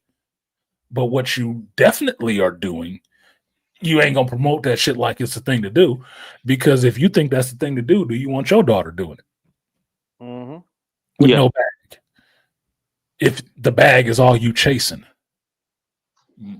That's why I'd much rather do with a diesel than an 85. Because at least a diesel, you're gonna get some. It'll be crude, but it'll be like, it'll be the truth. It'll be honest. I like that term. I thought he was gonna say something else. He said it'll be crude, like you put your finger. Crude oil. Crude, but I can fuck him. We can talk. We can have a little. I don't usually swim in the bottoms like this, but you know, I just want Optimus Prime to roll through. I'm in the tar pits. Yeah. Holy shit! I see an Autobot sometimes. Yeah.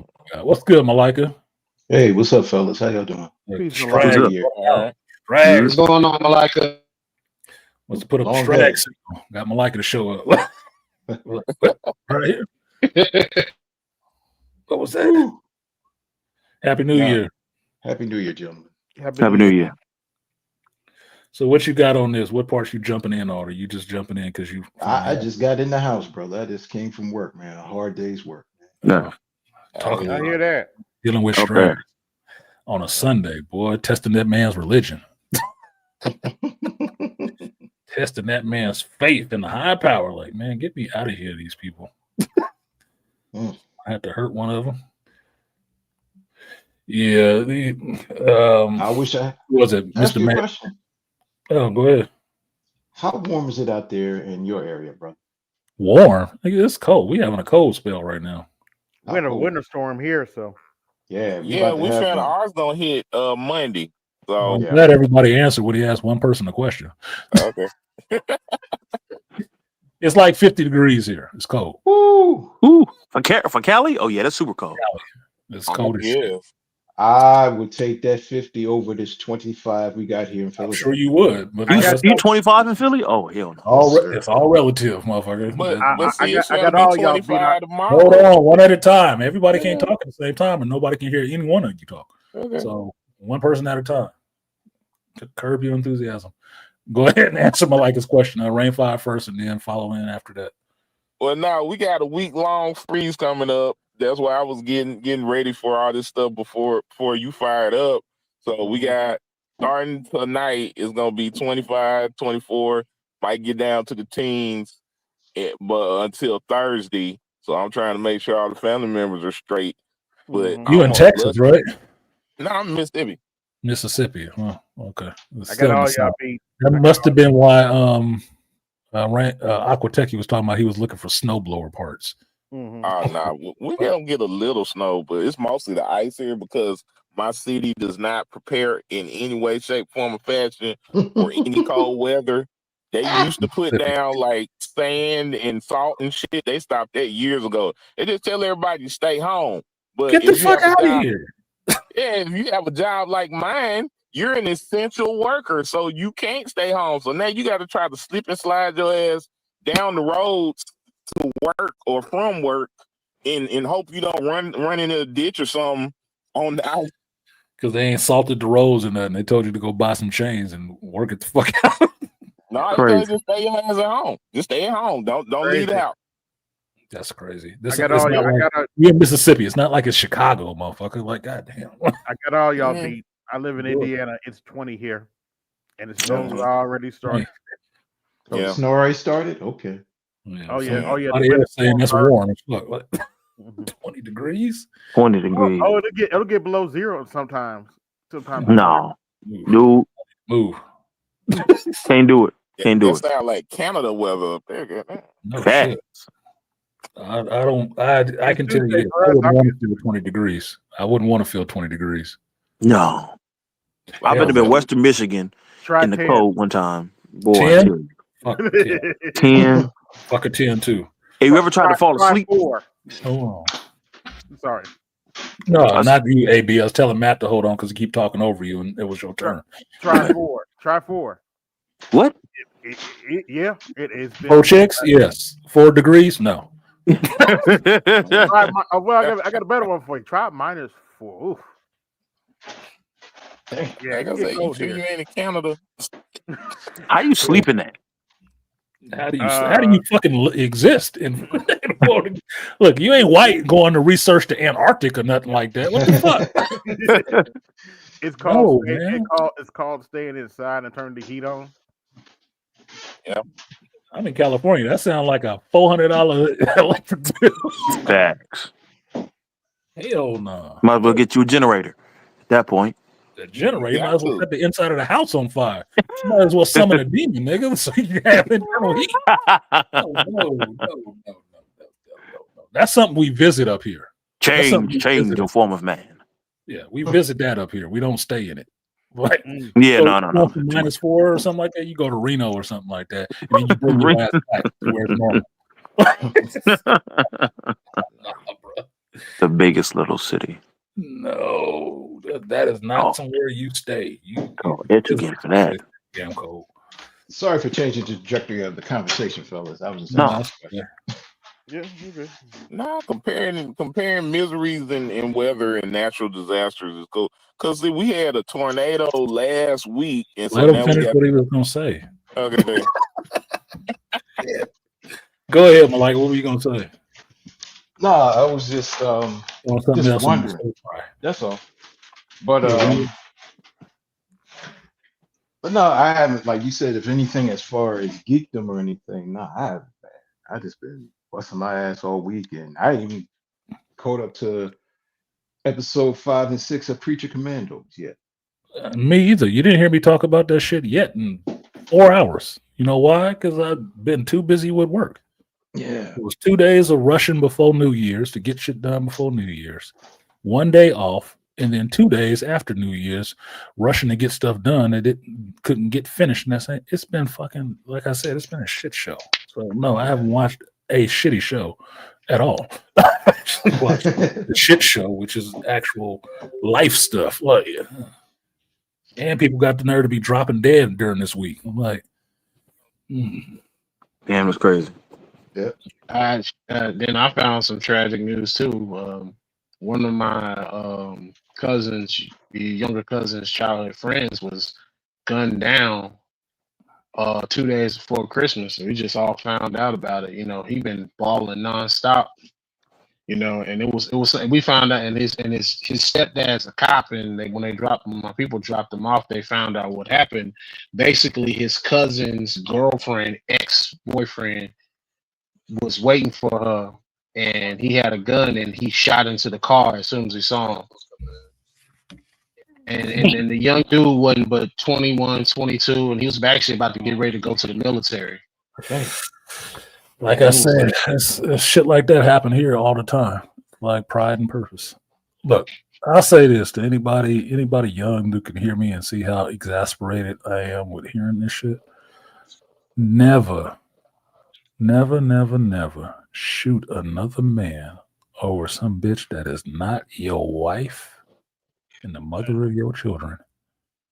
Even then, there's caveats to why you should and shouldn't do that shit. And usually you don't need to be in jail not being able to take care of your kids, because that same nigga will be fucking your woman. But in lieu of that, don't be shooting no dudes over no chicks. Ever. Not your ex chick. No, nigga. No. That is not the move. Because your cousin getting killed by this dude, right? For some chick. No, my cousin's friend. Cousin's friend getting killed by this dude over some chick. That chick is gonna be fucking somebody else while he in jail for a murder. and probably talking shit about you. Facts. And laughing with the new dude she's sucking and fucking off about how dumb your ass was for killing somebody over her. You didn't have to do that. I just told him, talk to him. You was a joke, nigga. Yeah. Don't do that shit. That is never worth it. Yeah, that pump her head up too, because like, oh, my shit's so good that nigga killed somebody over me. They just get off on that shit. Yeah. You're never supposed to have beef with another man over a woman that is not your daughter, your sister, your mama, and that other man is actually doing something fucked up to them. Never. Because the further away removed you are from that actual woman, it's more on her and the men around her directly.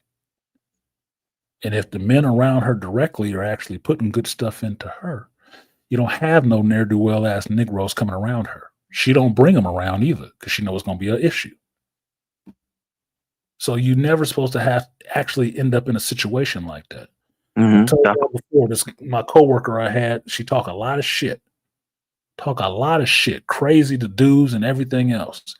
And her first response when she do that, when somebody really want to knock her goddamn block off her head to realize like you 5 foot nothing and not a man, the way you talking to me. First thing she jump up saying, I'm gonna get my brothers. And I told her ass, you must not love your brothers. Because you're gonna line their ass up to get murdered. Saying some shit like that with the mouth that you got on you talking crazy. Yep. A bunch of shit you can't back up yourself. Facts. You don't love your brothers. You don't love your brothers. You don't love your family. Because that's what'll happen. Yep. You get your brothers killed over your fucking mouth. Or if they end up on the winning end of that situation and the dude die, now you sent them to jail. It still cost them their life. Over your mouth. Over your bullshit. Oh, hell no. Never. My sisters never told none of us really about like any of the men that they had. And my one sister who she did what she did. They always kept it to themselves because like they knew, because it's 3 of us. They knew that like if that's what you're doing, like we're gonna have to find out. We're gonna have to know. I told my kids, I got a daughter, I got a son. And I told my kids, my daughter is the first line, right?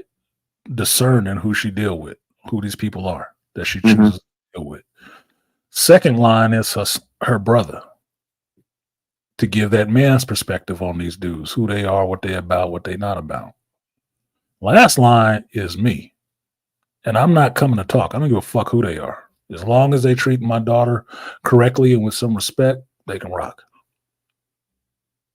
It gets outside of that shit, y'all better handle that shit. Because when I handle it, it's going to be an issue. I'm not coming in there to play friends. I don't give a fuck how he cook. I don't give a fuck what he bought you before. I don't care about none of that shit. Only thing I care about is my child. And I'm willing to lay your ass down about my child. So keep it on the up and up, and we never have to have that conversation or that tragic meeting. Oh, yeah. But ex-wifey? No. Mother? Possibly. Maybe, depending on what was done. Well, motherfuckers have stabbed my mother before. Damn. But that's because she got a lot of mouth and talk a lot of shit on people. Lord have mercy. And be squaring up on motherfuckers like you a dude. And picking some shitty ass dudes. Never. Yeah. Never. It ain't worth your life, one way or the other. Never worth your life. Don't stop doing that shit. Stop doing that shit. They sold Queen of the World boss bitch. Let the boss get out there and handle her own business. Yes, sir. Yeah, exactly. Let her handle her own life. Look, and I've been like raging upset about it. Everybody's trying to get me to calm down. I'm like, man, dog, man, that was a good kid, man. He didn't deserve that bullshit. That was bullshit. That's usually ones that happens to. Yeah. Yeah. And that's that jealousy. Understand that Black community, you wonder why you don't have certain people in certain places is because you snuffed their ass out before they ever get there. That's why. Yeah. That dude actually had a future. This is what I told my son when he was around this age. You have to watch people between getting out of high school and in your 20s. It's better for you to go away. The reason it's better for you to go away and follow your dreams because if you stay in the same place you are and you actually have potential to do more than that, other people recognize that shit and they fucking hate it. They fucking hate it. There's been people in my city who have had promising futures, fucked up with kids, fucked up murdered, fucked up gave some fucked up drugs, all kind of shit to keep them from leaving. All kind of shit just to keep them from leaving. It's not like anybody gave a fuck about them before. But the idea that they were going to get out of here and they had a possible bright future and people saw that shit, males and females alike lined up to fuck them over. You remember a bigger crab in a bucket mentality when you realize somebody might get something a little bit better than you or they can leave here and you not going to. Do you remember the protocol in what's the Avengers movie when Hydra they was like using the motherfucking they were using the triskelion to like figure out who's gonna be like oversight. Project Oversight. It's like a one big project oversight. Like, oh, he gonna try to do something in the future. We can't have that. For some reason, really great, and that will impact how we work. So no, we need to, Project Insight is gonna wipe his ass out because we got an algorithm and we figured it out. He could be a problem later on and down the road. So we're gonna snuff his ass out. For sure. Yeah, but too bad. Yeah. It don't matter. It's like, too bad.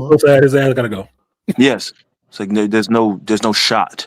Anytime somebody really gets a chance to, or they get a little bit like, oh, you see, like, yeah, he gained some steam with the Nipsey shit. You know what I mean?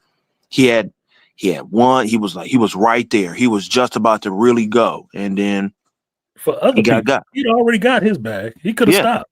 Yeah, he was about to. He didn't get snuffed out because he got a bag for himself. He got snuffed out because he was trying to give a bag to everybody. You got one. You trying to pass out extra? Oh no, nigga, you can't do that. What you No. They supposed to be one nigga a year. You got one nigga a year forward. One nigga a year. Yeah, you trying to fuck up the apple cart? Nope. Can I add on to that? Absolutely. Remember this this is around our time. Marva Collins from Chicago. I don't. All right. Marva Collins was a teacher in Chicago, and a lot of kids in Chicago were not getting taught well. And she was a person that spoke out. And what she would do is that she would teach kids in her home. And I know where this is going. She started teaching the children in her home, and a lot of parents were bringing their kids in because the kids were not learning. And she was complaining that the Chicago school system was just terrible, and she spoke out against it, and she was bringing kids in. But just like how you said, the protocol, that like a lot of people, they locked her up, but then people came out and said, no, she's trying to help our kids. So they got out, and she was raising money, and she became an educator. But just like how you said, oh shit, no, Marva, you're not doing your gynocratic right. You're thinking outside the system. We got one of those free thinkers, and she's a female and black too, and she wants to teach the black children. And she's taking time out. We got to stop that. No. Same thing like the Joe Clark situation. Especially the Joe Clark situation. Oh, you thinking outside of the box. Oh, you want to teach these people. Why you want to teach them how to read? We got to get rid of you. It happens in this culture almost no matter the nationality.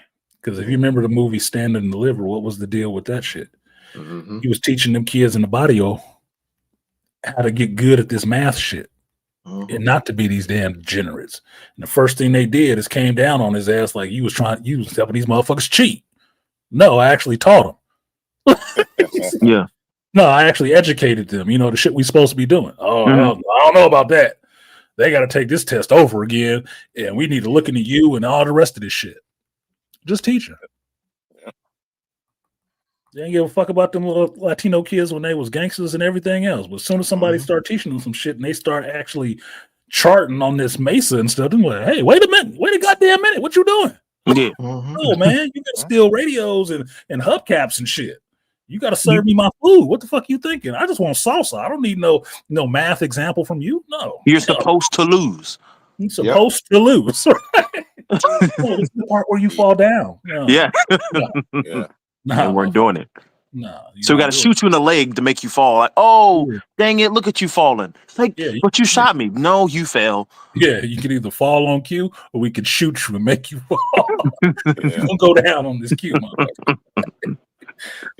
Figure it out. But no, that's why I say it happens across nationalities in some instances because it upsets the apple cart. No, people don't want to see that shit. So your cousin's friend, Beasley, it's fucking tragic. It is tragic. It is. But I can't say I haven't seen that shit before. This is just the first example of 2025. Exactly. Shit. Yeah, and it happened at the tail end of the last year. Like, yeah. Facts. So it's fucking disappointing because those are our young black men. Mm-hmm. Crying and talking about we don't have enough good ones because you kill them off, motherfucker. You kill them off or drive them away from you. You can't have good anything at that rate. Not for your culture. No, you can't. It's intraculture brain drain. Yeah. That's the funny thing. When you said something, but you the bitches make for happy fags. When you tell them like, well, you kill us off and you drive us away. So where does the accountability mirror and the arrow point at? No, I'm like, we're just weak and it's our fault. Yeah. You know, we're just good for being bullet bags, even though they putting the dudes up to put bullets in us. We're not strong enough to be bulletproof, so it's our fault. Yeah, exactly. You're not Luke Cage, right? Can't be those bootstraps. That's what it is. Yeah. And here's the funny thing. I get the phone call. Well, you know your cousin Cherie got killed by her boyfriend. I said, damn, that's fucked up. Mm-hmm. Well, I know that they were looking through her stuff and she was trying to call you on her cell phone. I was like, really? It's like, yeah, like she's trying to call you at 8:30, but then they said the murder happened around like 9:45. I said, what does that tell you? Well, yeah, she was trying to call you for what? Well, you could I stopped it. I could have done what? Yeah. I said, wait a minute. I said, what do you think? I said, hold on. I said, do what? I said, first of all, let's stop this right here. This probably wasn't the first time that Cherie got in it with this dude or any other dude. It's tragic that she's dead. But here's my thing. When the first red flag came down between both of them, and I tell you, I said, yeah, both of them. Because there's no way in this world that she's a black woman in America, in this society, in this gynocentric society, that she ain't opened her mouth and did something to cause a man to put his fist in her mouth. She's walking here and acting like a fool. And if she wants to stand there and wants to stir the pot, and she got with a dude that will hit her, and she stays, yeah, she didn't leave. That's on her. Or if the guy chose to stay with her, if she wants to pop shit, that's on both of them. It's tragic that one of them died because I gotta told you, I said in either or that situation in modern day history, one's going to end. Either the guy's going to get it or the chick's going to get it. But very rare. Both is going. It's going to end messy either way. Yeah. Either way. Very rare. Very rare. You're going to see both of them dead. Black Bane sent me this story on Instagram, and I watched this special. And this woman had not shown up for work, or this man did not show up for work. Right? Mm-hmm. He didn't show up for work. And people were concerned. Family was concerned. They go to the house, finally get into the house. Cars at home, light on in the back, but nobody's answering. Police go for the welfare check, go inside. They found the whole family in there deceased. Husband, wife, kids. Okay. Who did it? They had no suspects. They start going through people's phones. They found somebody on the wife's phone. Wife had been messing around. Oh, no.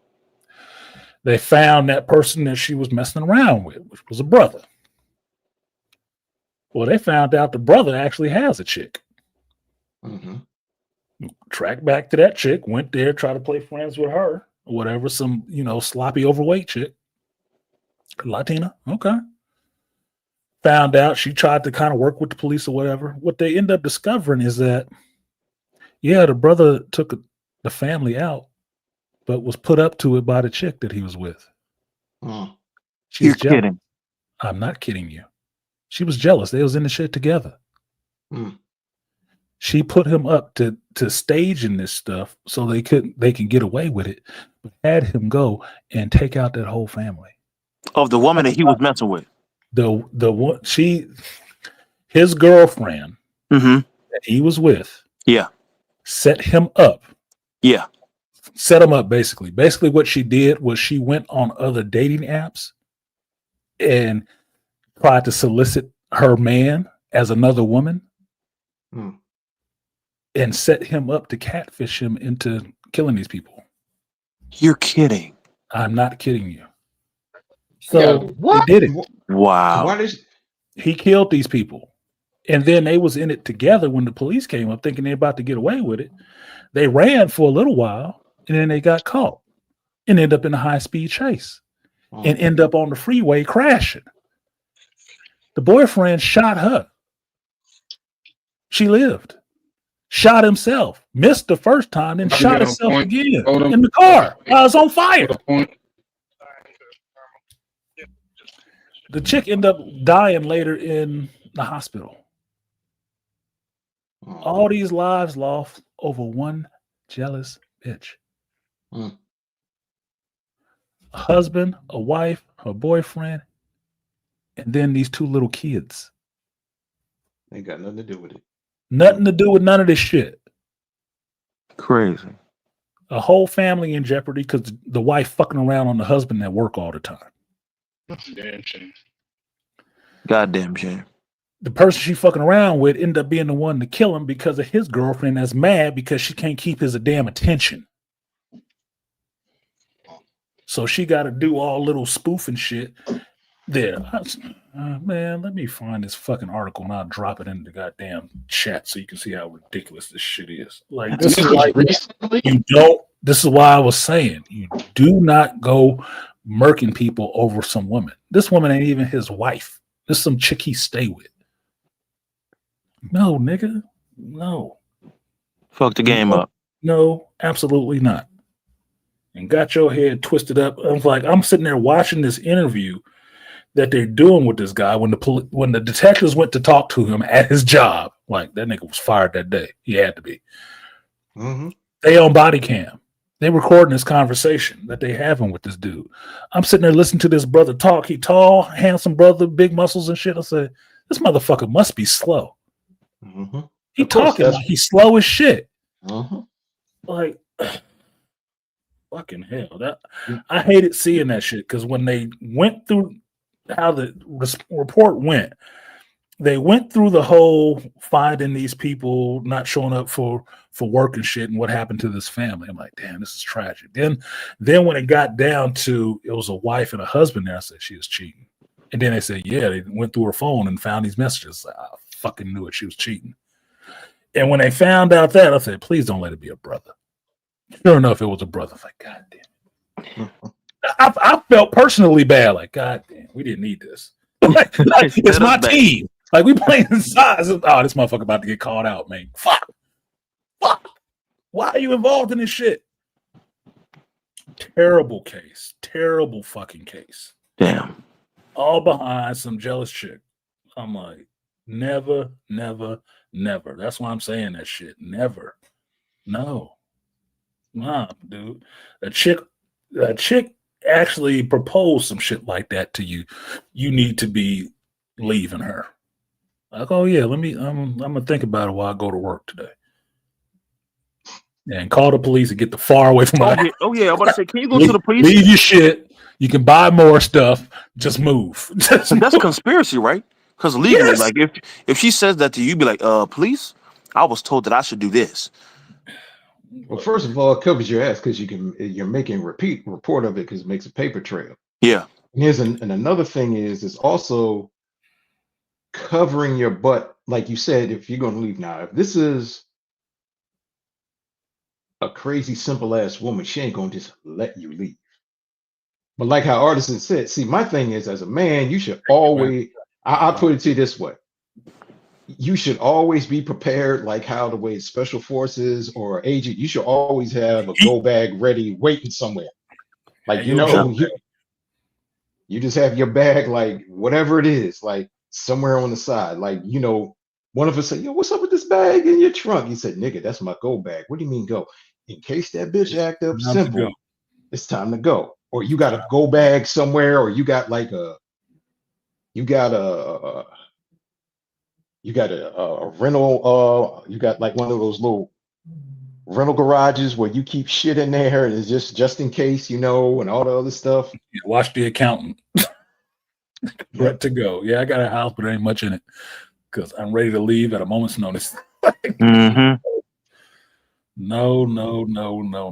That was a terrible story. It was a absolute terrible story. That's heart wrenching, bro. And yeah, it was. And I was texting a friend at the time. My religious friend was texting me, like, "What you doing?" And I'm like, "Yeah, I'm watching this video Sam sent me."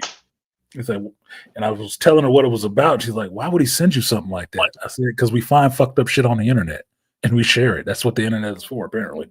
Like, we friends and just understanding how screwed up some people can be. Mm-hmm. This is all over a woman done to another woman and all their family because everybody had to go because she was upset. I'm like, look, bro, but also, you cannot be on a remote control your ass. You cannot. But that's also a man that has low self-esteem that he's going to. Well, first of all, from the rip, the man has low self-esteem, so that's why that woman. Is it self-esteem? I don't think it's self-esteem. I think, to me, I'm thinking it gets thrown around a lot, but I don't think that's a self-esteem issue. That is a just discernment issue of who you're supposed to listen to and who you're not supposed to listen to at a certain age. That's a mama-made motherfucker. Well, that's what I'm saying. He's just following the same another chick. This is what I'm saying. At a certain point in his life, his self-esteem was always stymied. He never grew. He always kept that boy mentality. That's why he's staying with this woman. Mm-hmm. That's why he was cheating on this woman, because he didn't know how to validate himself, because probably, like how you said, well, if he's a black man, it was probably he was suffering from that single mother syndrome, where and also he's looking, like you said, if the Latina chick is overweight and unattractive, well, of course he's getting with this woman because she's a mother figure, and she's seeing him like you said, okay, he didn't seem too bright, but he's attractive. So, okay, she's got a guy that's attractive, but then he's not really beholden to her, so he can get any kind of woman, almost any kind of woman. But then he can do better. But this was low. He could probably only do better as far as sexual, but he can't do better as getting a woman that's going to respect him, because he doesn't respect himself. So this woman manipulates the situation where, like you said, out of jealousy, and she knows he's a fool. And, it's just crazy. And this is like how you said, how the way we men, and not just black men, but just men, but black men in particular, we get caught up in the BS. Like BGS and Dr. Tierson Johnson said, man, black men are the pit bulls of the community. They will pit bull us to death. That's what you're supposed to do. Yeah. That's what they tell you. You believe that shit. Yeah. It's also like where you derive your self-worth, though. Like, we're not taught to derive our self-worth as black men from within. We're not taught to think about intrinsic worth. We're taught to see our worth as extrinsic.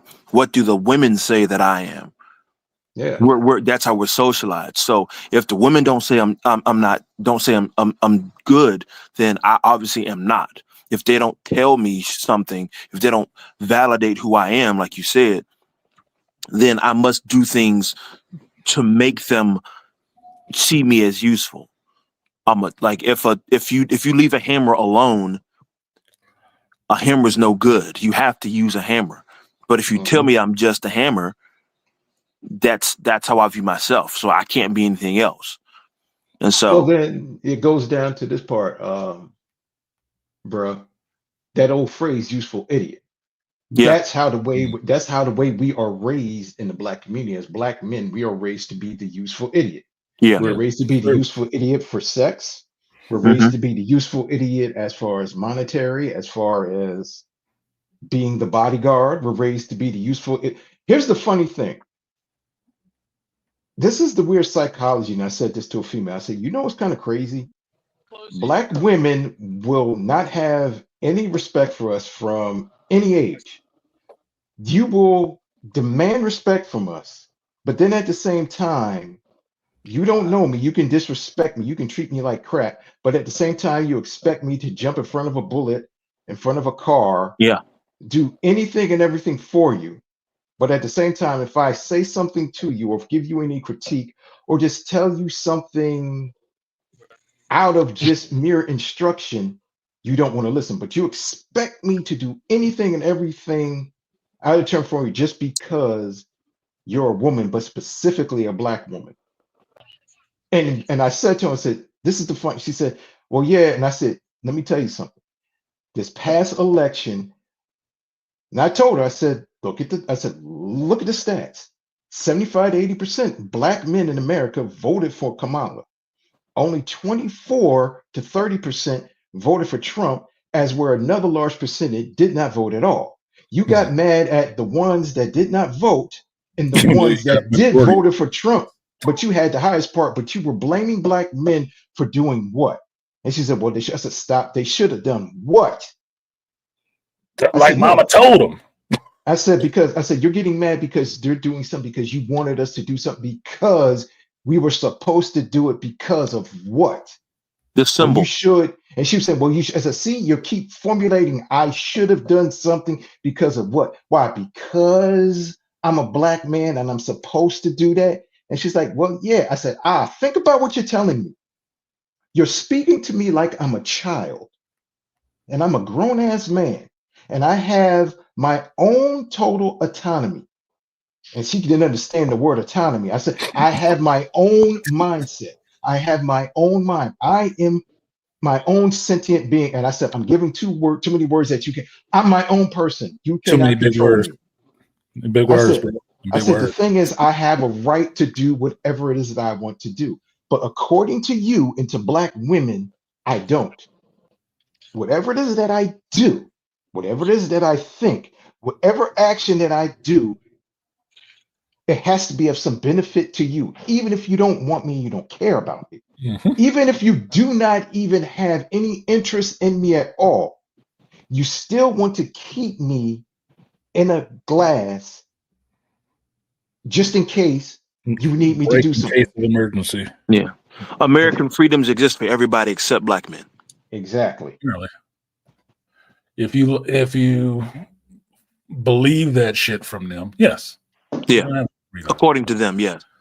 They're allowed to Yeah, be free according to them, thinkers and you are have just all. a useful idiot or a tool. Yeah. Mhm. You have no actual autonomy or anything like that. That your Yeah. only existence is for someone else to derive some kind of benefit out of you for. And if you're not doing that, you're not actually a man. You're not a real man. Well, that's why you don't let women decide what a real man, because they wouldn't fucking know. Yeah. Because if you want to be blunt about it, the real man was the one who fucked them and left them with them kids. Right? By that damn logic. Mhm. Was he a real man? Or did he stop being a real man after you got pregnant? Prior to him slipping it to you and busting the fatty. Before he shot up the club, he was a real man. After that, not so He was much. he was a piece of shit after that. Yeah, after that, he was a piece of shit. Uh-huh. And we're supposed to agree. Nah, maybe he was a piece of shit the whole time, or he was always a man the whole time. One or the other. I gotta ask you a Because question. you understand that it's always derived from what benefit she gains from him. Exactly. And I don't think personally, I don't think your existence as a male or female is derived. It shouldn't be derived from solely from what benefit other people gain from you. In a Exactly. business relationship, that makes sense because that's called a partnership. But that is not your whole existence, right? Oh, I found it. Ooh, y'all lucky today, man. December 28th. I knew it was recent. I didn't find it in the thing. Okay. Let me get that link and I will drop it in the chat so y'all can watch this fucking story. It's a 44-minute video, so a 45-minute video. The actual people are in it. It's called Law and Crime, right? It is not a reenactment or none of that shit. These are the actual people that's in it. And it is heartbreaking because it's actually a real black man involved in this shit, which Was the family white or black? the family looked like they might have been Puerto Rican or Latino. Okay. The woman who got killed was attractive, but that shouldn't be an excuse. That's not an excuse, but she didn't. Right. Not that her being unattractive or not would make a difference. It's tragic either way you slice it. Right. Just understanding that why certain people end up cheating.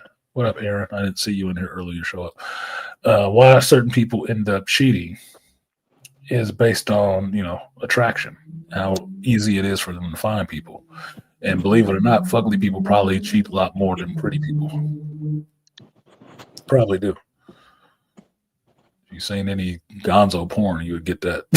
Damn, wow. Fucking that ugly bitch. Jesus. Dick does not discern difference. The hole is the goal. Yeah, it looks the same on the inside, huh? Woo. Jesus. But it's getting to the front that bothers you.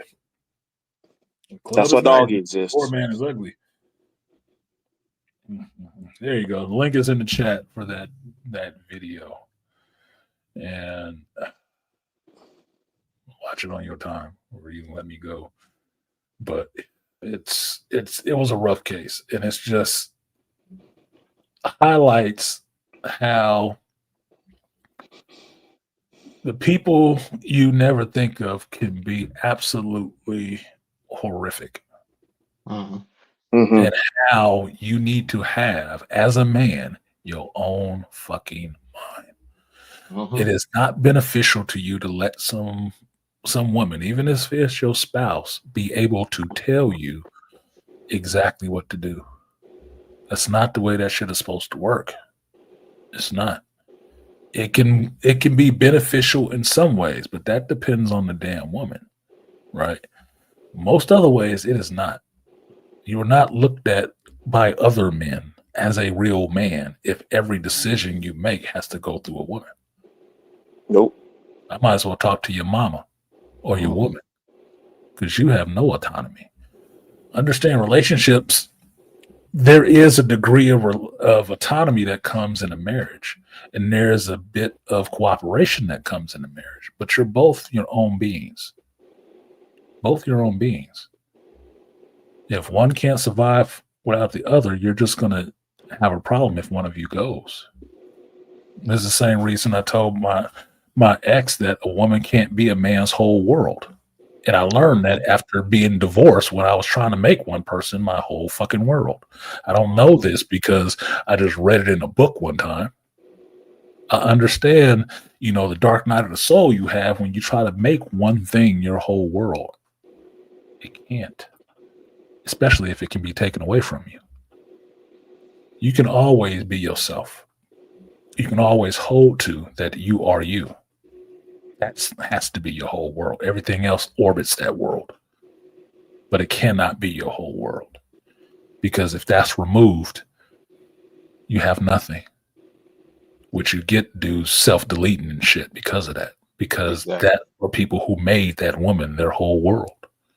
They can't be it. She likes it because she likes that validation. It's not good for you. And she'll only like it for so long because after a while, after she sucked all the energy out of that shit, it's not enough for her. She got to go somewhere else. Uh-huh. And you become boring with her. You become boring because now you're too fucking easy. Mm-hmm. You just give her everything. There's no excitement. No There's excitement. thrill. It's lame. Same old drill, same position, same days. It's kind of funny. Like Patrice O'Neill said this. He said you can never give a woman 100%. You should never give a woman 100%. He said Not you of got to you. save 10. He said that's what I'm saying. You never give a woman 100% of yourself. You got to save 10% for yourself. And he said the Mhm. reason why you say that 10% is because the possibility of the breakup is that 10% you can have to recover, but also that 10% is to keep your sanity and your logic. You know, Yes. when you break up, here's the funny thing. Like you said this, I've said this, and I even had to tell my brother and a couple of dudes at work this. I said, I don't care if she stays or she goes. I'm going to be the same anyway. Yep. Like you say, if she leaves, I was like, okay, but what happens if I said, I'm going to be the same. You're still you. Yeah, I said, make me or break me. No, I said, and I had to tell my brother this. I said, it took me a long time to come to this. He said, what'd you have? He said, well, where'd you come with that thought from? I said, 10 years listening to the Manosphere on Black YouTube. And he started laughing. And I told him, I said, no. 10 years listening to men who've been through that shit. Yeah. And I said, but the thing was, I said, and I told him, I said, and also failed relationships where I never put myself first and where I realized growing up in a society where You're never supposed to put yourself first. I never thought of myself first as the prize. Second, that I'm supposed to deal with me. I said, I said this in your chat last week or sometime this week when you had said, when I started putting myself first and thinking of myself, that's when success started to happen. Real, not monetary or financial or anything.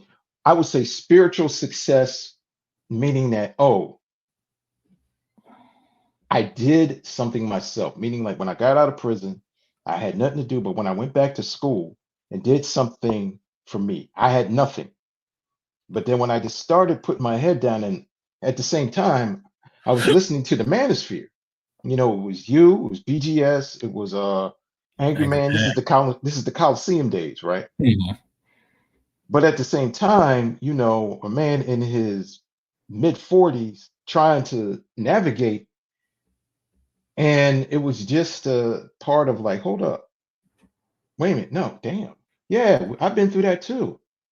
Damn, and it seemed like we all were like saying, me too, me too, me too, me too, you know, and damn, it was like we all had the same thing, but then realizing it was something that was systematic and designed for us to be that way. But then when we started waking up like Neo and start seeing the Matrix algorithm, you know, trickle down and everything. And then I just started saying, I think the first time when I said no to my mom, and like my mom said, did this, I That'll said cause no. some ripples. And she was like, why? I said, and I looked at her, I gave her a look, and I said, because I don't want to. And I just said straight like this, because I don't want to. And my throat got kind of burrowed. And she kind of had that look on her face like, oh, he's a grown man. And Mhm. then I remembered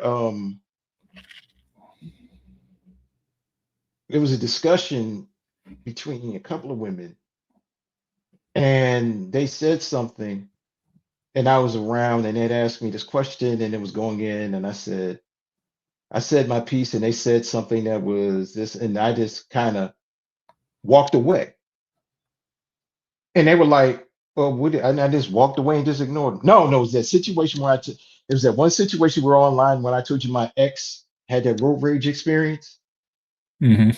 and she just freaked out, and I had to let y'all know. Remember, Yeah, I was giving you shit. but you got to remember, I was on probation at that time, Yeah. and she's acting out. Yeah, because she knew And he was on probation. but she's acting up, and there was another person that pulled up, and it was another black woman. And I was like, ain't this a bitch? Two strags acting out, and I'm caught in the middle of it. I said, this is rich. I could not make this shit up. I was like, damn. I said, Angry Man, Kevin Samuels, all y'all motherfuckers is on point. So I said to her, I said, yo, you couldn't. She just got mad, got angry, and just did some passive aggressive stuff that she's the person that did this. She turns the radio up loud and she's just all in her emotions. And I just got out the car. Stay the I hell away walked away and I just from. deleted Stay, her number, yeah, stay stay the the fuck hells away. away from. Yeah, stay the And hells I was away like, from. wow, black women will consciously and unconsciously do something dumb to get you hurt. Just like how Beastly said, this young man got caught in the crossfire of some bullshit. I was just like, wow. Because it's the leverage and control thing. It's usually what it's about. It's leverage and control. That kind of shit is leverage over you, which they believe gives them a degree of control. Well, it's only control if you play along with their asses. Mhm. If you leave their ass alone, they ain't got no control over shit. Yeah, Rainfire, I saw that when Malika was talking, so I didn't acknowledge it right away. But stay safe in the lightning storm, man. Don't be putting up no metal rods or anything. You not powdering it, bitch. So protect yourself. You ain't gonna get no telekinetic abilities and nothing like that. You will just be electrocuted. Stay safe, babe. Stay safe. Do what you got to. I don't know why you was outside in the yard anyway, but it's okay. You know, everybody don't like, black men talking. You got to do it outside, away from sensitive ears. Oh, yeah. Shit, man talking. Keep it on a low low. Yeah, keep it on the low. He said bitch too much. Shut up. Bitch. Well, yeah, exactly. Well, I can put an exclamation on it. It's not like you don't say bitch when you talking about them chicks you don't like. I'm talking about a type. And if you've done something fucked up to somebody I know, I understand that makes you a bitch in my book. It just does. Because it's really easy to me. My understanding of it is really easy to be decent to people. It's really easy. Mm-hmm. It's not that they make it hard on you. No, it's really easy to be genuine and decent to people. All that other stuff that people do to be fucking up people's lives, like that heifer acting a fool with my buddy who was on probation, and probably knowing that because he upfront about it and told you, and you acting a fucking ass like that, you trying to get my homeboy fucked up. Yeah. Either by smacking you upside your head, you make him lose control and go upside your fucking dome, or he get into it with it trying to restrain your ass, and now the police is involved, and now he in trouble. You was doing that shit intentionally. That's difficult. That's not easy. I would say that as being very difficult because you have to plan it and then execute that shit. Being nice to him would have been like, okay, well, fuck that for now. We don't have to talk about it right now. You might have saw that as being the hard thing. That was actually the easy thing. To let it go. It'll still be there if it's that big of a problem. And if it's not, it would disappear after 5 minutes and been irrelevant, which is most of the shit you end up getting into it with women with. If you can get them to stop for 5 minutes about that shit, bet you would never come back up. But Artisan, never an issue. Go ahead, it's not man. convenient for them. Emotionally, it's not convenient. That's why. No. Whatever I'm feeling at the moment is what's important. I just had to let him know I was right. I talked to an ex recently about that shit. She says, I would like a man who admitted when he was wrong. I said, men are usually the ones who admit wrongness, even when they ain't did nothing wrong. Yeah. And we do it to pacify you motherfuckers. Yeah. Y'all the ones who don't admit shit. The first thing a man would say, a decent man, when he dealing with his woman, right? Or just a dude in general dealing with his woman and she acting irrational about some shit. What does he say? All right, baby, I was wrong. How can we fix this? Because men looking for peace. Exactly. Nigga that don't want that peace and gonna give you that smoke. Yeah. Fuck off, you bitch. Do you remember that white dude with the Jets? He was the spool of wire. Did you see that spool of wire? He had that spool of wire for like 40 years, and his wife came and filmed him, and he was like, I saw that video. Yeah, that was crazy. And he apologized for. He was like, I was emotional, and it was my fault. I shouldn't have been this way. I'm like, bro, you were contemplating death, bro, and you should be allowed to do that. Bullshit. Yeah. Bullshit. And the internet was roasting her for it, but he was protecting her. He was doing emotional labor that women don't give us credit for. He took the slings and arrows for her. Everybody was calling him dumb and crazy for not leaving her or not telling her how Yeah, he he felt made and a everything. response video too, Yeah. No, defending her. yeah, she made a response first. He came afterwards and was trying to clean up after the bullshit that she did. So in the end, it was still his fault at the end. Because that's a husband protecting his wife. Yeah. So That's he's why I don't doing give that Will Smith a emotional. lot of smoke. Yeah. Husbands, if they have the idea of what they're supposed to be doing, husbands will protect their wives, right? Because that's part of your job as a husband. Even when she's wrong sometimes, which is But fucked up. she made his job so difficult. Like, of course I'm supposed to protect you. If I'm a husband, I'm supposed to protect you, right? But like it shouldn't be that fucking hard. Well, she made his job difficult because one, you already know she doesn't emotionally support him anyway. Yeah, Mhm. that's clear. Doesn't emotionally support him anyway. But even then, and that being highlighted by a video she took, yeah, that and being posted. highlighted and going the wrong way that she thought it was going to go, he came back and protected her for that shit against other people, flaming her for what everybody saw she fucking did. She is an ineffectual fucking bitch. Yes. What? No, man, don't say that. She's a good woman. Fuck that But bitch. but you know what the How funny about thing that? was? How about But that? you know what the Fuck. funny thing that was, brothers? The fact that she's filming her husband shows the lack of respect that she has for him. And that was a white dude. I could play y'all that video. That was a white dude. That was Yeah. fucking. And she posted it though. He Like just dropped it all together after that shit. Like, you know what? Fuck it. She don't care. He could have been eating a shotgun that day. Yeah. Yeah. But Had even he like been you a said, weaker but man, he probably would have been. From that little display that she showed, there's no you They made act it wrong. like she's a grown woman. She's like in her 50s, acting like a child. And like the process she went through to not just go in there to film him, to disregard and disrespect his whole feelings, to then post it on the internet and be like, yeah, this is going to get him. Well, here's the thing. Like, if you want to believe it wasn't a setup, right? She filmed her husband not knowing what he was going to say. Because if you just went to go film him, there's no telling what he's going to say. But her point was being, he's just been sitting out here all day. Okay, he's been sitting out there all day, not talking to anybody. And you asked him what he was thinking about, and he told her. He gave her a real answer, what the fuck he was thinking about. And that was it, that most of his life was probably gone. mm-hmm. She totally disregarded what the fuck he said to ask him about some other shit.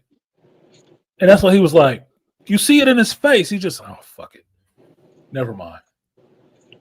But after that, what she thought was her point, that, oh, he was just doing nothing. She put that shit up, and that's why she got roasted, because it shows you are ineffectual as a wife, ineffectual as a person. You don't even empathize with your husband, who was actually relating something really, really significant to men in their life. And you totally disregarded that shit. You totally dismissed it. You didn't even acknowledge it with a comment. You just moved on to something else. That shows him you don't fucking care about him. Mm-hmm. That shows he's in it by himself, married or not. He's there alone. Yeah. That's what you showed. He still came back and protected her because that's his wife. Probably didn't want to, but it's his wife. That's what he gonna do. So that's the conditioning. It's conditioning, and take a lot to break that, to say, you know what? Well, yeah, I said fuck that bitch and divorced her after that. Then he would have got flamed. Oh, you gonna leave her like that? Yes. Why the fuck not? In this day and age, she put it on the internet, and that's what you can see. She made you look like a fool. Oh, I saw it too. Fuck it. Yeah, she made him look crazy. She made because him look, because she crazy. only He was a real man having a real situation and real emotions. She made that look inconsequential as a fart passing in an open field. She made you look bad. That's not your wife's job. Your wife's job is not to make you look fucking terrible in the public eye. That's not it. What he did is the husband's job. You're supposed to protect that image of your wife and your family, right? She wasn't doing that. She didn't did return his job. But again, rules exist for us and not for them. Yeah, well, that's why her ass was getting flamed. Yeah. And this is the proof where you see you're not a human being, you're a human doing. You're a human thing. You're a thing in a meat bag. and it's funny. Angry Man always says this. It doesn't matter what you've done or what you're doing, is what you haven't done. That's will always be. It's always that Superman and Lois Lane. She loves the shit out of Superman, but she really does not like Clark. Tolerates Clark. Yeah. She tolerates Clark because she knows he's Superman. Clark was just Clark. Yeah. She went with Bruce. She would have gave Bruce a problem too, but Bruce would have said, "All right, bye, bitch." Yeah, I'm out in these streets. Bruce would have bounced. My city needs me. You're not more important. No. Exactly. I tell you this, he wouldn't have had to save her all the time. He would have trained her how to fight. No, he got tired. He don't get trained to fight. No, he got tired of her. He would have said, "Okay, you need to stop. I'm not going to keep trying to." Yeah. Shit, even Alfred can get it in, and he the butler. Well, first of all, Alfred can get it in. Ace, first of all, Bat Hound can get it in.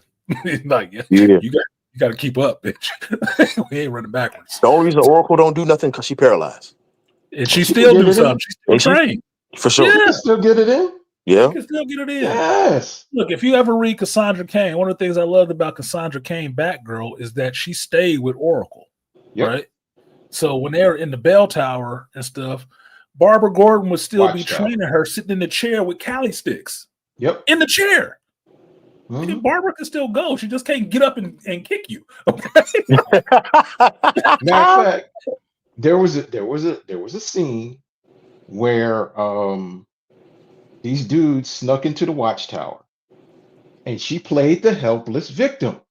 And these dudes came up and she put her hands up. She said, "Please don't harm me." And she just hit one dude in the crotch, grabbed one dude. She reached down underneath her wheelchair, pulled out the screaming sticks and started knocking the dudes down, took them out. And that's OG Batgirl, man. Come on, man. That's OG Batgirl.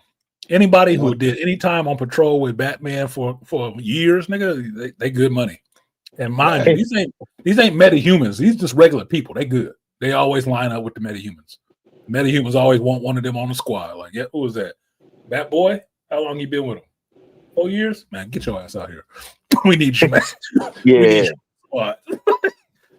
Your squad is not complete unless you got somebody from the Bat family on it. You got that right. You ain't got no strategists and no good fighters until you got somebody from the Bat family on it.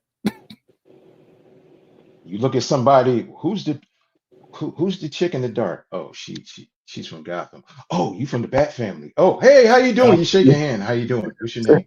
Yeah. Nightwind. Okay. Automatically in the crew, man. Automatically in the crew. You good money.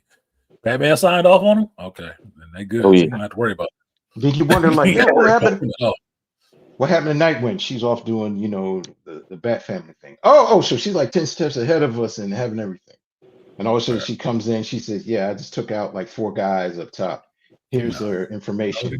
Damn. You know a couple of things right off the bat. She ain't gonna kill. They're not gonna kill anybody. But beating somebody within an inch of their life is okay. Oh yeah. Yep. Or they hit you with the "I'll meet you there." Exactly. Like what you mean? Nah, don't worry about it. 10 panels later, I told you I'd be here. Like what? Yeah. They will show up. They will put in their work, and nobody will die. Here's the funny thing. And they will have a plan. No matter who's in charge, they will have a plan. You're gonna want to hear their plan. Here's the funny thing. If other members of the Bat family come to help, you'd be like, "Oh, okay." But if the big guy comes, we're like, "Oh, it's a problem now because the big guy got to come and you just got to step back." Now the Bat family is just taking over your whole operation right now, and the big guy's right there. We're like, The big guy looks at you and he looks you up and down. He just turns away and he walks ahead. And the whole Bat family follows him. Y'all better follow too. Yeah. Where they going? I'm following them. Yeah, I don't know, but I know anything after them is going to be light work. Exactly. It's going to be light work, man. And you say Batman telling him, he's telling us, tie them up. Okay. Tie him up. The next thing you know, he goes to the tech guy here. That's the information that you need. And he comes to the leader. "I don't want to come back here to clean up your dirty mess anymore." And he tells all his people to go. And he tells the girl that was on your team, "Come on, you come too." But she was supposed to stay with us. He's like, no, you don't. You're not worthy to have her on your team. Batman is not the conversationalist. That's what the other members of the team is for. Yep. Batman show up to your squad to help you. You better just fall in line, man. Shut your fucking mouth and follow in line. Yep. Do what the other Bat family members do. Yep. Let Dick Grayson speak. Dick Grayson is the most talker. Damian don't talk. Tim's not going to talk. Tim will talk. Damian will talk. Barbara will talk. Cassandra a little bit, so because she started out. Dang, who's the Red Hood? Jason don't talk. Jason don't talk. Jason will talk. Jason talk shit. Yeah, Jason talk shit, but like he not gonna like bargain with you. No, he's not gonna bargain as much. Jason will be the one who will try to beat you within an inch of your life because Jason is like Damien in a way. Jason is fighting, not killing you. He used pistols, but they're non-lethal. Why? Because he'd rather be shooting you. He'd rather be shooting you out. But he's trying to, follow Bruce's way and not kill anybody, even though he knows that that's something that needs to happen sometime. Dick don't agree with that shit. Tim don't agree with that shit. Barbara definitely don't because she, got shot and been paralyzed before. Cassandra, she was trained. Her father was like a killer, mercenary. And her brother too. Might be a little tough, right? Just trained her. And Damien was trained by his grandfather, the leader of the League of Assassins. Yes, sir. And his mama. So problems. Lethal armament, Robin. Okay, so that's somebody you trying to keep on a leash. Yeah, that boy got a sword, like a whole sword. I'm like, damn, a sword, nigga. Yeah, no, that's what I said. That's the only Robin carrying lethal armaments all the time. Like, you can't be out here like this, man. You can't be out here like this. Father said it was okay. Fuck your daddy. What's wrong with you? No, I was expecting a couple of fisticuffs, not not to loosen the hand. Rukins and katanas, man. What the hell? No. I could lose a hand messing with you. Just throwing hands. And sometimes you got to be careful with Asriel because he's a wild card because of his psychology. Is he okay? All right. Look, Azrael's the only motherfucker who held the cowl and then was really close to killing folks. Like, this motherfucker changed the whole cowl up. Like, no, it's like, nigga, this ain't even Batman no more. What are you doing? This Azrael armor. What are you doing, bro? I don't like the look of this. I'm nervous. I'm nervous now. Bruce had to get his back fixed up to come back to take that back. Like, you fucking this up, man. This is not how Batman does it. And now that I think about that shit, Azrael being Batman was kind of, it wasn't the same. It was actually the prototype for a superior Spider-Man. Because when Doc Octopus got in Peter's body, that's the shit he was on. He was just OP powered and just taking motherfuckers out. Like, he could almost kill that dude. I'm like, yeah, I could have. This boy had all this power all this time and wasn't using it? Oh, shit, you tripping. Like, he was fucking people up. Superior Spider-Man was fucking people up. Like, damn near on accidentally on purpose.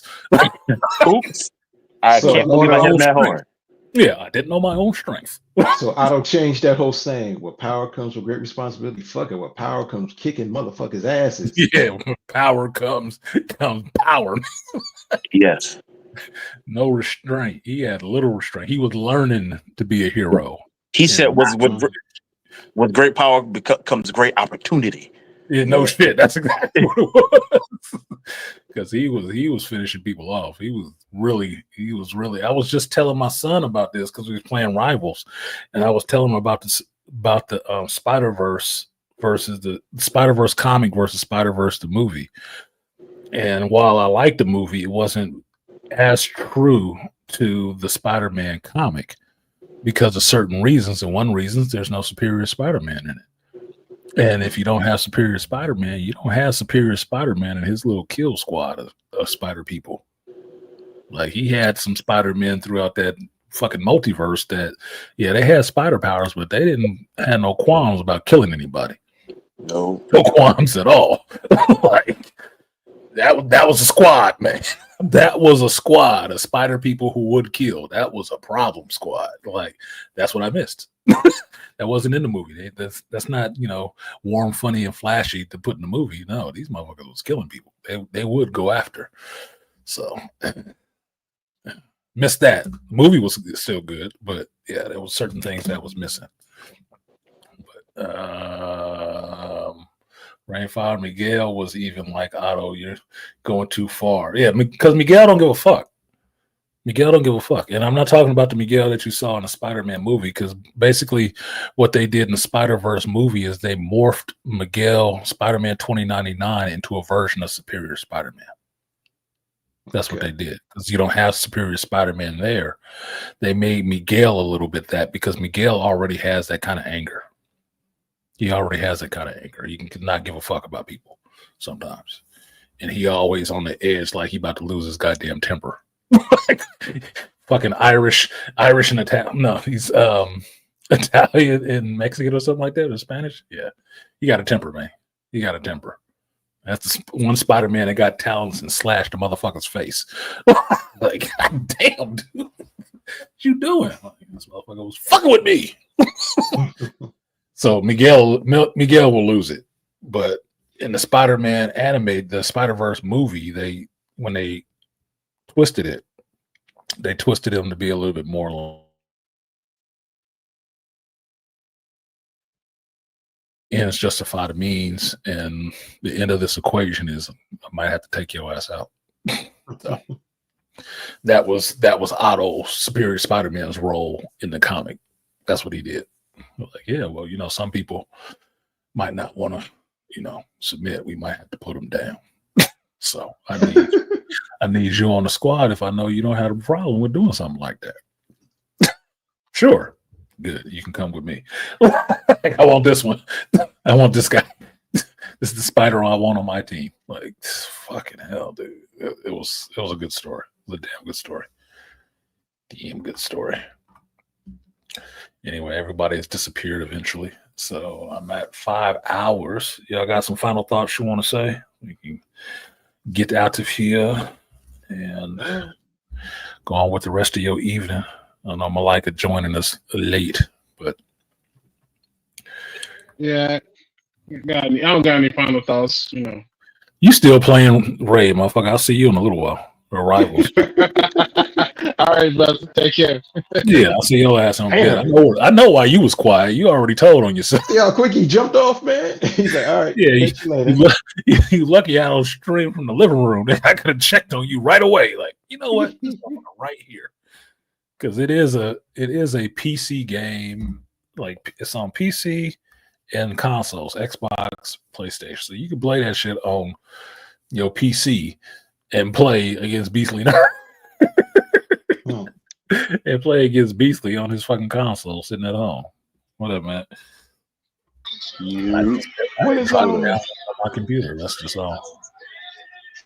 When is Reacher? Ooh, what happened? Oh, this has to be a good story to watch. Marvel canceled Chris Evans' movie announcement. Really? Didn't go the way you thought it was, huh?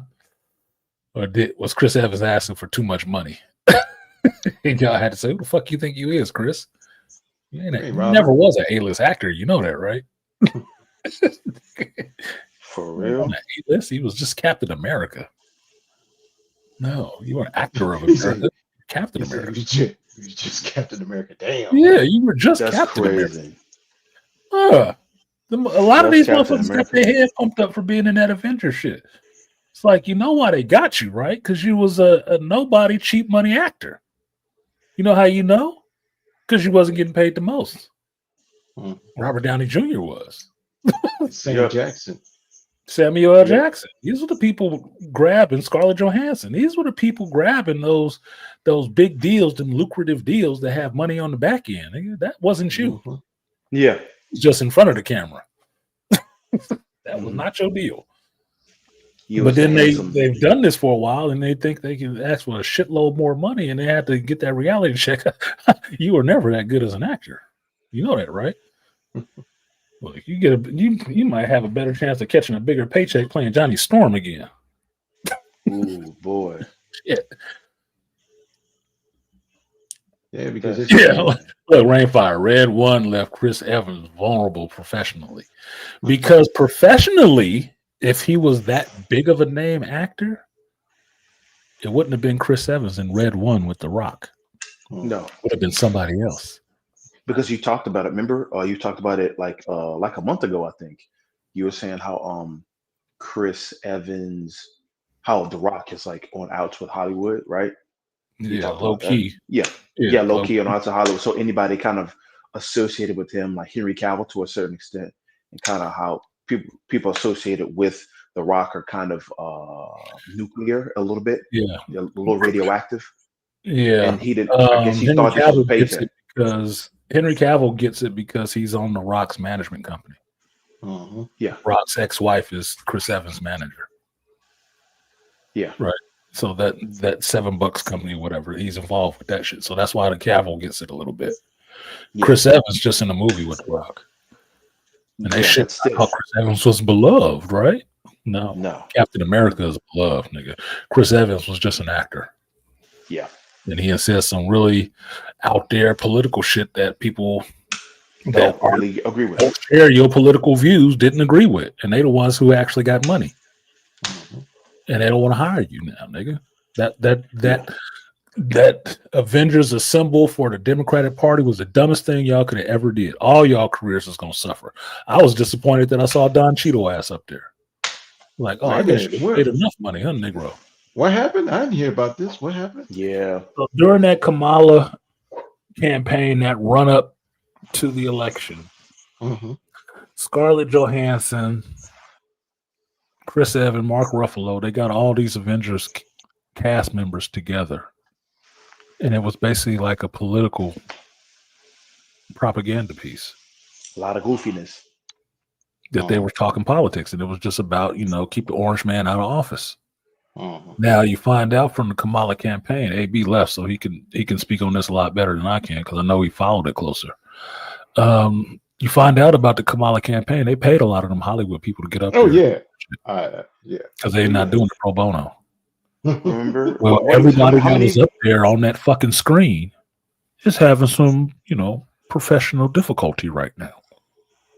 And having meltdowns, and I might move. You ain't moving nowhere. Shut the fuck up. You don't want to leave America and take Canadian money, nigga. No, you ain't gonna have the same success. That's why you came here anyway. So they are suffering in some ways. Well, how Chris Evans suffered, because understand this is not a reaction necessarily to the movie that he worked on over a year ago. It's a reaction to what he did politically recently. Gotcha. Yeah. And Orange Man won. Because y'all don't got the pulse of the culture. You don't have the pulse of the country. Oops. You only had, like, to shout out Kevin Smith, here's the finger, and here's your finger on the pulse jammed straight up your ass. That's the pulse that you have. Your own throbbing rectum. You're not paying attention to what's going on in the rest of the goddamn world. Yeah. You think you leading somebody somewhere because you played Captain America. You were never a leader, nigga. Never. You were just an actor. And I like you as an actor. Even at the status that you were. But you ain't Captain America. You're not leading anybody anywhere. To the theater or nothing. Because, mind you, the next movie you got in, under the Avengers shit, you've always been the add-on character, never the lead. That means you're not the A-lister you thought you were. No. You're a B-list. You can't act that well. You're a B-list actor. You always have been. And that's not an insult to you. I like you because you're a B-list actor. You're fun in things. But mind you, you showed up in Deadpool and Wolverine. Your name wasn't on the banner. No. Ryan Reynolds and Hugh Jackman were, because they've all fronted their own movie. You weren't.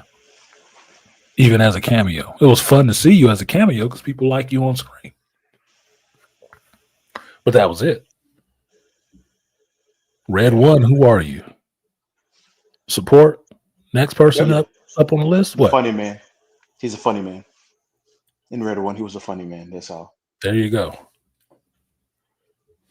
Last movie I saw with Chris Evans' name at the top of the banner, not an also ran, but at the top of the banner was Snowpiercer. Yep. Not even as I can recall, he came second in The Gray Man. with the same people who made him some good movies in Captain America, the Russo. Mhm. You still was second fiddle to Ryan Gosling. Mhm. La La Land, get the fuck out of here. Ryan Gosling is one of the most deadpan delivery ass motherfuckers ever. You couldn't beat him. But because he was in the Notebook, motherfuckers love Ryan Gosling. Yeah. That's who you are. So, good goofy ass jumping up there like, yeah, Scarlett calls, so let's do this. Man, Scarlett got her money. And she been Yeah. getting it for a long time because she was a child actor. Her career could be over tomorrow. She'll be all right. You know why? She a woman and she pretty. Somebody will Yeah. take her in. Mhm. Your ass will not go nowhere. You can't be the 50-year-old boy toy. I don't know Nah. where the applications are handed out for that role. The Clooney days are kind of over, man. Clooney Those days are Clooney kind of days. over. See, they Yeah. shitting on Clooney too because of his political stances. He jumped out Yeah. there with like you can have your politics, but you ain't got to go that damn hard for any one person. Yeah. But when you start slandering other candidates so that damn bad, trust me, it's gonna be some blowback if that motherfucker win. They're And it not ain't bright. him. They're All not it has bright to though. come from somebody who liked you and liked him and heard how you talked about him and how Mhm. bad you talked about him is how bad they're gonna be like, hey, I can't fuck with you no more because you were They're wrong. not. They're not Yeah, bright, Hudson. right. Drum They're roll. not bright. That was not a smart business move. No. Like I'm fine with people having their politics, but like I always said, it's called personal politics for a reason. You're supposed to keep it personal. It's your business. If you want to put it out there, that's all fine and good too. But as I remember, it's a secret ballot. So you can say whatever the fuck you want to in public. Only thing that matters is what you go and do when you go in that voting booth by yourself between you and whatever God you believe in and decide, Mhm. you know what, I really don't like this bitch. They pay me a lot of money, but I really don't like this bitch. Yeah. Mm-hmm. I don't get This what later? they were just. Yeah, they can't pull this up later, can't they? Oh fuck. I No, don't that's get why all. they don't just get the bag and be quiet. Yeah. They don't know how to just get the bag and be quiet. Yeah, shut the fuck up. Because we live in a society where we take our social, political, and psychological cues from our entertainment people. Well, we Remember, take our like how, social cues from what politics are nowadays, which is not the way that shit is supposed to go. and think about it. If you had like for 10 years, these groups of people, like we saw them as the Avengers. Yeah, we saw them as like a real superhero team. So, hey, why don't we get these real popular people who we saw them as heroes, pull the wool over America's eyes and say, hey, it's Avengers for Democrats, Avengers for Kamala. No, it ain't. Yeah, the Avengers was for Kamala. Everybody else wasn't. Because everybody else knew better. Yeah. Sorry. I had to tell people I've lived in California. I remember this bitch when she got her first little job as district attorney. She was shit. I wouldn't vote for her ass for PTA president. Come on. Me, Pat and Chief, never, man, never. Absolutely. Oh no. I didn't need to have a conversation on that shit. I thought it was a joke that they were still putting her up there, but I've lived long enough to see jokes made into reality when the motherfuckers like, what, we had the reality show in chief? You had Trump? Holy shit, they voted for that shit? Yeah, well, people was that tired of politicians, I guess. So no, I've seen some miraculous things happen. Yo ass being president was not going to be one I saw. You can run though. You can run. Somebody was talking about her career was going to be over. She might come back and run for governor. I'm like, what? Don't bring that. No, she should be out of politics forever. She done. She cooked, bro, son. Like, we don't need to see no parts of Kamala nowhere in California in government, man. No. Sit the fuck down and You get know what away. they need? You know that like little mirror object that took General Zod and the other two and Superman 1 to the Phantom Zone? Yeah. We need to get shit that, twisted get that and put her in that motherfucker and put her into the Phantom Zone. Let it float through outer space. She need to go to the Phantom Zone. Her ass need to be memory hold, like the idea of fucking the acolyte ever existed. Like, no, absolutely not. Y'all, look, I can't. I don't want to say it because I know it'll probably fucking happen because we still got Gavin Newsom as a governor. But I would never want to see her as governor. Not of this goddamn state. Council member, senator, none of that shit. Nope, nope, nope, nope, nope, no. Look, somebody else pointed out because this was somebody family talk. We were at work, and one of my coworkers who want to talk politics was talking politics in the morning.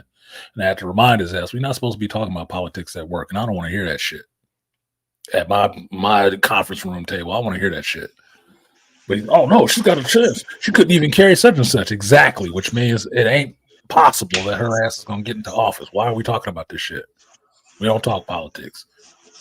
We ain't supposed to, and I'm fine with that shit. I don't want to hear about your religion. I don't want to hear about your fucking politics at work. It's bad enough I'm dealing with your shitty working habits. I don't need shitty voting habits too, motherfucker. Like, oh god, oh please, please, Spare me. Yeah, spare me. Don't make me suffer more. I already know you're dumb in one area. I don't need to find out you're dumb in a couple other ones too. Let's just know that. We just know that you're just dumb and just sit over there in the corner. And yeah, let's just keep it professional, man. Let my professional opinion of you just maintain. Got no heat at the theater for Fly Me to the Moon last month. Scarlett Johansson and Magic Mike. Yeah, she not. But this is what you'll see, right? All these people have movies coming out. They all have movies coming out. If you want to have some fun and do some of the things that I do when I look at this stuff and just, what we call looking at the breadcrumbs that's out there. Shout out to BGS for that one. Watch these movies that they got coming out and see how these movies do. Just really look at it, see how they do. Recognize where they are on the bill. Is they the headliner? Or are they the B list because they retain the same status they had when they went into the Marvel movies? When they come out of the Marvel movie, they had the same status. And see how these movies do. I will guarantee you, I'll make you a bet that these movies won't do good. They won't. And it's not because, it may not be because the movies are necessarily bad. Is because people have a bad taste in their mouth about them for doing that shit for somebody who was clearly not right, not qualified for the office of president. And they went hard. They pushed all their chips in and like, yep, that's my girl. Good. Now we know. You put the flag on your back. Now we know where you are. You won't make another cent. Not off them people. Them 50% or over 50% of Americans that you would call them stupid and shit. Well, all them stupid people still pull a check and they don't got to spend their money with your ass. And that's why you should stay out of that shit. Your political opinion when you are actor trying to sell to everybody is private. It's personal. And every time somebody stuck a microphone in your face asking you about that shit, the good answer would have been, I understood it was a secret ballot. That's kind of private. Denzel did. That's none of your business. None of your damn business. It's very easy to sell somebody that shit. They don't like it because they're used to people being able to pry in all your bullshit. Yeah. But you always have the right as an autonomous grown person to say that's none of your business. I don't think they understand and realize that, like, that actual true Hollywood itself, the machine of Hollywood is agnostic to political beliefs. It just follows the whims, the quote unquote whims of the people, whichever way seems the most popular. But they don't realize that, though. They think the machine actually is them, like that they're above it or they're like with it. They don't understand it because it doesn't actually follow them specifically. Your actors nowadays, especially the ones who have had some success out here in the world, believe their position is they're believing the Kool-Aid. They're drinking the Kool-Aid, believing that they are influencers of culture and leaders of culture more so or just the same way as politicians. You are not cultural leaders. You are cultural focal points, I could say, that at a certain time, certain actors garnered a lot of attention and a lot of praise because culturally they were relevant in that time frame. But there are also actors that used to be in that position that are not anymore because it's a cultural relevance focal point at one time. At one time. When that time is past, that time is fucking past. That's why Hollywood always needs to create a new person that they try to steer you towards and say, no, aren't they the best thing? They're in everything.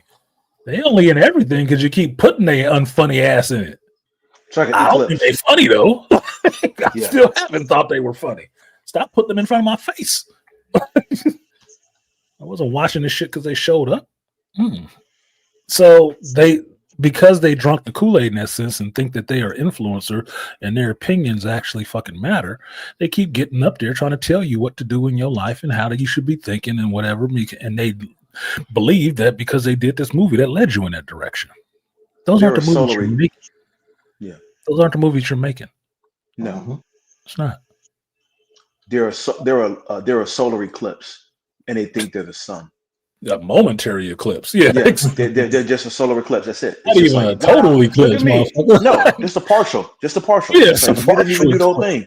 He's like, yeah, no, I'm I'm a crescent moon, man. Shut up. Yeah, you didn't do nothing. It got a little dim, like, ooh, like oh wow, look at them, look at that, that's cool. Yeah, and then a few minutes later, I'm a few minutes later, it's you're over. not. You're a meteor shower, a light one. Shut up. Your Yeah, ass will fizzle out and disappear in the next 2 minutes. Stop. You are the Pleiades if you don't go somewhere. Yeah, but that's what they think. They think they're the Mhm. leaders of culture, and they're not. Yeah, and that's why they keep making these stupid ass positions that they stand and making these statements against fans, the populace, like they're in a position to be your overlord and ruler and tell you how you're supposed to be moving because somebody has pumped their head up to say, if you tell them to do it, they'll follow you. Mhm. You're Americans. We barely follow people. And the generations behind us, some of us are so fucking cynical, we'd never follow your ass. In the dark, with you holding a flashlight. We'd still be looking at you like, I think I can find my way out of here without that. I remember the door was this way before they turned off the lights, so I'm going to go that way. How about that? No, but I got a light, man. You should be following me. I don't like you, man. I don't like the way you wave the light. Nah. I like the way you wave the light, waving a little suspect. Yeah, the way you waving this little suspect. I don't know. You might be leading me to a room to get, gang raped by you and your buddies. Nah, I'm good. The Diddy room. Yeah, the Diddy room. Exactly. You're trying to get a free feel. You're going to keep playing with the light switch button. Like, oops, is it on? Is it off? Like, yeah, fuck you, man. Lead you to the baby oil room and then you over. It's over. No. You never Terry Crews me. Like nah. I saw that episode of different strokes. Nope. Nope. I think I'll take my chances. But I gotta flip. Nah, I think I'll take my chances. It's okay. I'll suffer the consequences of my own lostness in the dark. It's good. Exactly. I'm black. We all have night vision. Like, fucking hell. But that's what their thing is, and that's why they keep catching so much hell. Like, I made the joke earlier about Brie Larson. She'd be better if she just shut up. Oh. Well, it's shut up in the sense that those ridiculous views that you have, they're your views. You can have them. You can think they're not ridiculous or whatever. That's fine. Just keep that shit to yourself. Or keep it in your little political realms with, your little conference rooms with people that you talk to that's all drinking the same Kool-Aid. That's good there. Put it out to the populace. Well, that's the shit test, and you found out that it don't pass. It don't pass. People don't agree with that shit at all. And your career is based on people liking you. Your whole career is based on people liking you, not just producers. Regular movie going people with regular tickets. Them people that work at fucking Burger King and Target and shit. Those people. If you saying shit that they don't necessarily appreciate you saying and calling them stupid and all this other shit, They don't want to hear it.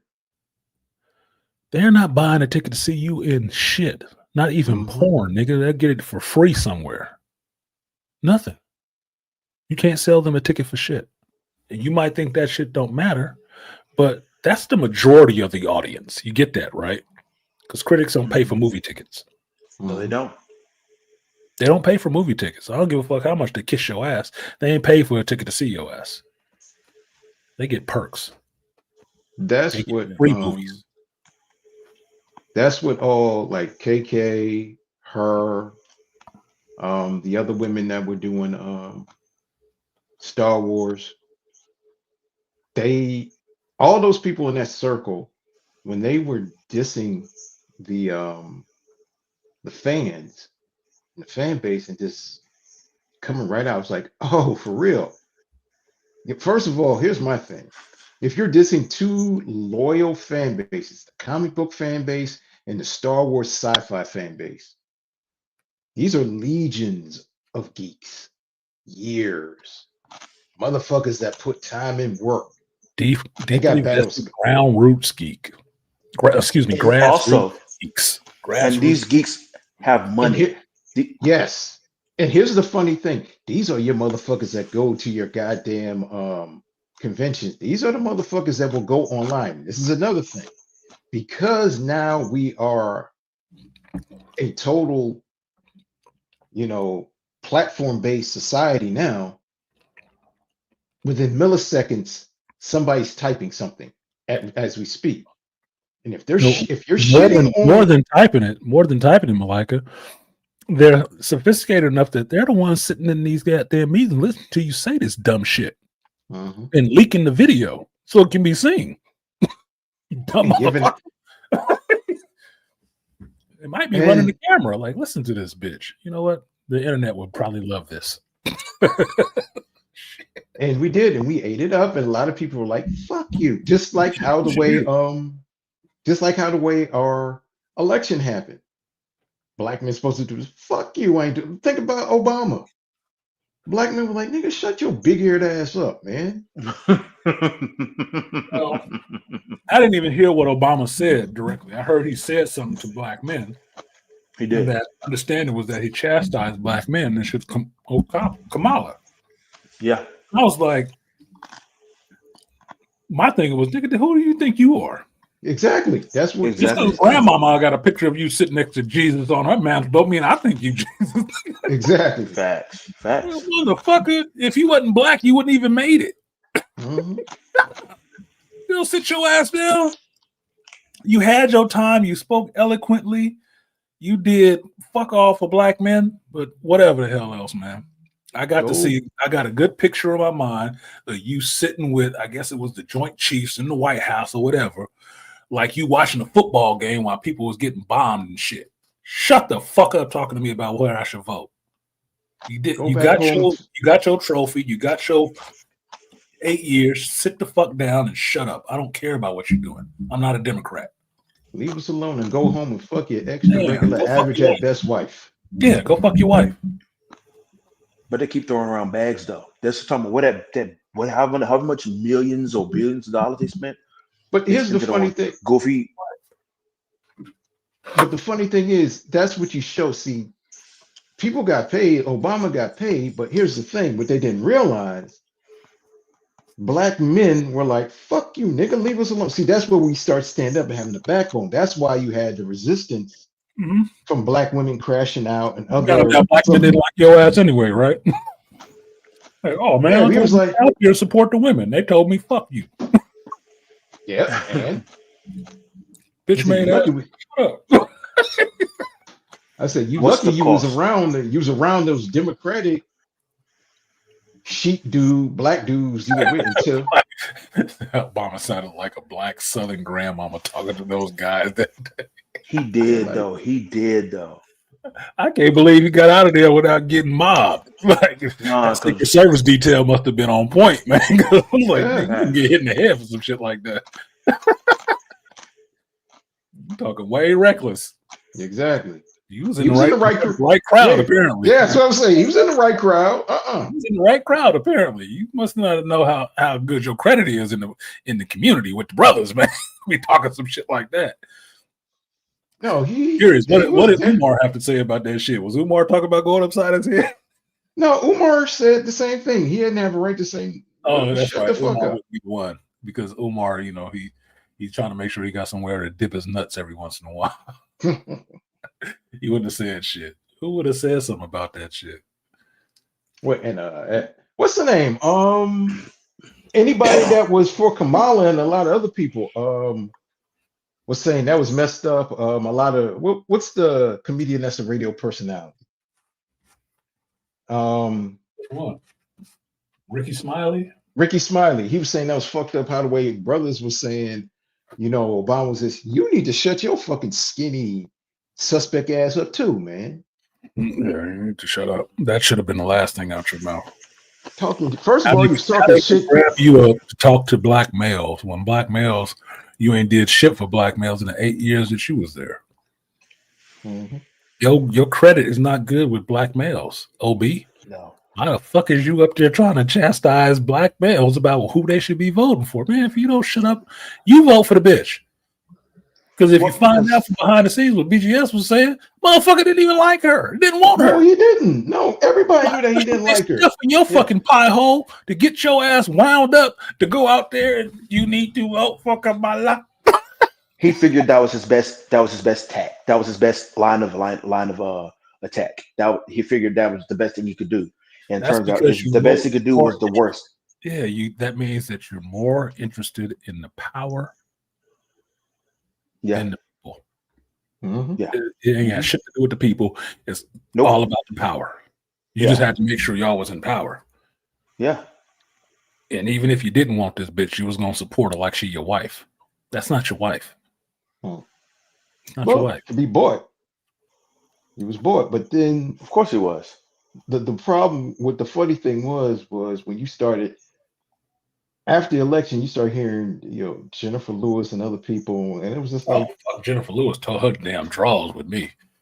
Yeah, I'm like, bitch, shut the fuck up too. God damn, with you ignorant loud ass. Man, like I just said, there have been certain times, certain actors have been the focal point of a culture at certain times, and that time has passed. Jennifer Lewis' time has passed. It's been years, bro. Been gone. That shit, that's where you tell Big Mama to shut the fuck up. Go and sit down somewhere. All respect, Big Mama. Would you shut the fuck up? Let somebody else talk? Breathe for a while? Ain't it time for you to sit down and drink your Metamucil or some shit? Metamucil. No, man. No, I heard that shit that she said. I'm like, who is this bitch talking to? And she sound crazy as shit. Exactly. That derangement. Literally, serious. That's a real thing now. I'm serious.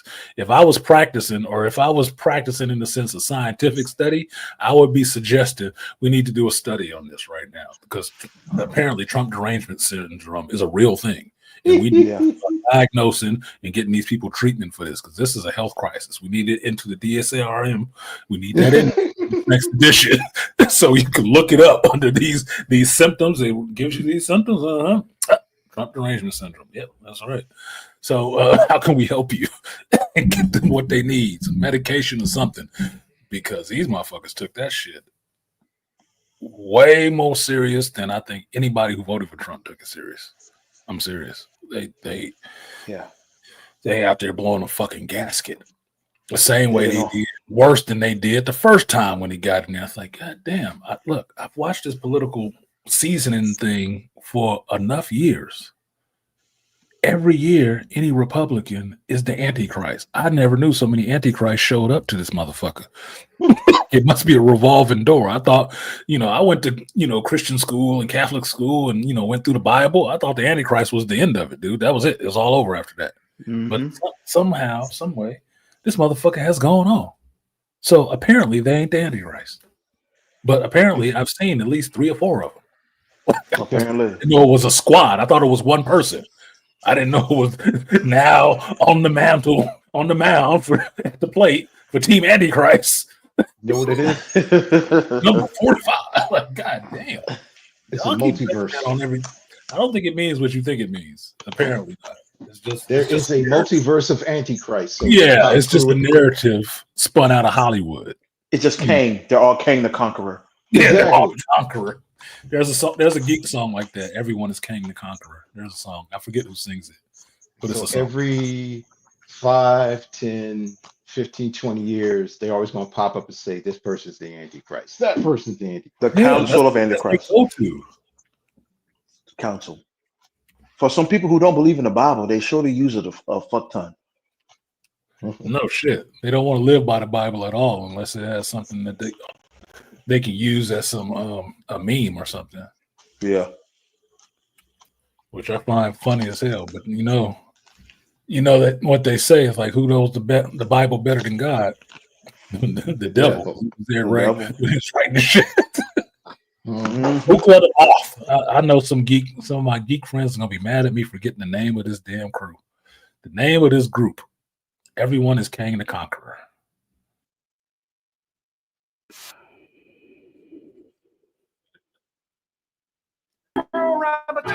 Born in Egypt. Okay, this is why you gotta have white geek friends. Okay, because they would know something about Ukla the Mock. Now, if you don't know who Ukla the Mock Thundar is, the Barbarian. thank you. You got to watch Hanna-Barbera cartoons and watch Thundar the Barbarian and the big beast-looking thing that's in there that look like Chewbacca with a mohawk is Ukla the Mock. So this is the song, fair use, or I'll cut it out later, made by the group Ukla the Mock. And it's called Everyone is Kang the Conqueror. I should have played this going out. This should have been my. Who is Kang the Conqueror? Is he Nathaniel Richards, a scholar born in the 40th century? Yes. Is he Pharaoh Ramatan, born in Egypt, circa 2950 BC? Also yes. Is he Victor Timely? Yep. Victor Timely Jr. Mm-hmm. Victor Timely the Third. He's all the Victor Timeleys. Is he someone called? Let me check this. Oh, and just so y'all know, this song wasn't created recently. Hmm. This is an old ass song. At least 12 years old. At least 12 years old. This is nothing new. All the rest of y'all that ain't fucking comic book geeks recently knowing about Kang. Thanks to the MCU. Before this was done before he was ever in anything, animated. The Whisperer? According to Wikipedia, yes. Is he Immortus, Lord of Time? Inexplicably, yes. Isn't he also Iron Lad? I'm afraid so. And Marcus Kang, the 23rd, the Scarlet Soldier? Everybody. Everybody. Everybody. Everybody. Everybody. Everybody. Everybody. Everybody. Everybody. Everybody. Everybody. Everybody's Kang the Conqueror. Spider-Man, Iron Man, Ant-Man, and Amy Man too. Anyway, you want to watch that shit? That's what it is. And it's just funny. We used to have this shit played in the comic shop. It would come on, we'd be singing this shit. Hilarious. It's hilarious. Beautiful. Because it's hilarious. Yeah. It is. And I like the singers' names, Rick Jones and Utu the Watcher. Yeah, exactly. Right. It's that's why I said they're geeks. They're comic book geeks. That have very aware. This very aware group, and they made these songs. And technically, I got more subscribers than them, which is fucked up. It's kind of fucked up, I guess, but it is what it is. Hopefully, you guys can see this leak. That's the song. If you want to watch that shit and laugh in your own hilarity, this is one of the things that make you like elite geeks. Knowing this other shit that most black folk don't fucking know. Gotta have white geek friends, man. Find out now I'm gonna be singing that. I'm gonna be singing that this tomorrow. Everybody's Kang the Conqueror. I have to play it at work tomorrow.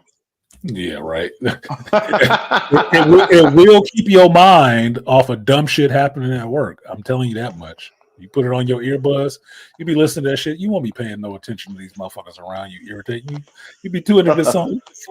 How did they sat down and really did this? They made this whole song about this one comic book character. But you know what? That's fun. And that's hilarious. And you would be totally zoned out of the world that's happening around you and the dumb people, they stupid shit. You be laughing about the damn song more than anything else. We had a whole playlist full of shit like that. A whole playlist. We would put other stuff in there, but it was a whole playlist of just, songs for the shop. And some of that shit was in there. That's cool. So, shout out to Zach and Ford for that shit. Zach Ford and Jeff for that shit. It was funny. Some of it was funny. Go ahead. You were gonna say? But I like that because it's creative. And for geeks like us, not just black and white, we can appreciate that because really it takes a lot of creativity, a lot of time to put that in there. even just to write it out or talk about it, but then you're going to put it to song. Put it to music. You're using your and skill.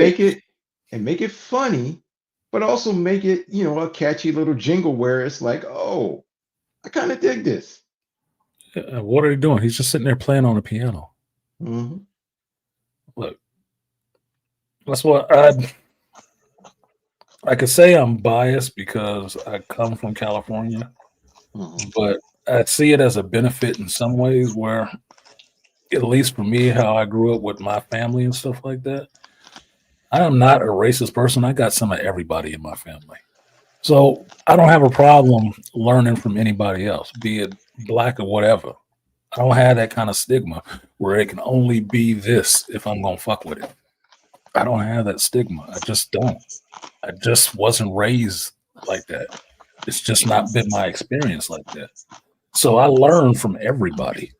That's when I talk about stuff. It's not used. Sometimes it's specific to black people, and sometimes it's general to most people or women or whatever, because I deal with everybody.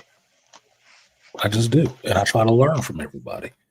And people that don't have my upbringing and background, like I was talking about my religious friend, she's fucking Chinese. She ain't never been black. Never been black a day in her fucking life. But we have deep conversations about life because she recognizes I represent a part of life that she does not know and doesn't live, doesn't have to deal with at all. And vice versa. I've never been Chinese. Never have. But I see how her life is. I know her parents. I know her brother. I know where her life has been since a teenager. These are friends. That's what they are for me. So it's people you learn from.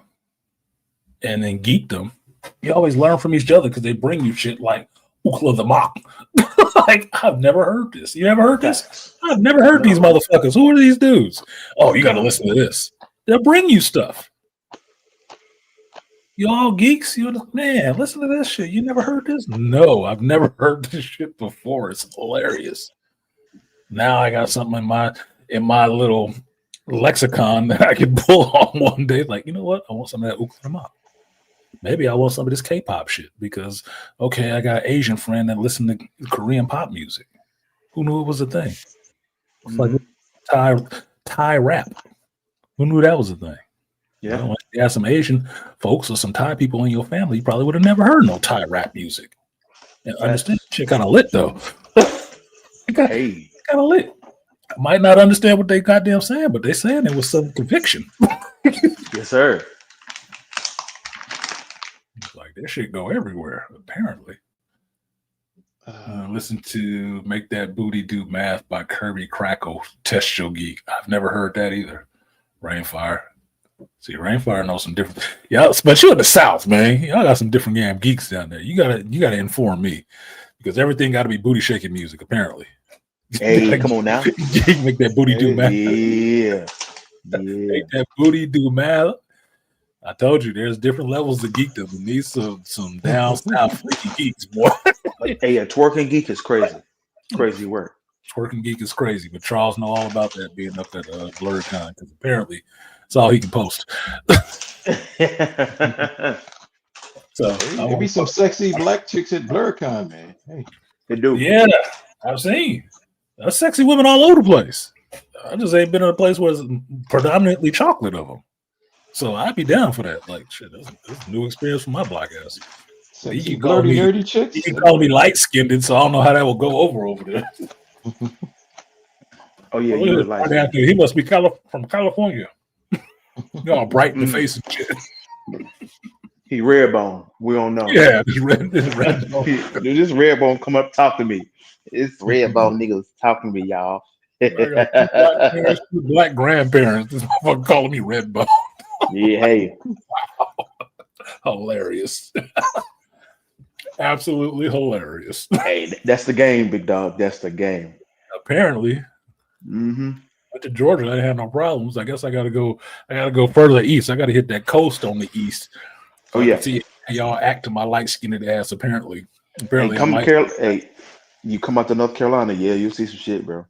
I've been in North Carolina. I just didn't get around in North Carolina because I was with in-laws, so I didn't get to go anywhere to the black section. The in-laws was over in Cary and shit like that. So it was over in Cary. No, you're kidding.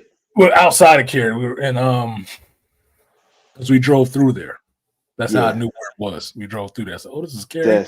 Looking at the houses and shit. Say, yeah, this must be where all the black folks stay. Oh yeah, Cary is ritzy, bro. Cary is ritzy as hell. That's where all the money at. Mm-hmm.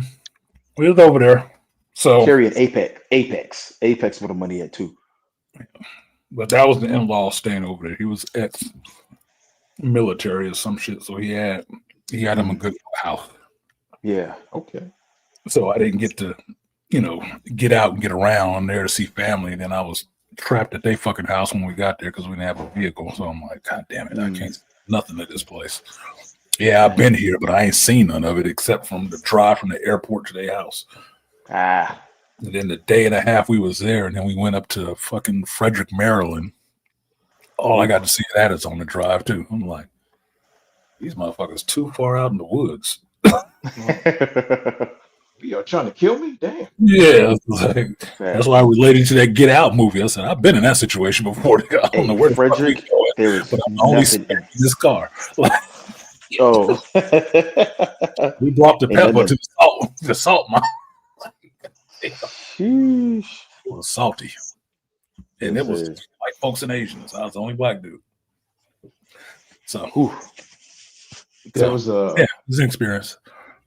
There was everybody's a Secret War edition comic where Captain America had got Luke Cage, Spider-Man, Daredevil, Black Widow, Quake to go into Latveria because Nick Fury said, hey, I got some intel that Dr. Doom is recruiting a lot of like B and C level villains, and he's making a team, an army of them. And he's using his money and his tech to build this army. He says, all right, Cap, I want you to get a team of people, and we're going to put this team together. I want you to sneak into Latveria. Now, all these other people are white. Sneak into Latveria. You don't do that shit. Well, they snuck in, right? Like that. And like they see this big black dude, and Luke Cage sits down. You can see a bunch of like European white folks looking at him. He said, I just upped the color intake of this country 80%. That he did. And he looks at Steve Rogers. He says, and you brought me here because of why? Right, exactly. And he says, well, you're the bodyguard, and you could see Black Widow laughing, and you could see like he says, whose bodyguard? He says, oh, the blind white guy's bodyguard, because he's the lawyer. Daredevil. And you can see Daredevil's just holding his head like he knows it's a stupid idea, and it makes him look bad. As a hero, Daredevil don't need a bodyguard, but it's just funny how yeah. But like, Steve Rogers like, I know it sounds crazy. No, it sounds ridiculous. We just have to try to do this. And it was so cool. It was so cool and funny though. Like the crazy part is thinking you're sneaking into Latveria. That's the crazy part. That's what a lot of people are saying. How are we going to sneak into this place? This guy, I was like, oh god. He does not like uninvited guests. That is not okay. That's like sneaking into Wakanda, nigga. No. Yep. Don't do it. Doom will probably kill your ass. Latveria is just like Wakanda. Quiet as cat. He don't like that shit. He don't like that play. Shit. Nope. He don't like that shit at all. He don't. You had to ask for permission to come to Latveria, and he still might tell you no. Check. You know what they say in the hood? You got to check in. You got to check in. You got to check in. There is no. You better check in. There's no other option. There is no other option, or there will be doom to follow. Only doom. Doom does not accept visitors. Yeah. Bro, I love that. That line is so hard. Every time he says a Doombot shows up, Doom does not accept visitors. I'm like, No, Doom always. Lord. If y'all don't know comics, Doom always talks about himself in the third person. Exactly. You always Yeah. have to be in third person. Doom does not do this. I'm like, oh shit, dude. No. I just asked you if you wanted a seat or if you were rust because it's raining out here. Doom does not fear the rain. Like, fuck. Fuck, dude. Okay, I got it. Put your hood up or something, man. I don't want you rusting out here. You dare lie to Doom? We'll talk down to you. even if you think he's in a weak position, he'll still talk down to you. Oh, for sure. He be surrounded on all sides by everybody. He's like, Doom does not surrender. Like, take Doom like this motherfucker cannot count. I thought he was smart. Aren't you like hog-tied? He's like, Doom does not care for your ropes. I'm like, bro, they're arresting you. You're being arrested right now. You cannot Doom cannot contain Doom. Doom cannot be contained. Bro, what are you? Chill out. Restraining devices. Like, oh shit. What he really thinking is like, you know what? When I get free, I'm gonna go back in time and delete your family line. Facts. I'm gonna trim the tree of your family. You will never you will never exist. And I'm gonna come back just in time to watch you dematerialize. Oh, hey, bye-bye. I did this to you. Most people say red bone and don't actually know where that came from. You have to be in Louisiana to see someone from related to the red bone tribe. Red bone or a Native American as we use it out here. That's what it means by having red bone out here in the West. Mm-hmm. You have Native American in your family, which down here red bone is different. Down here we say somebody red bone, it means that they like have a reddish tint to their skin. Mm-hmm. But what Rainfire is talking about is coming from a particular Native American tribe. Yeah, I know. For us, we don't have red bones. We didn't have the red bone tribe in the West. It was Sioux and somebody else, Blackfeet. Yeah, yeah. Why were they named that? Because they had black feet. Just funny as fuck. Like, yeah, they walk on the ground. Like, you ever seen a white girl's feet? They walk barefoot all the time. They black as fuck. Super. But they got arches. They ain't flat. You ain't right. They do be dainty. Yeah, it looked like a diagram for a footprint. And it's like, oh, it looks just like that. Interesting. I thought it would be different. No, black folks are the only ones that get hobbled to have flat feet. So final thoughts, and then I can go ahead. I did a 6-hour stream. I did get good number of donations, 6 donations, 6 out of 10. It's not bad. Not bad. She was fucking a chick and she was a 10. And she said, how was it? I said, it was 6 out of 10. She'd still be mad she didn't get the other 4, but you know, on a Richter scale, you'd rather have a 6 than a 10. Trust me, I live in earthquake country. 6 is bad enough. You don't want a 10. My parting thoughts: don't try to sneak into Latveria, Wakanda, and no. If you're up in Maine, Genoa. If you're up in Maine, stay away from the Overlook Hotel. Genosha. Stay away from Genosha too. Don't go to the Overlook Hotel. I'll just say this: what Malika said. There's other kingdoms in Marvel Comics that you do not sneak into. No Latveria, no Wakanda, no Atlantis, Krakoa. No Krakoa. Don't do that shit. No Orlon or wherever the fuck it is where them humans was hanging out. Don't do that shit. Oh yeah, they don't like it.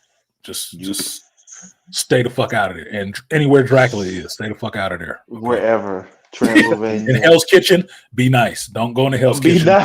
Be nice. Don't go into Hell's Kitchen acting up, man. And if you're in the DC universe, don't take kindly to that shit. If you're in the DC universe, stay away from Gotham City. And if you have to be in Metropolis, stay away from. Be very careful in Queens. Be very careful in Queens. Gotham and Queens. Gotham, you can go. I don't know why you would go there to visit, but no, it's not a tourist trap, man. It's just a trap. Stay away from Crime Alley. Yeah, Stay don't away go to from Crime crime. Alley. None of that shit. A If you place happen called Crime Alley? Hell no, that sound None of bad. that if shit. you happen to see Stay the fuck out of a Gotham. Rolls Royce Right. or a limousine and a well-dressed, well-built, rich guy bend over and put a rose in a certain area behind a certain movie theater, don't ask any questions. Don't ask. If you see a guy in a white suit, don't No, leave him alone. never. Let, If you in Gotham, never look for somebody in a purple suit. yeah, If you in Hell's Kitchen, don't look for somebody in a white suit. Get the fuck no, out of there. It's yeah. problems. And he's Problems. talking to himself. Guy in a white suit talking to himself. Leave him alone. Leave him the fuck alone. Yeah.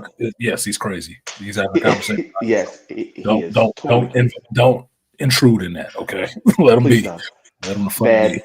I would just say stay bad the hell out of Gotham personally, because even the heroes is facts. scary in Gotham. Okay, Yeah. even the heroes is scary in Gotham. Stay the fuck If you out of go there. if you go to a magic show and some fine ass woman is on stage talking backwards, just back away. Yeah, No, Just stay stay there away. and watch her. You'll stay there and Dog. watch her. I'm like, yeah. Certain places you don't go. Apocalypse in DC. Yeah, you ain't going there. Oh yeah. Apocalypse. Ooh. The Masquerade. Ooh-wee. No, you're gonna die. Even if you thought it was the best time of your life, you're gonna die, nigga, because A, they don't keep men there. no. A place Not called the use them. Savage. Keep them there. A place called the Savage Lands. It's called the Savage Lands. Don't go. exactly. Well, if It's you a like dinosaurs and bad. shit, you can hang out there. But it's gonna be a fight for your life all the time. All the Everything there time. will kill you. Jurassic Stay Park away was fun in from movies. It wouldn't be real and fun in real life. Okay. Nope. stay away from parts of Houma, Louisiana. They always say like there's this big heap of green mass that moves around that Hell talks. yeah. Yep. Stay away from that. Somebody need to make that like they need to have a character in comics that do that, like the do's and don'ts in this world. Yeah. Mhm. Run Like it down. Chris Hansen looking dude, some Chris Hansen looking guy. He was like, hey, this nondescript white guy about 5'10, 170, said, Yeah. hey, if you're going to be here, here's where you don't go. You don't go here, here, here, here, here, here, here, here, here, here, See, there here, was here, here, the one there, or comic over I there. know that did that, something like that, was the Ant-Man comic. And I'm forgetting who the writers were, but I think it was like number 6 or something like that, with Scott Lang Ant-Man. And the whole issue was about these C and D list supervillains sitting around in the poker game talking. Mhm. And that's what Mm. they do. They break down to this new character that comes in because this character is taking the role of an old villain. And I guess it was his father or something like that. So he's coming in as the magician. Right. And they sit him down to the poker table and they start telling his ass where he don't go in New York. What places you just do not go. You don't fuck around like that. Like, you don't want to mess with these mad scientist types because they always got a death ray they want to turn on you. Don't be fucking with them Facts. Nazis because they on some crazy shit. They always want to end the whole world and stuff. You fuck with this person, he got health care and stuff like that. You can get your teeth fixed and whatnot. But some of these other places you don't go, yeah, Midtown is a Spider-Man. You'll get beat up, webbed up, but you'll live. Hell's Kitchen, that nigga got anger issues. Don't go over there. You see the Punisher Facts. anywhere, run. You see the Run. Punisher anywhere, run. Just Yeah. run. Just run. Where's Luke pay your at? taxes. Worse than the Punisher, pay your taxes. They said, Where's Luke at? Like, where's Luke located? What borough? God. Like, I they don't know didn't where mention Luke is. Queens too much because it was just Danny Rand and them, right? well, Luke They is not Yeah. killing Harlem. people. Harlem, Luke right? is Harlem. Yeah, Harlem. yeah, yeah, Like, Spider-Man Yeah. is Queens. yeah. But when he's working with Danny, they're in Midtown Manhattan because Rand Industries and Hero for Hire Industries and what Rancor. Yeah. Yeah. yeah, so it was mostly the premier superheroes in those regions. And it was just Yep. the villains talking. It's just these little villains like underlings, right? Lackeys. Right? They just talking Goons. at a poker game. If That you was the needed, most genius fucking story I'd ever written. That shit was making me laugh while I was reading. I said, this is hilarious, dude. you know You what the have to funny find thing that you could say? Yeah. If you want to be a lackey and just a soldier, AIM has the best benefits. They do. He said Justin Hammer is okay, but he's just getting old and he's getting, he's all right. No, they was talking about they was giving them the pitch, like who you work for, who you don't. because they had all worked for all of those type of people. Yep. And it's just You like gotta send me that. entry level job. Like, and in Yeah. that context, it worked. It was hilarious. In that context, it was hilarious. They just talking to the new guy, telling them who you fuck with, who you don't. Rules of the road, man. What's And the then name they of Goddamn that? bad guy. Then they whooped his ass at the poker game. Hey, you got to give me the name of that comic book, man. You got to like send it. Ant-Man. I'll see if I can pull it I up. appreciate it.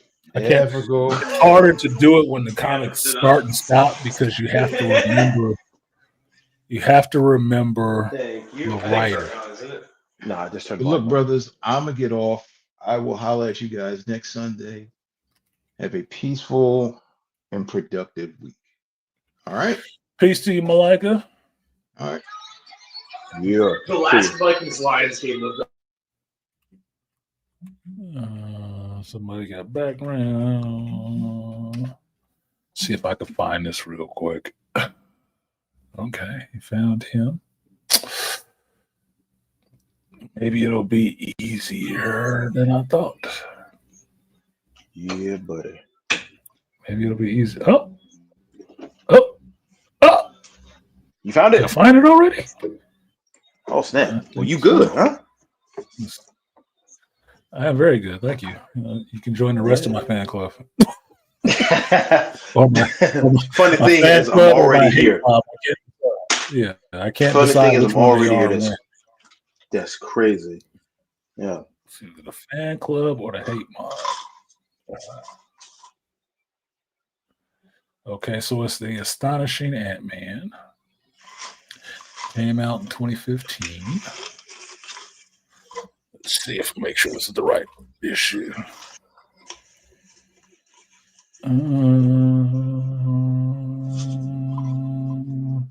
God damn it.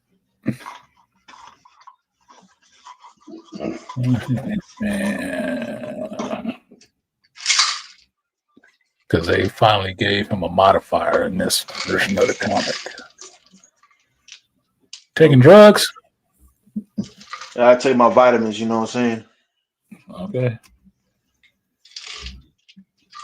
Said, I know people be, smoking that tweed on the stream. Tweed. I haven't found one that was doing the pills, popping the pills on the stream. Yo, what? I'll be taking advantage of it. Stop talking about stop talking about pink elephants and shit.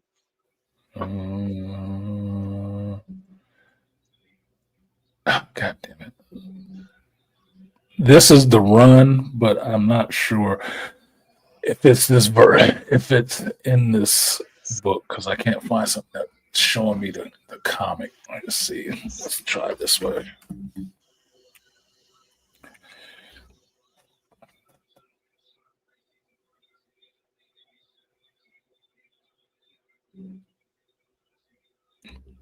I know this is the run.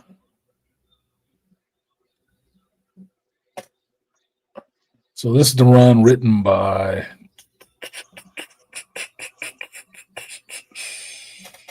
Nick Spencer, the Nick Spencer run. Okay. And the character's first appearances, I'm not seeing any pages from that to make sure it's the one that I actually read. But it's early in that run. That's why I remember it. It was way early in the run. It was just hilarious. I usually look for panels, and they give me panels of all these old books. But that's the panel. It's like issue 2 or 4, should be 2, of the Astonishing Ant-Man. Issue 2 of the Astonishing Ant-Man. Okay. Mm-hmm. And it's that story with those villains sitting in there talking to the new magician who showed up is hilarious.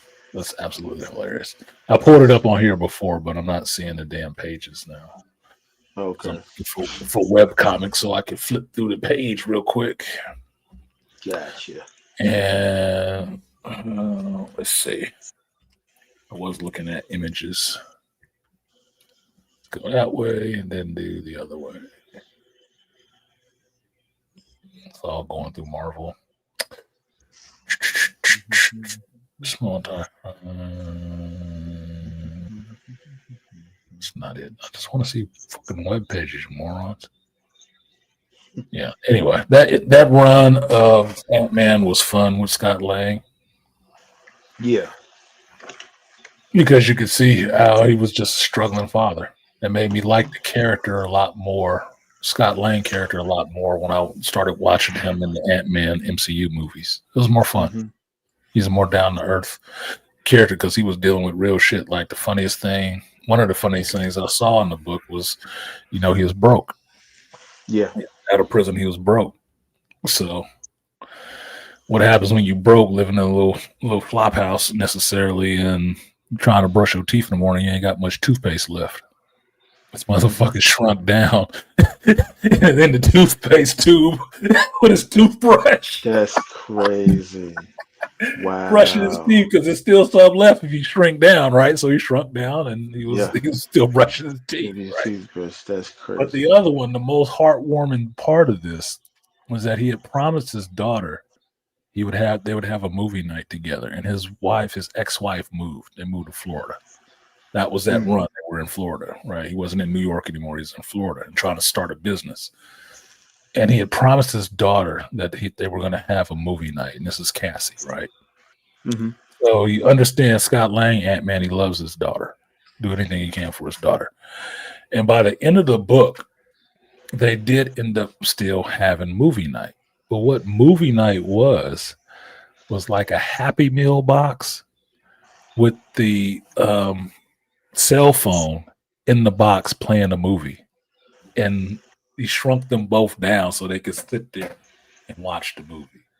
Oh, I was like, that's fucking sweet, dude. He made it happen. Some kind of way he made it happen. And I think in that same issue, he got sued by Tony Stark. Because he put up for his business, and he put Iron Man on his head. Iron Man agrees. Scott Lang is the hero, and then they show Tony Stark Industries looking at that shit like, yeah, sue. Yeah, with that C&D. Yeah, he said, yeah, sue, cease and desist. Yeah, he says, yeah, sue. I'm like, that's fucked up. Because somebody asked Ant-Man asked Scott Lang about it, and he was like, you sure Tony was going to be okay with this? He said, no, I was an Avenger. Should be fine. Like, we all in the club, right? He never sued me. And then the next panel was him seeing that shit like, yeah, sue. Crazy. Dude, this is fucked up. You hate to see it. You hate to see it. Yeah, it's fucked up. That's funny. You say Flash 800 is similar to? Shit, Flash 800 might have been written by the same fucking dude. That might be a shtick. These writers nowadays actually do have they flavors how they write. Because boy, Al Ewing is doing a killing on books he's doing right now. But he was already doing that in Marvel with the Ultimates. He gave me that team of the Ultimates I really love. And that wasn't the first team of the Ultimates.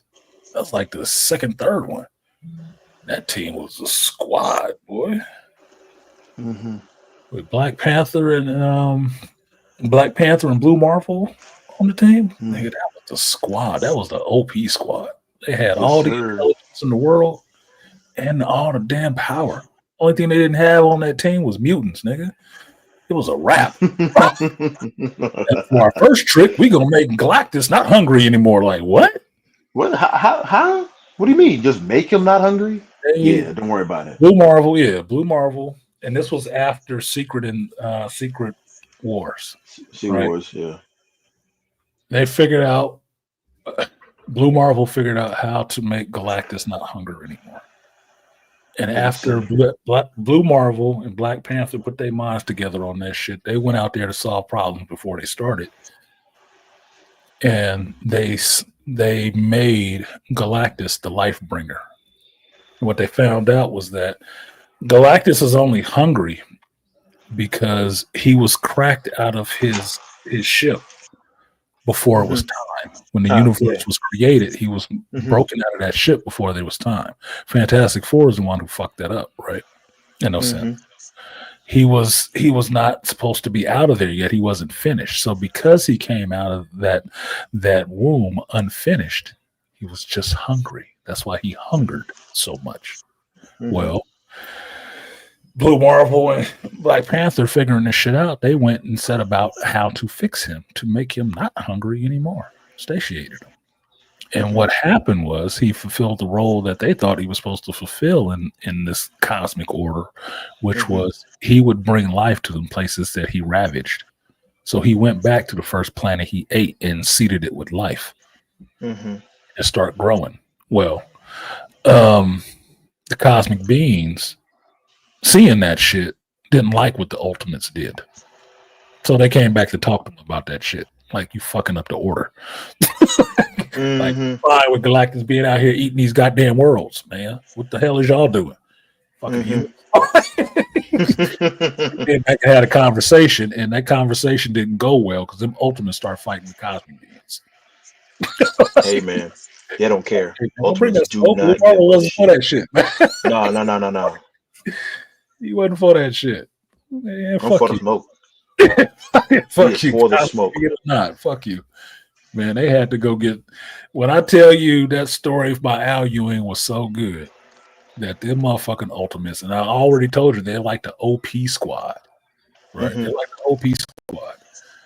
When the Ultimates called in the Ultimates, the Ultimates, the heroes, The Ultimates. nigga, let me tell you, that shit got ridiculous. Like, oh my god, what? I didn't know it could get any worse. It wasn't even worse. It got better. There was a whole. You figured out there was a whole nother scale. There was a whole nother team that you could have teared up to and didn't know. Yeah. Didn't know things that can take on cosmic beings, other cosmoses that failed, other universes that failed. There was things out there that can take them on. Like, holy shit. Yeah. Bast was one of them. Oh, Bast? She showed up? Before Oh, shit. Bast, there was one fear, what they called it, the primal fear, the first fear that there was. And it wasn't Bast. It was the tiger. It was like Tiger God or some shit like that. I was like, what the fuck? It was nuts. It was nuts. You got to read that Al Ewing's Ultimate Run. It reset that whole cosmic landscape in Marvel before he started working on stuff for what is he working on now? Thor or something like that? Or he working on some other shit now that's really reshaping the cosmic landscape because he does that shit really well. Really well. So I'm glad they kept him working because he could be working for DC. They could use the help, in my opinion. But that story was awesome. That Ultimates book was awesome. Gotcha. So that is a trade paperback, and there's two of them. There's two of them.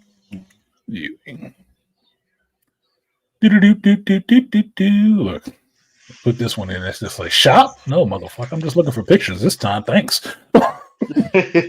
They know this one. Yeah, you want to shop? No, Dick. I just looking for a picture. That's all. Thank you very much. This is where, and the art on it was awesome. The art on the book was awesome. All right.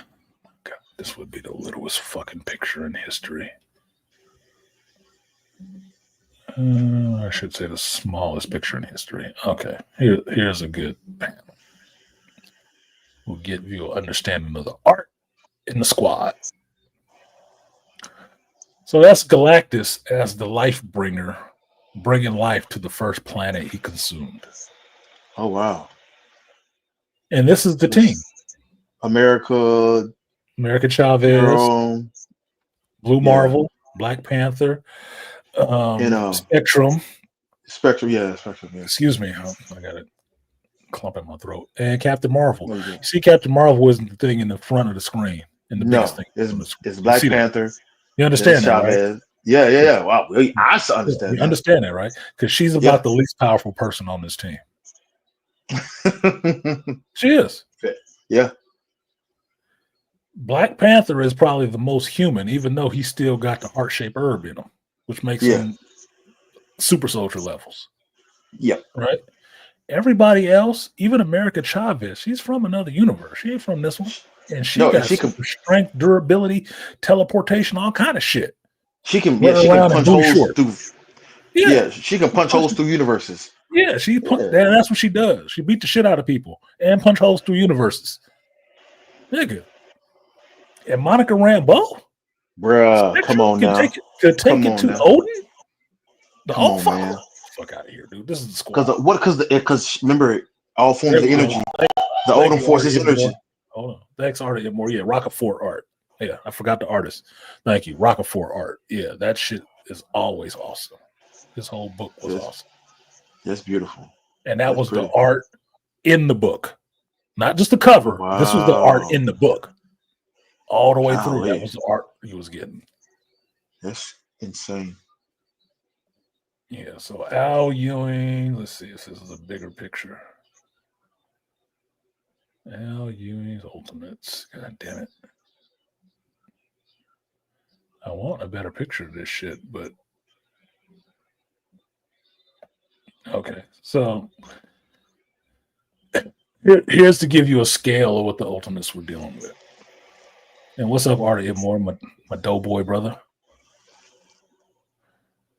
So this is eternity, which is a universe in and of itself, right? An embodiment of a universe. This is the kind of shit that the Ultimates was solving and dealing with. That's beautiful. Who could chain up a multiverse? Everything that is known. Who could possibly chain up something like that? Held in chains in the endless void. Shackled and helpless, held in chains in the endless void, screaming. The universe was screaming. Eternity is what the Marvel Universe is inside of. Someone had chained eternity. Chained up eternity. A fucking embodiment of a universe. Who did that? Who solved it? The Ultimates, not the Avengers, nigga. That's crazy. Yeah, I got that entire series too. That shit was awesome. That was awesome. Man. I told myself I won't be spending that kind of money this year. Shit. Why'd you tell yourself that? Because I was trying not to lie to myself. You don't like yourself. I don't like. Why would you lie to yourself? A lot of people don't know you. Boy. You're supposed to know yourself. Don't lie to I yourself. fucked around. I was visiting some family in Hampton, just before Christmas, and I was like, you know what? I didn't notice, and I looked, and I was driving. I was like, "Ooh, what is that right there?" It was a comic book shop. I was like, "Oh man!" So I told myself, if it's open by the time I leave here, I'm gonna have to stop on by.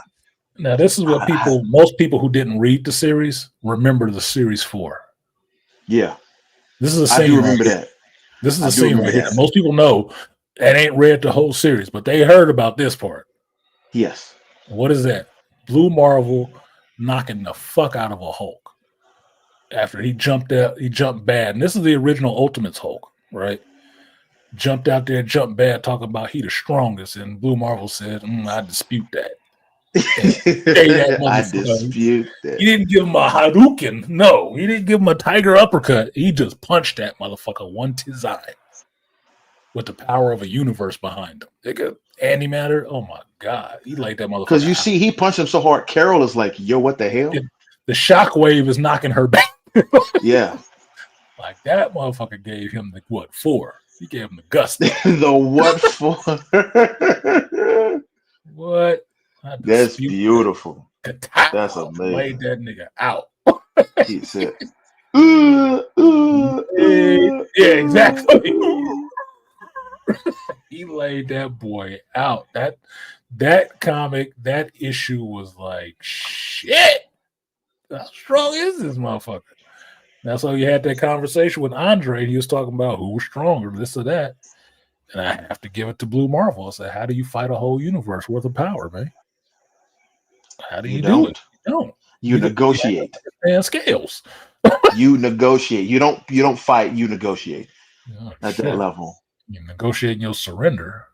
Yes, that's what I'm saying. You negotiate. You can't at a certain power level. There's the only navigation is through. No, that's why I give shots to Kevin Gruvos. He did make a powerful ass character that motherfuckers was not ready for and know how to deal with. that level of that power that Yeah. character has at his disposal. Kevin Graveau is, man, he's great. But it's genius because he put that into that character, right? Mm-hmm. Like, and I like this outfit with the vest and the military jeans. Oh on yeah, it is like, clean. It is clean. That's pimp shit. Like, yeah, man, It's I don't need clean. to do this costume shit. I don't need no cape. But I tripped off of it. It made him look like Winter from Stormwatch a bit. Because Winter ended up having a vest on like that too. That was straight 90s shit, where you see a symbol is on his clothing, kind of across his chest, kind of on his arms, but it looked nondescript as fuck, right? It's a costume without being a costume. It's clothes, right? Yeah. Except for the high ass boots he got on. It's well done. Yep, it's a well done costume. I like that costume. Outside of his fake Superman shit. But yeah, that was a squad. I love that team. That team. It was a good book. It was a good story. Al Ewing, Rockefort art, badass. You were not losing any way on that book. Not in the art, not in the story. I guess I'm gonna have to pick it up then. Yeah, you got to pick that up. And this is what the trade looks like. I'm just looking for a picture that I don't have to blow up. Stupid shit. Okay, finally. This is what the trade looks like, so it makes it easier for you to find on Amazon.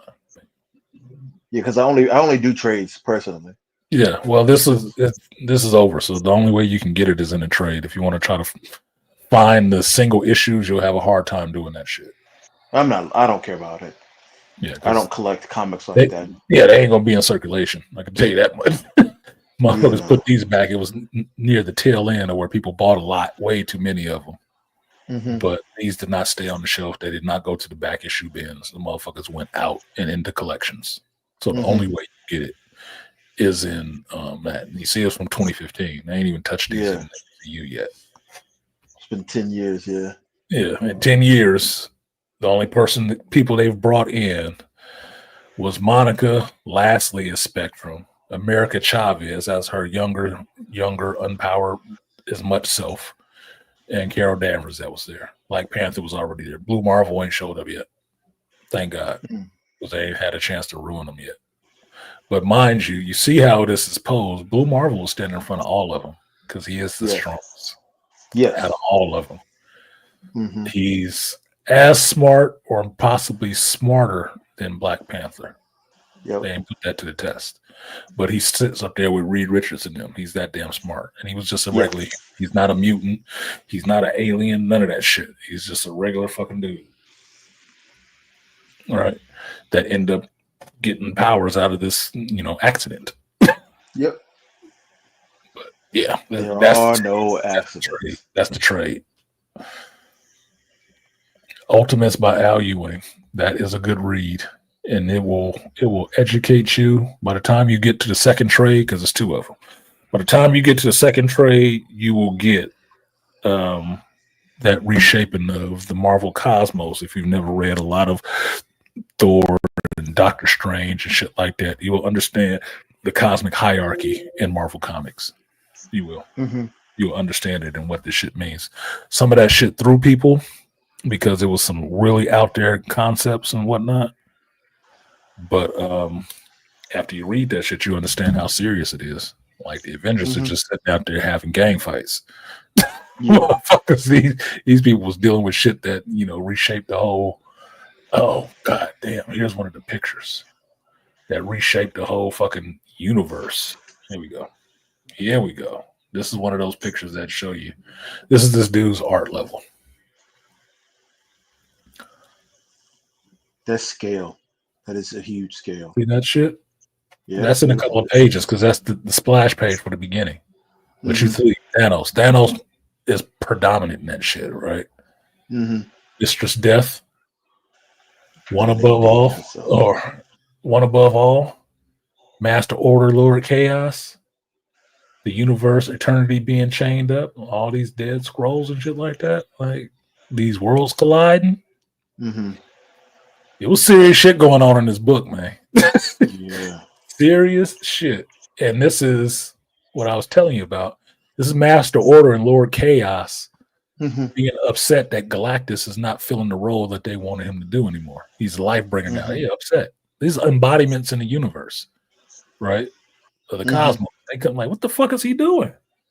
No, he's supposed to be tearing up shit. What is he doing?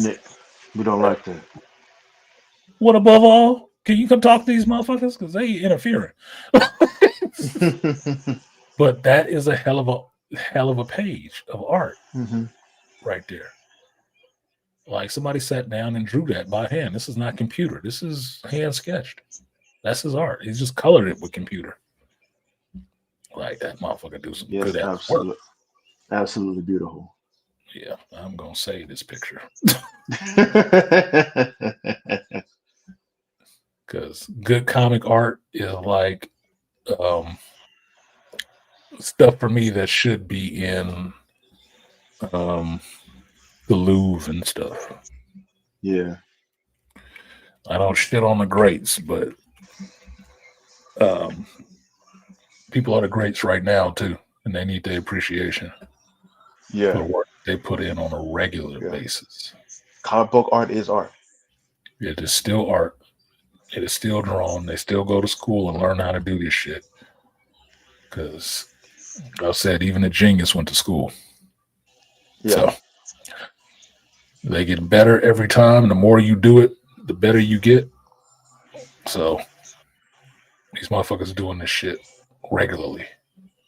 I would say in a lot of ways, comic book art affects the masses even more than, fine art. It does, which is why the Wokies got into comics.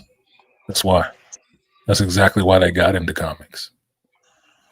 It's a propaganda machine. I mean, it started out as a propaganda machine. It got co-opted, way back in the day.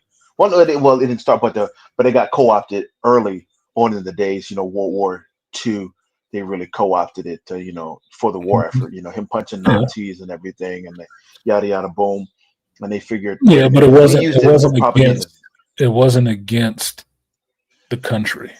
No, but they figured they could. Yeah, they figured they could. If they did it then, we could use it now. We could use it for us. Yeah, no. So to varying levels of success, we'll say. Yeah. I didn't. I'll show you guys this, and then I'm gonna get out of here because now it's dark and now it's getting cold again. And I'm not doing minus 20 or minus 10 degrees, but no, not at all. 50 is cold. 50 is cold. Anything below 60 is not supposed to exist in my scale because I'm from California. Just saying. I'm just letting y'all know what it is. So yeah, 20 is cold. Minus 10 is cold. I'm in California, motherfucker. We ain't never supposed to see nothing like that. So 50 is cold. Under 60 is way cold. So this is the cover for the Ultimates #1. And it is the rap covers when at this time in 2015, Marvel Comics were doing these rap covers. So they'd take popular rap covers of music, and then every character or every title had one for them. So the one for the Ultimates was the Fugees, right? Yeah. The Fugees come. Like not the score, but it's the Ultimates, the solution. It's Black Panther, American Chavez, and Carol Danvers on it, which was funny as hell. Yes, that's slick. That is super slick. Because they have a crossover audience. Hip hop has a crossover audience with comic book fans. You don't think so? Ask yourself, what are all the second names of the Wu-Tang members? It's all Marvel Comics characters. Method Man is not John Blaze just because he rap fire, nigga. Because he read comic books. He liked the Ghost Rider. Tony Stark, Iron Man. Come on, man. So this was, I hadn't seen this in forever. I actually own this cover too, but this is the Ultimates Fuji's cover, which is funny. It actually tested your damn geek hip hop knowledge. It tested your hip hop knowledge a little bit because to remember what these covers were, if you even bought these albums or these CDs at the time, because you might not have known it. Especially if you just buy songs, a la carte nowadays. You just buy a song off an album and shit. Mm-hmm.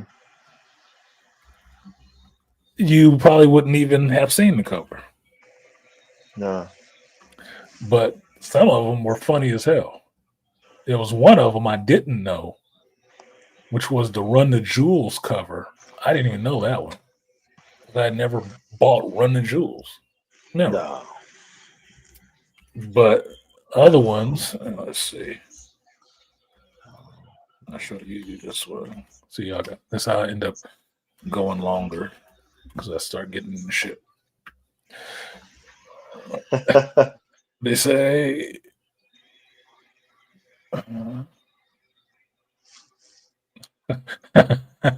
this was funny too. I forgot about that one. This is a Luke Cage cover.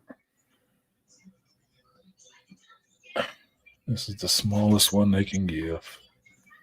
But you kind of, for this one, you kind of have to be from the 80s, maybe the 90s to get this one.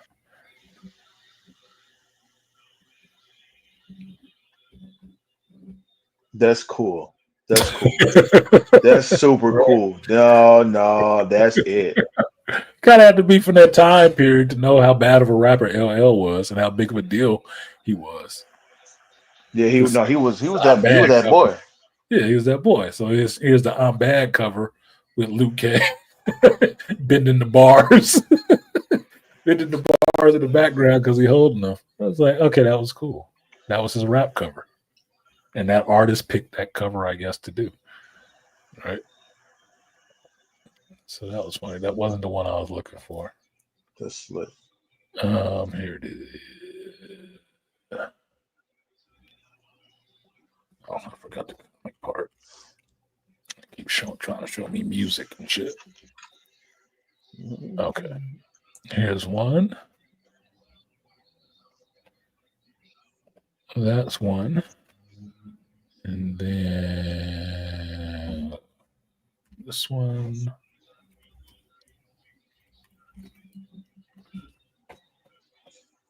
And then this one. It's on eBay too. Motherfuckers trying to sell it off. Okay. I wish we could pull up multiple shares. That'd be more fun. But it is what it is. All right. So this is one which was simple and plain. If you know, you know. If you don't, you don't. I don't. It's the cover for The Chronic, Dr. Dre's The Chronic. Oh, come on.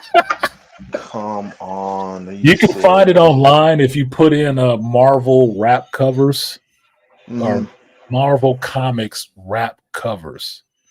It'll be a list with all of them on there with the cover that they're copying. And you'll see how close they are. Right? So you got that one. And then you got this one.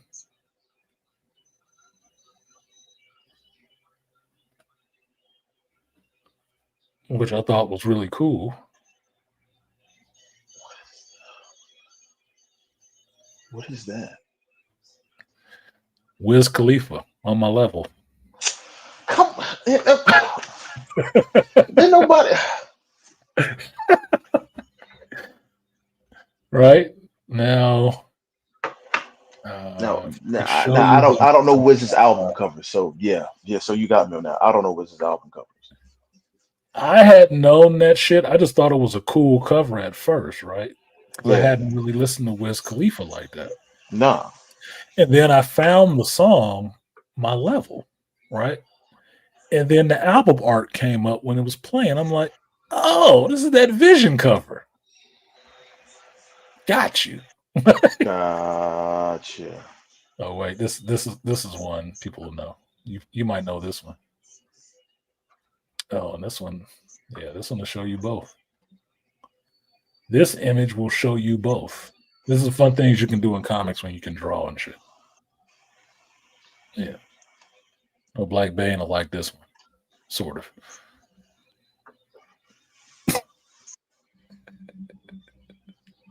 Wow. Flesh of my flesh, blood of my will. The DMX cover. Wolverine, when Wolverine was Laura Kinney, X-23, Mm-hmm. when she took over the mantle. But that was her comic book cover. That was the one they That's picked. crazy. All right. I think her I hand mean, should have been turned. But yeah. Like it that makes is sense. Like, oh, it's Wolverine. yeah. That's appropriate. Yeah, for sure. It'd totally With be the covered. V, they had the V in the middle. Oh yes. Yeah. Totally be covered in blood. Yeah. Yeah. Gotcha. Totally. Yeah, I totally Makes buy sense. it. Wolverine DMX cover. But yeah, it was a bunch of them like that. Yeah, I'm gonna check Did those it for out. all the titles that they had at that time, and it was just fun. It was just fun. Like I said, Mhm. things you can do when you're creative, or you're allowed to be creative. And nowadays, you get the license for that shit, so you can do it. You can do without whatever control. you want. Yeah, they was okay with it to give you the license for it, so you could do it without catching some shit. Mhm. But rap fans usually don't care about shit like that. I would think that rappers might not care about something like that because, it shows love to the culture. That's Yeah. all it is. And that's the only way the culture grows, by letting people Yeah. do stuff like that and show love to it. Like, I can't remember which one this is. I want to say it was the Wu-Tang, but I don't think it was the Wu-Tang. This oh my gosh. But it is another Avengers cover. Is this no? Let me see which one. Oh, here's the list. 51 covers. Found the list. Okay. This will be a speed run through this so I can close this out at 7 hours. Yeah. For the new year, I'm not doing any long streams like that. It's a waste. It's bad business. Okay, there you go. Enter the Squad. That's the Wu-Tang cover. Yeah. Squadron Supreme. Doctor Yeah. Strange, the Chronic. Chronic. All new Hawkeye with Hawkeye and Kate Bishop. That's Yeah. Pete Rock, CL Smooth. Yeah. Right? Crazy. Champions. I don't remember this one. I think this was a Doom, MF Doom cover, something like that. Mhm. Spider Gwen, Slick Rick cover. Slick Rick. That's paid in This full. is I was like, I knew that one. I Yeah. knew that one. Paid in full. Yeah. Airbnb and Rakim. You Yes, already sir. know. Right? Yes, sir. What's this one? Tribe Called Quest. And that's the Nas. that's Illmatic, right? Illmatic, yep. Yeah, it's Illmatic by Illmatic. Yeah, Nas and it's yeah. Miles Morales. Yeah. Hard to Learn. That's supposed to be like Gangstar. Mm-hmm. Star Brand and Night Mask. Yeah. A-Force covers, the NWA cover, like fuck you. Yeah, straight out of Compton, yeah. Yeah. Astonishing Ant-Man, Biggie Smalls. Ready to Die, yeah. That was a given. Like, oh, it's Biggie. Yeah. Yeah. That's funny. That's well Uncanny Avengers. That was Public Enemy cover. Mm-hmm. Takes Nation to Millions, I believe it was. This Thor, I can't remember who. I remember seeing that. I remember seeing this comic in stores, but I don't remember Old what Man it's Logan. from. That's Ice Cube, Death Certificate. That's crazy. Weird World, Snoop Dogg. Mm-hmm. Doggy Dog World cover. Yeah, dog. Wow. And what's the Avengers, one we I don't just remember saw? what this one is, but it's a group of people. Old Dirty is Howard the Duck. Yeah, makes sense. Makes Right. all the sense in the world. And Daredevil as Tupac. Tupacalypse now. Mm-hmm. Crazy, right? It was just fun. Hip hop variant. Oh, this one was done by Dennis Cowan. I wonder I don't recognize what it was. Nothing against you, Denny. And this is what it's from. Jizza and the Genius. Or Jizza, Liquid Swords. Yeah, that's Liquid Swords cover. Wow. That's crazy. Yeah, we already know about that one. The Slick Rick. We know about it being Rakim. Know about the Gangstar. Know about Midnight Marauders. Midnight Marauders. Now this one. This one, the Avengers. This was this is the Roots. Philadelphia That's Half-Life. why. Philadelphia That's Half-Life. why Wow. I didn't buy Roots. I listened to some of their songs. I didn't buy them. That's why I didn't know the goddamn I'm a big song. Roots fan. Didn't know the cover. Old Dirty. I already knew that one. This is De La Soul. Yeah. Daisy Age. Griffey High and Rising. Yeah. On Guardians of the Galaxy, I never saw this cover. They did Far Oh, Side. Far Side. It's Far Side. Yeah. That looks a bit different. Somebody didn't understand the assignment. No. Yeah, they got shit in different places. No wonder I never saw that cover. Yeah. Wait, I can zoom out. There we go. Take this shit back to 100%. No, it's got pretty close. Now this was well done. This one was really well done. Mm-hmm. That's super. That's super. Howdy Gravad. Yeah. Billows, A-Force, we know. It's fucked up that they put all chicks on that cover to be all the black dudes. Funny. Yeah. Yeah. Into the woo. Yes, sir. They kind of understood the assignment. Colors is right. See? Doctor Strange. Doctor Strange. Can you go back? Yeah, they got the head. They got the head tilt. Like they got the head tilt on there. They just didn't give him a realistic looking picture. That's why the artist doesn't work for what he's doing. If he gave him a more realistic pose, like he was posing, you would have had a harder time figuring it out. Yeah. It's like Strange Chronic. Yeah, some people might want some Strange Chronic out here. Oh, I forgot about this one. This one should be a fun one for you. You know this one? You're from the South. You should know this one. Oh no! Oh man!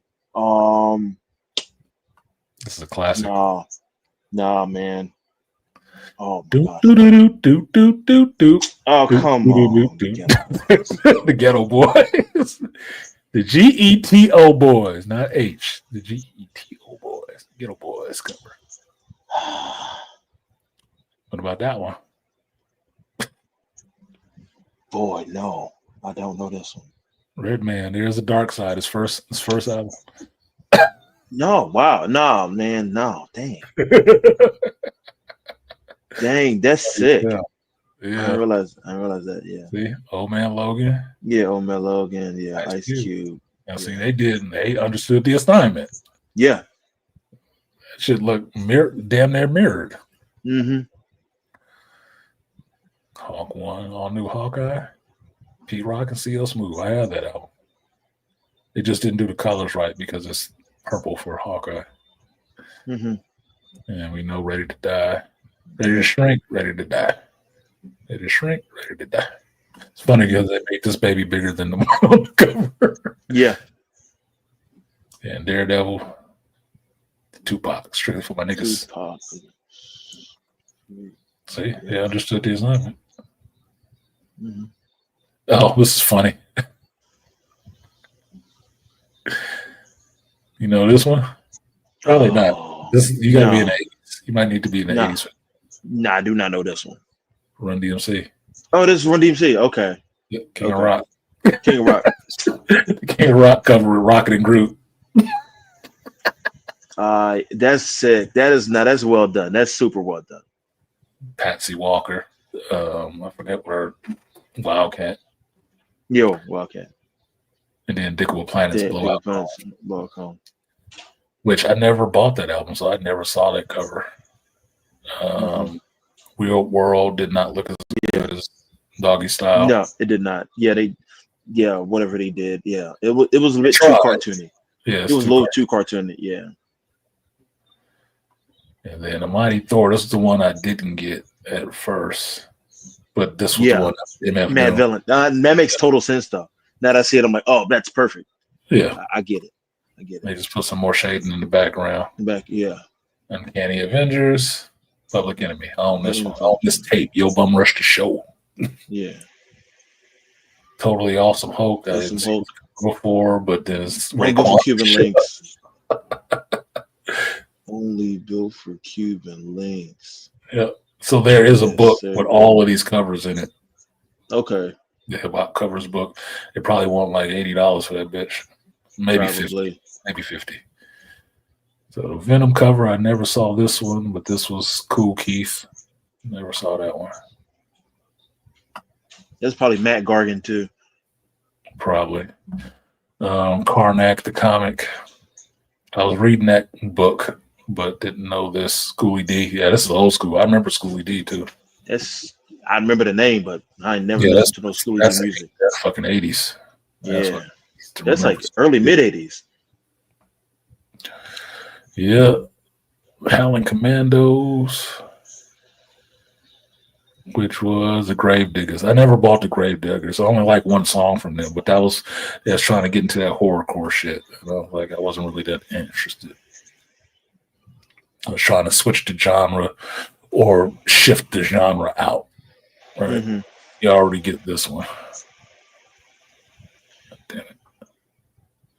Tell you, this mouse needs a different sensitivity. Well, fuck it. Yeah. Iron Man, Invincible Iron Man, 50 Cent. Yes. Get rich or die trying. Iron Man picture could look better. This was good. This was a good cover. Yeah, Lauryn Hill. Yes, Marvel. Yep. Kamala Khan. Yep. They were fans. Then you just saw this one. Mm-hmm. Ultimates. The Fuji's the score. Yeah. X-Men, all new Saturday night. All new X-Men. Camp Low. Camp Low, man. The Good Times cover. Yeah. Dang, Camp Low. Red Wolf to be coming. Yeah, you know what this one is. Method Man.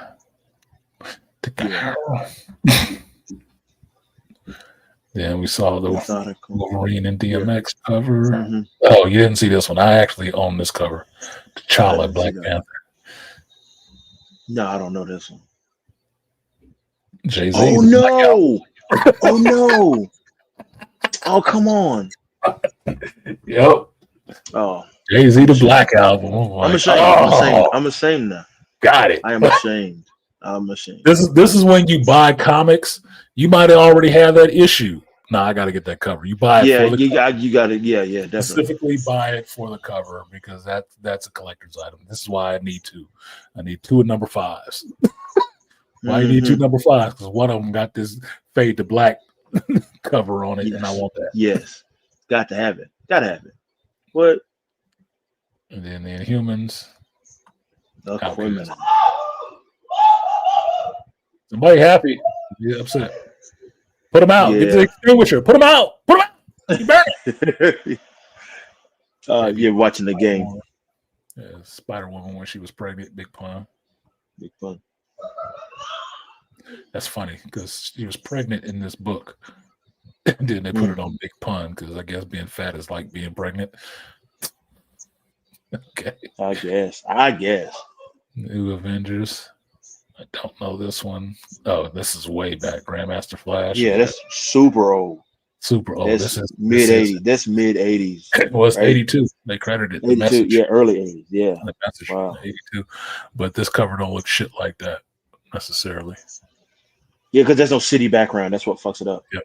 No city background. So obviously the artist can't draw back city backgrounds. Try to get the body positions right, but they probably didn't have an actual reference. No. Because why is this? Whatever the fuck. Yeah, I don't get what. Yeah, that's weird. Now this one, I don't think I have this cover. I don't think I have this cover.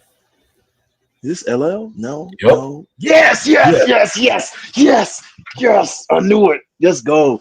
I was like, wait a minute. I know this one. Yeah. Said knock you out. Yes, sir.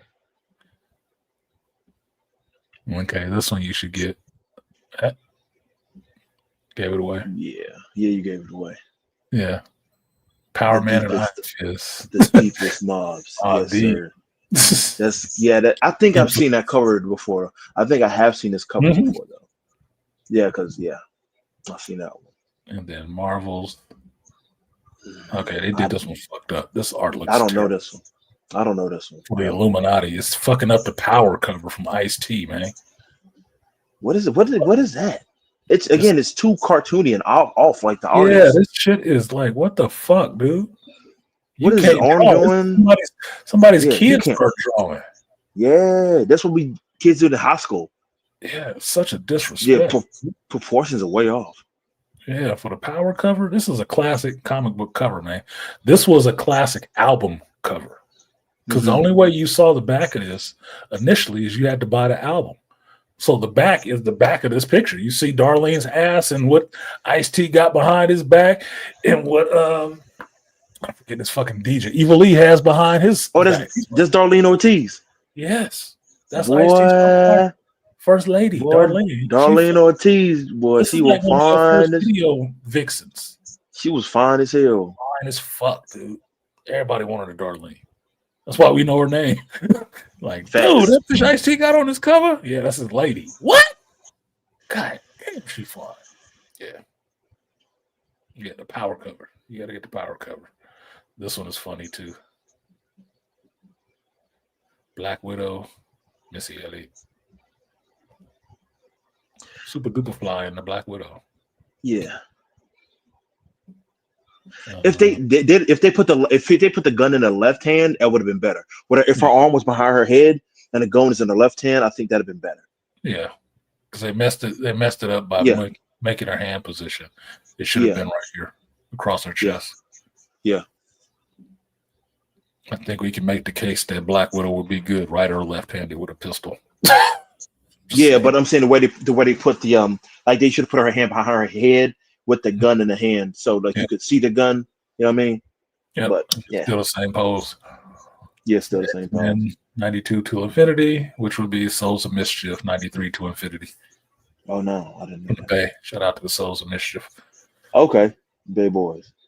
Yeah, Web Warriors. This is a Spider-Man comic that was going on. That's where you get Spider Noir, Spider Gwen, Peter Porker running around together. I do remember those guys. Reverse. Yeah. And then this is Clips. Oh, this is Clips. Oh, okay. I never bought the Clips, so I never saw this album cover ever. And the this album cover art looked like that other cover art for the comic book. Yeah. Lord Wyland. I never saw this one either. This one didn't sell, I know. No, what is this one? Who is this? Fiasco. Oh, which album? This is Food and Liquor. Oh, Food and Liquor. Oh, I only know Food and Liquor too. I'm not. Liquor. And Lasers. No, I don't know this one. Yep. Yeah. And this one. This is Sam Alexander Nova with J. Cole. J. Cole. Born Center. Yeah, Born Center. It's pretty easy to get that one. That was that's pretty. Yeah, that makes sense. Yeah, that's good. You got over on that one. That was an easy pick, man. Yeah. Guardians of the Galaxy. Everybody in the picture. And Kendrick. Yeah, wait, scroll back up. The background. Yeah, it's hard to get because of the background doesn't. Yeah, because the background looks like it's a nihilist's face or something like that. So you can't tell as much. Hard to tell. Oh, black and white or grayscale. But then it's the Pimple Butterfly. Yeah, I get it. Yeah, I got that. Silk, which I would have knew they hope they did something with this character. Yeah, she's a cool character. They haven't done a lot with her, unfortunately. Yeah, most def. Yes. Then this one, Sam Wilson. This is when he became Captain America, and people was giving him shit in the comics about becoming Captain America. Yeah. You know, because they didn't like it in the comics either. Yeah, they didn't. ASAP. Live long. Now that was a hard cover though. That cover was hard. Yep. Long live ASAP. Yeah, I do remember that cover though. Then this is the Drax solo book. His neck's weird. I don't like that. Kid Cudi. That's Kid Cudi. Yeah. Man on the Moon too. Mm-hmm. They didn't get the background right. The window should have been bigger. Yeah. Deadpool. What Wade and Wale? That's Autumn. Autumn on his back. Yeah. Wale had a little run though, like quiet as kept. People kind of sleep on Wale. Wale had some shit. That's dope though. Yeah. So comic book covers were a thing. It was fun. Nah, man. Yeah, it used to mean something. You don't want to find the individual issues, or you can't, which you probably won't be able to. You can buy that little volume, Marvel, the Hip Hop Covers, Volume 1 from 2016, and you can get the book with all the covers in it. And it'll probably be, say you can order it on Amazon. It'll probably be full, each page will be one of the comics on it. So it'll be comic book size. So it'll be a big book. It'll be a big book. Gotcha. Some of the ones you like, some of the ones you don't. But I appreciate the artistry and trying to do that anyway. Because it showed their love, or artists' love for hip hop in general. Mm-hmm. Right? Definitely.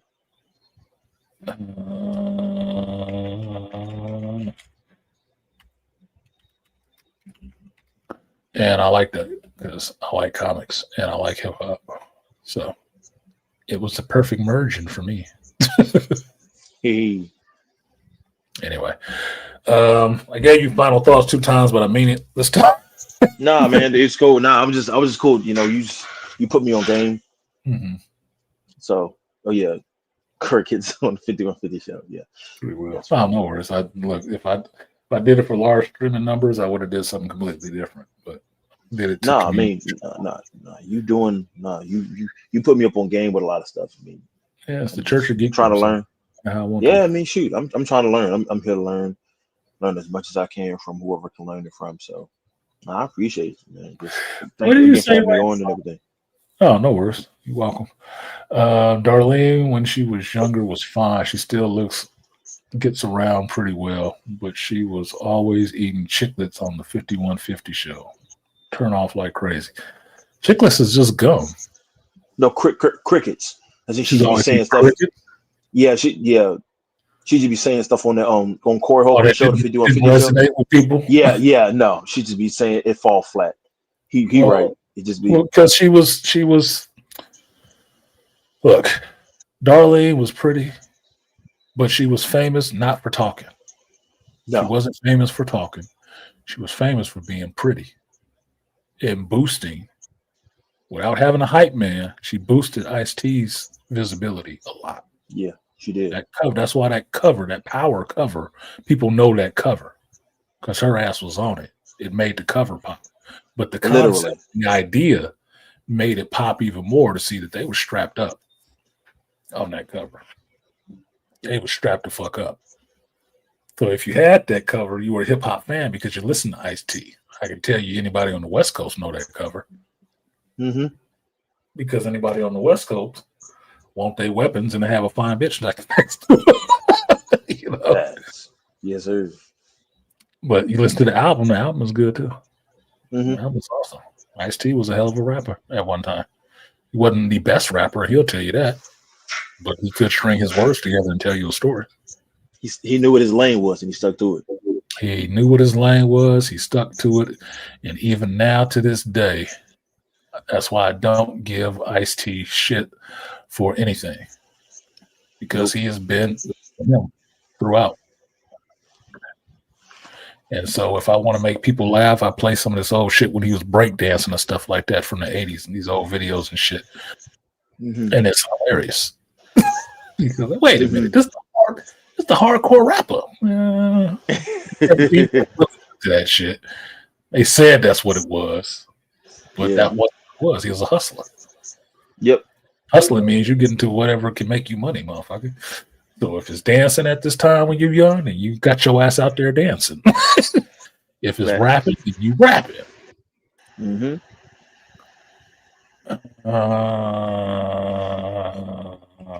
I think I'm gonna end with this song because I was gonna end with one song, but now I know I'm gonna listen. I'm gonna end with this other song.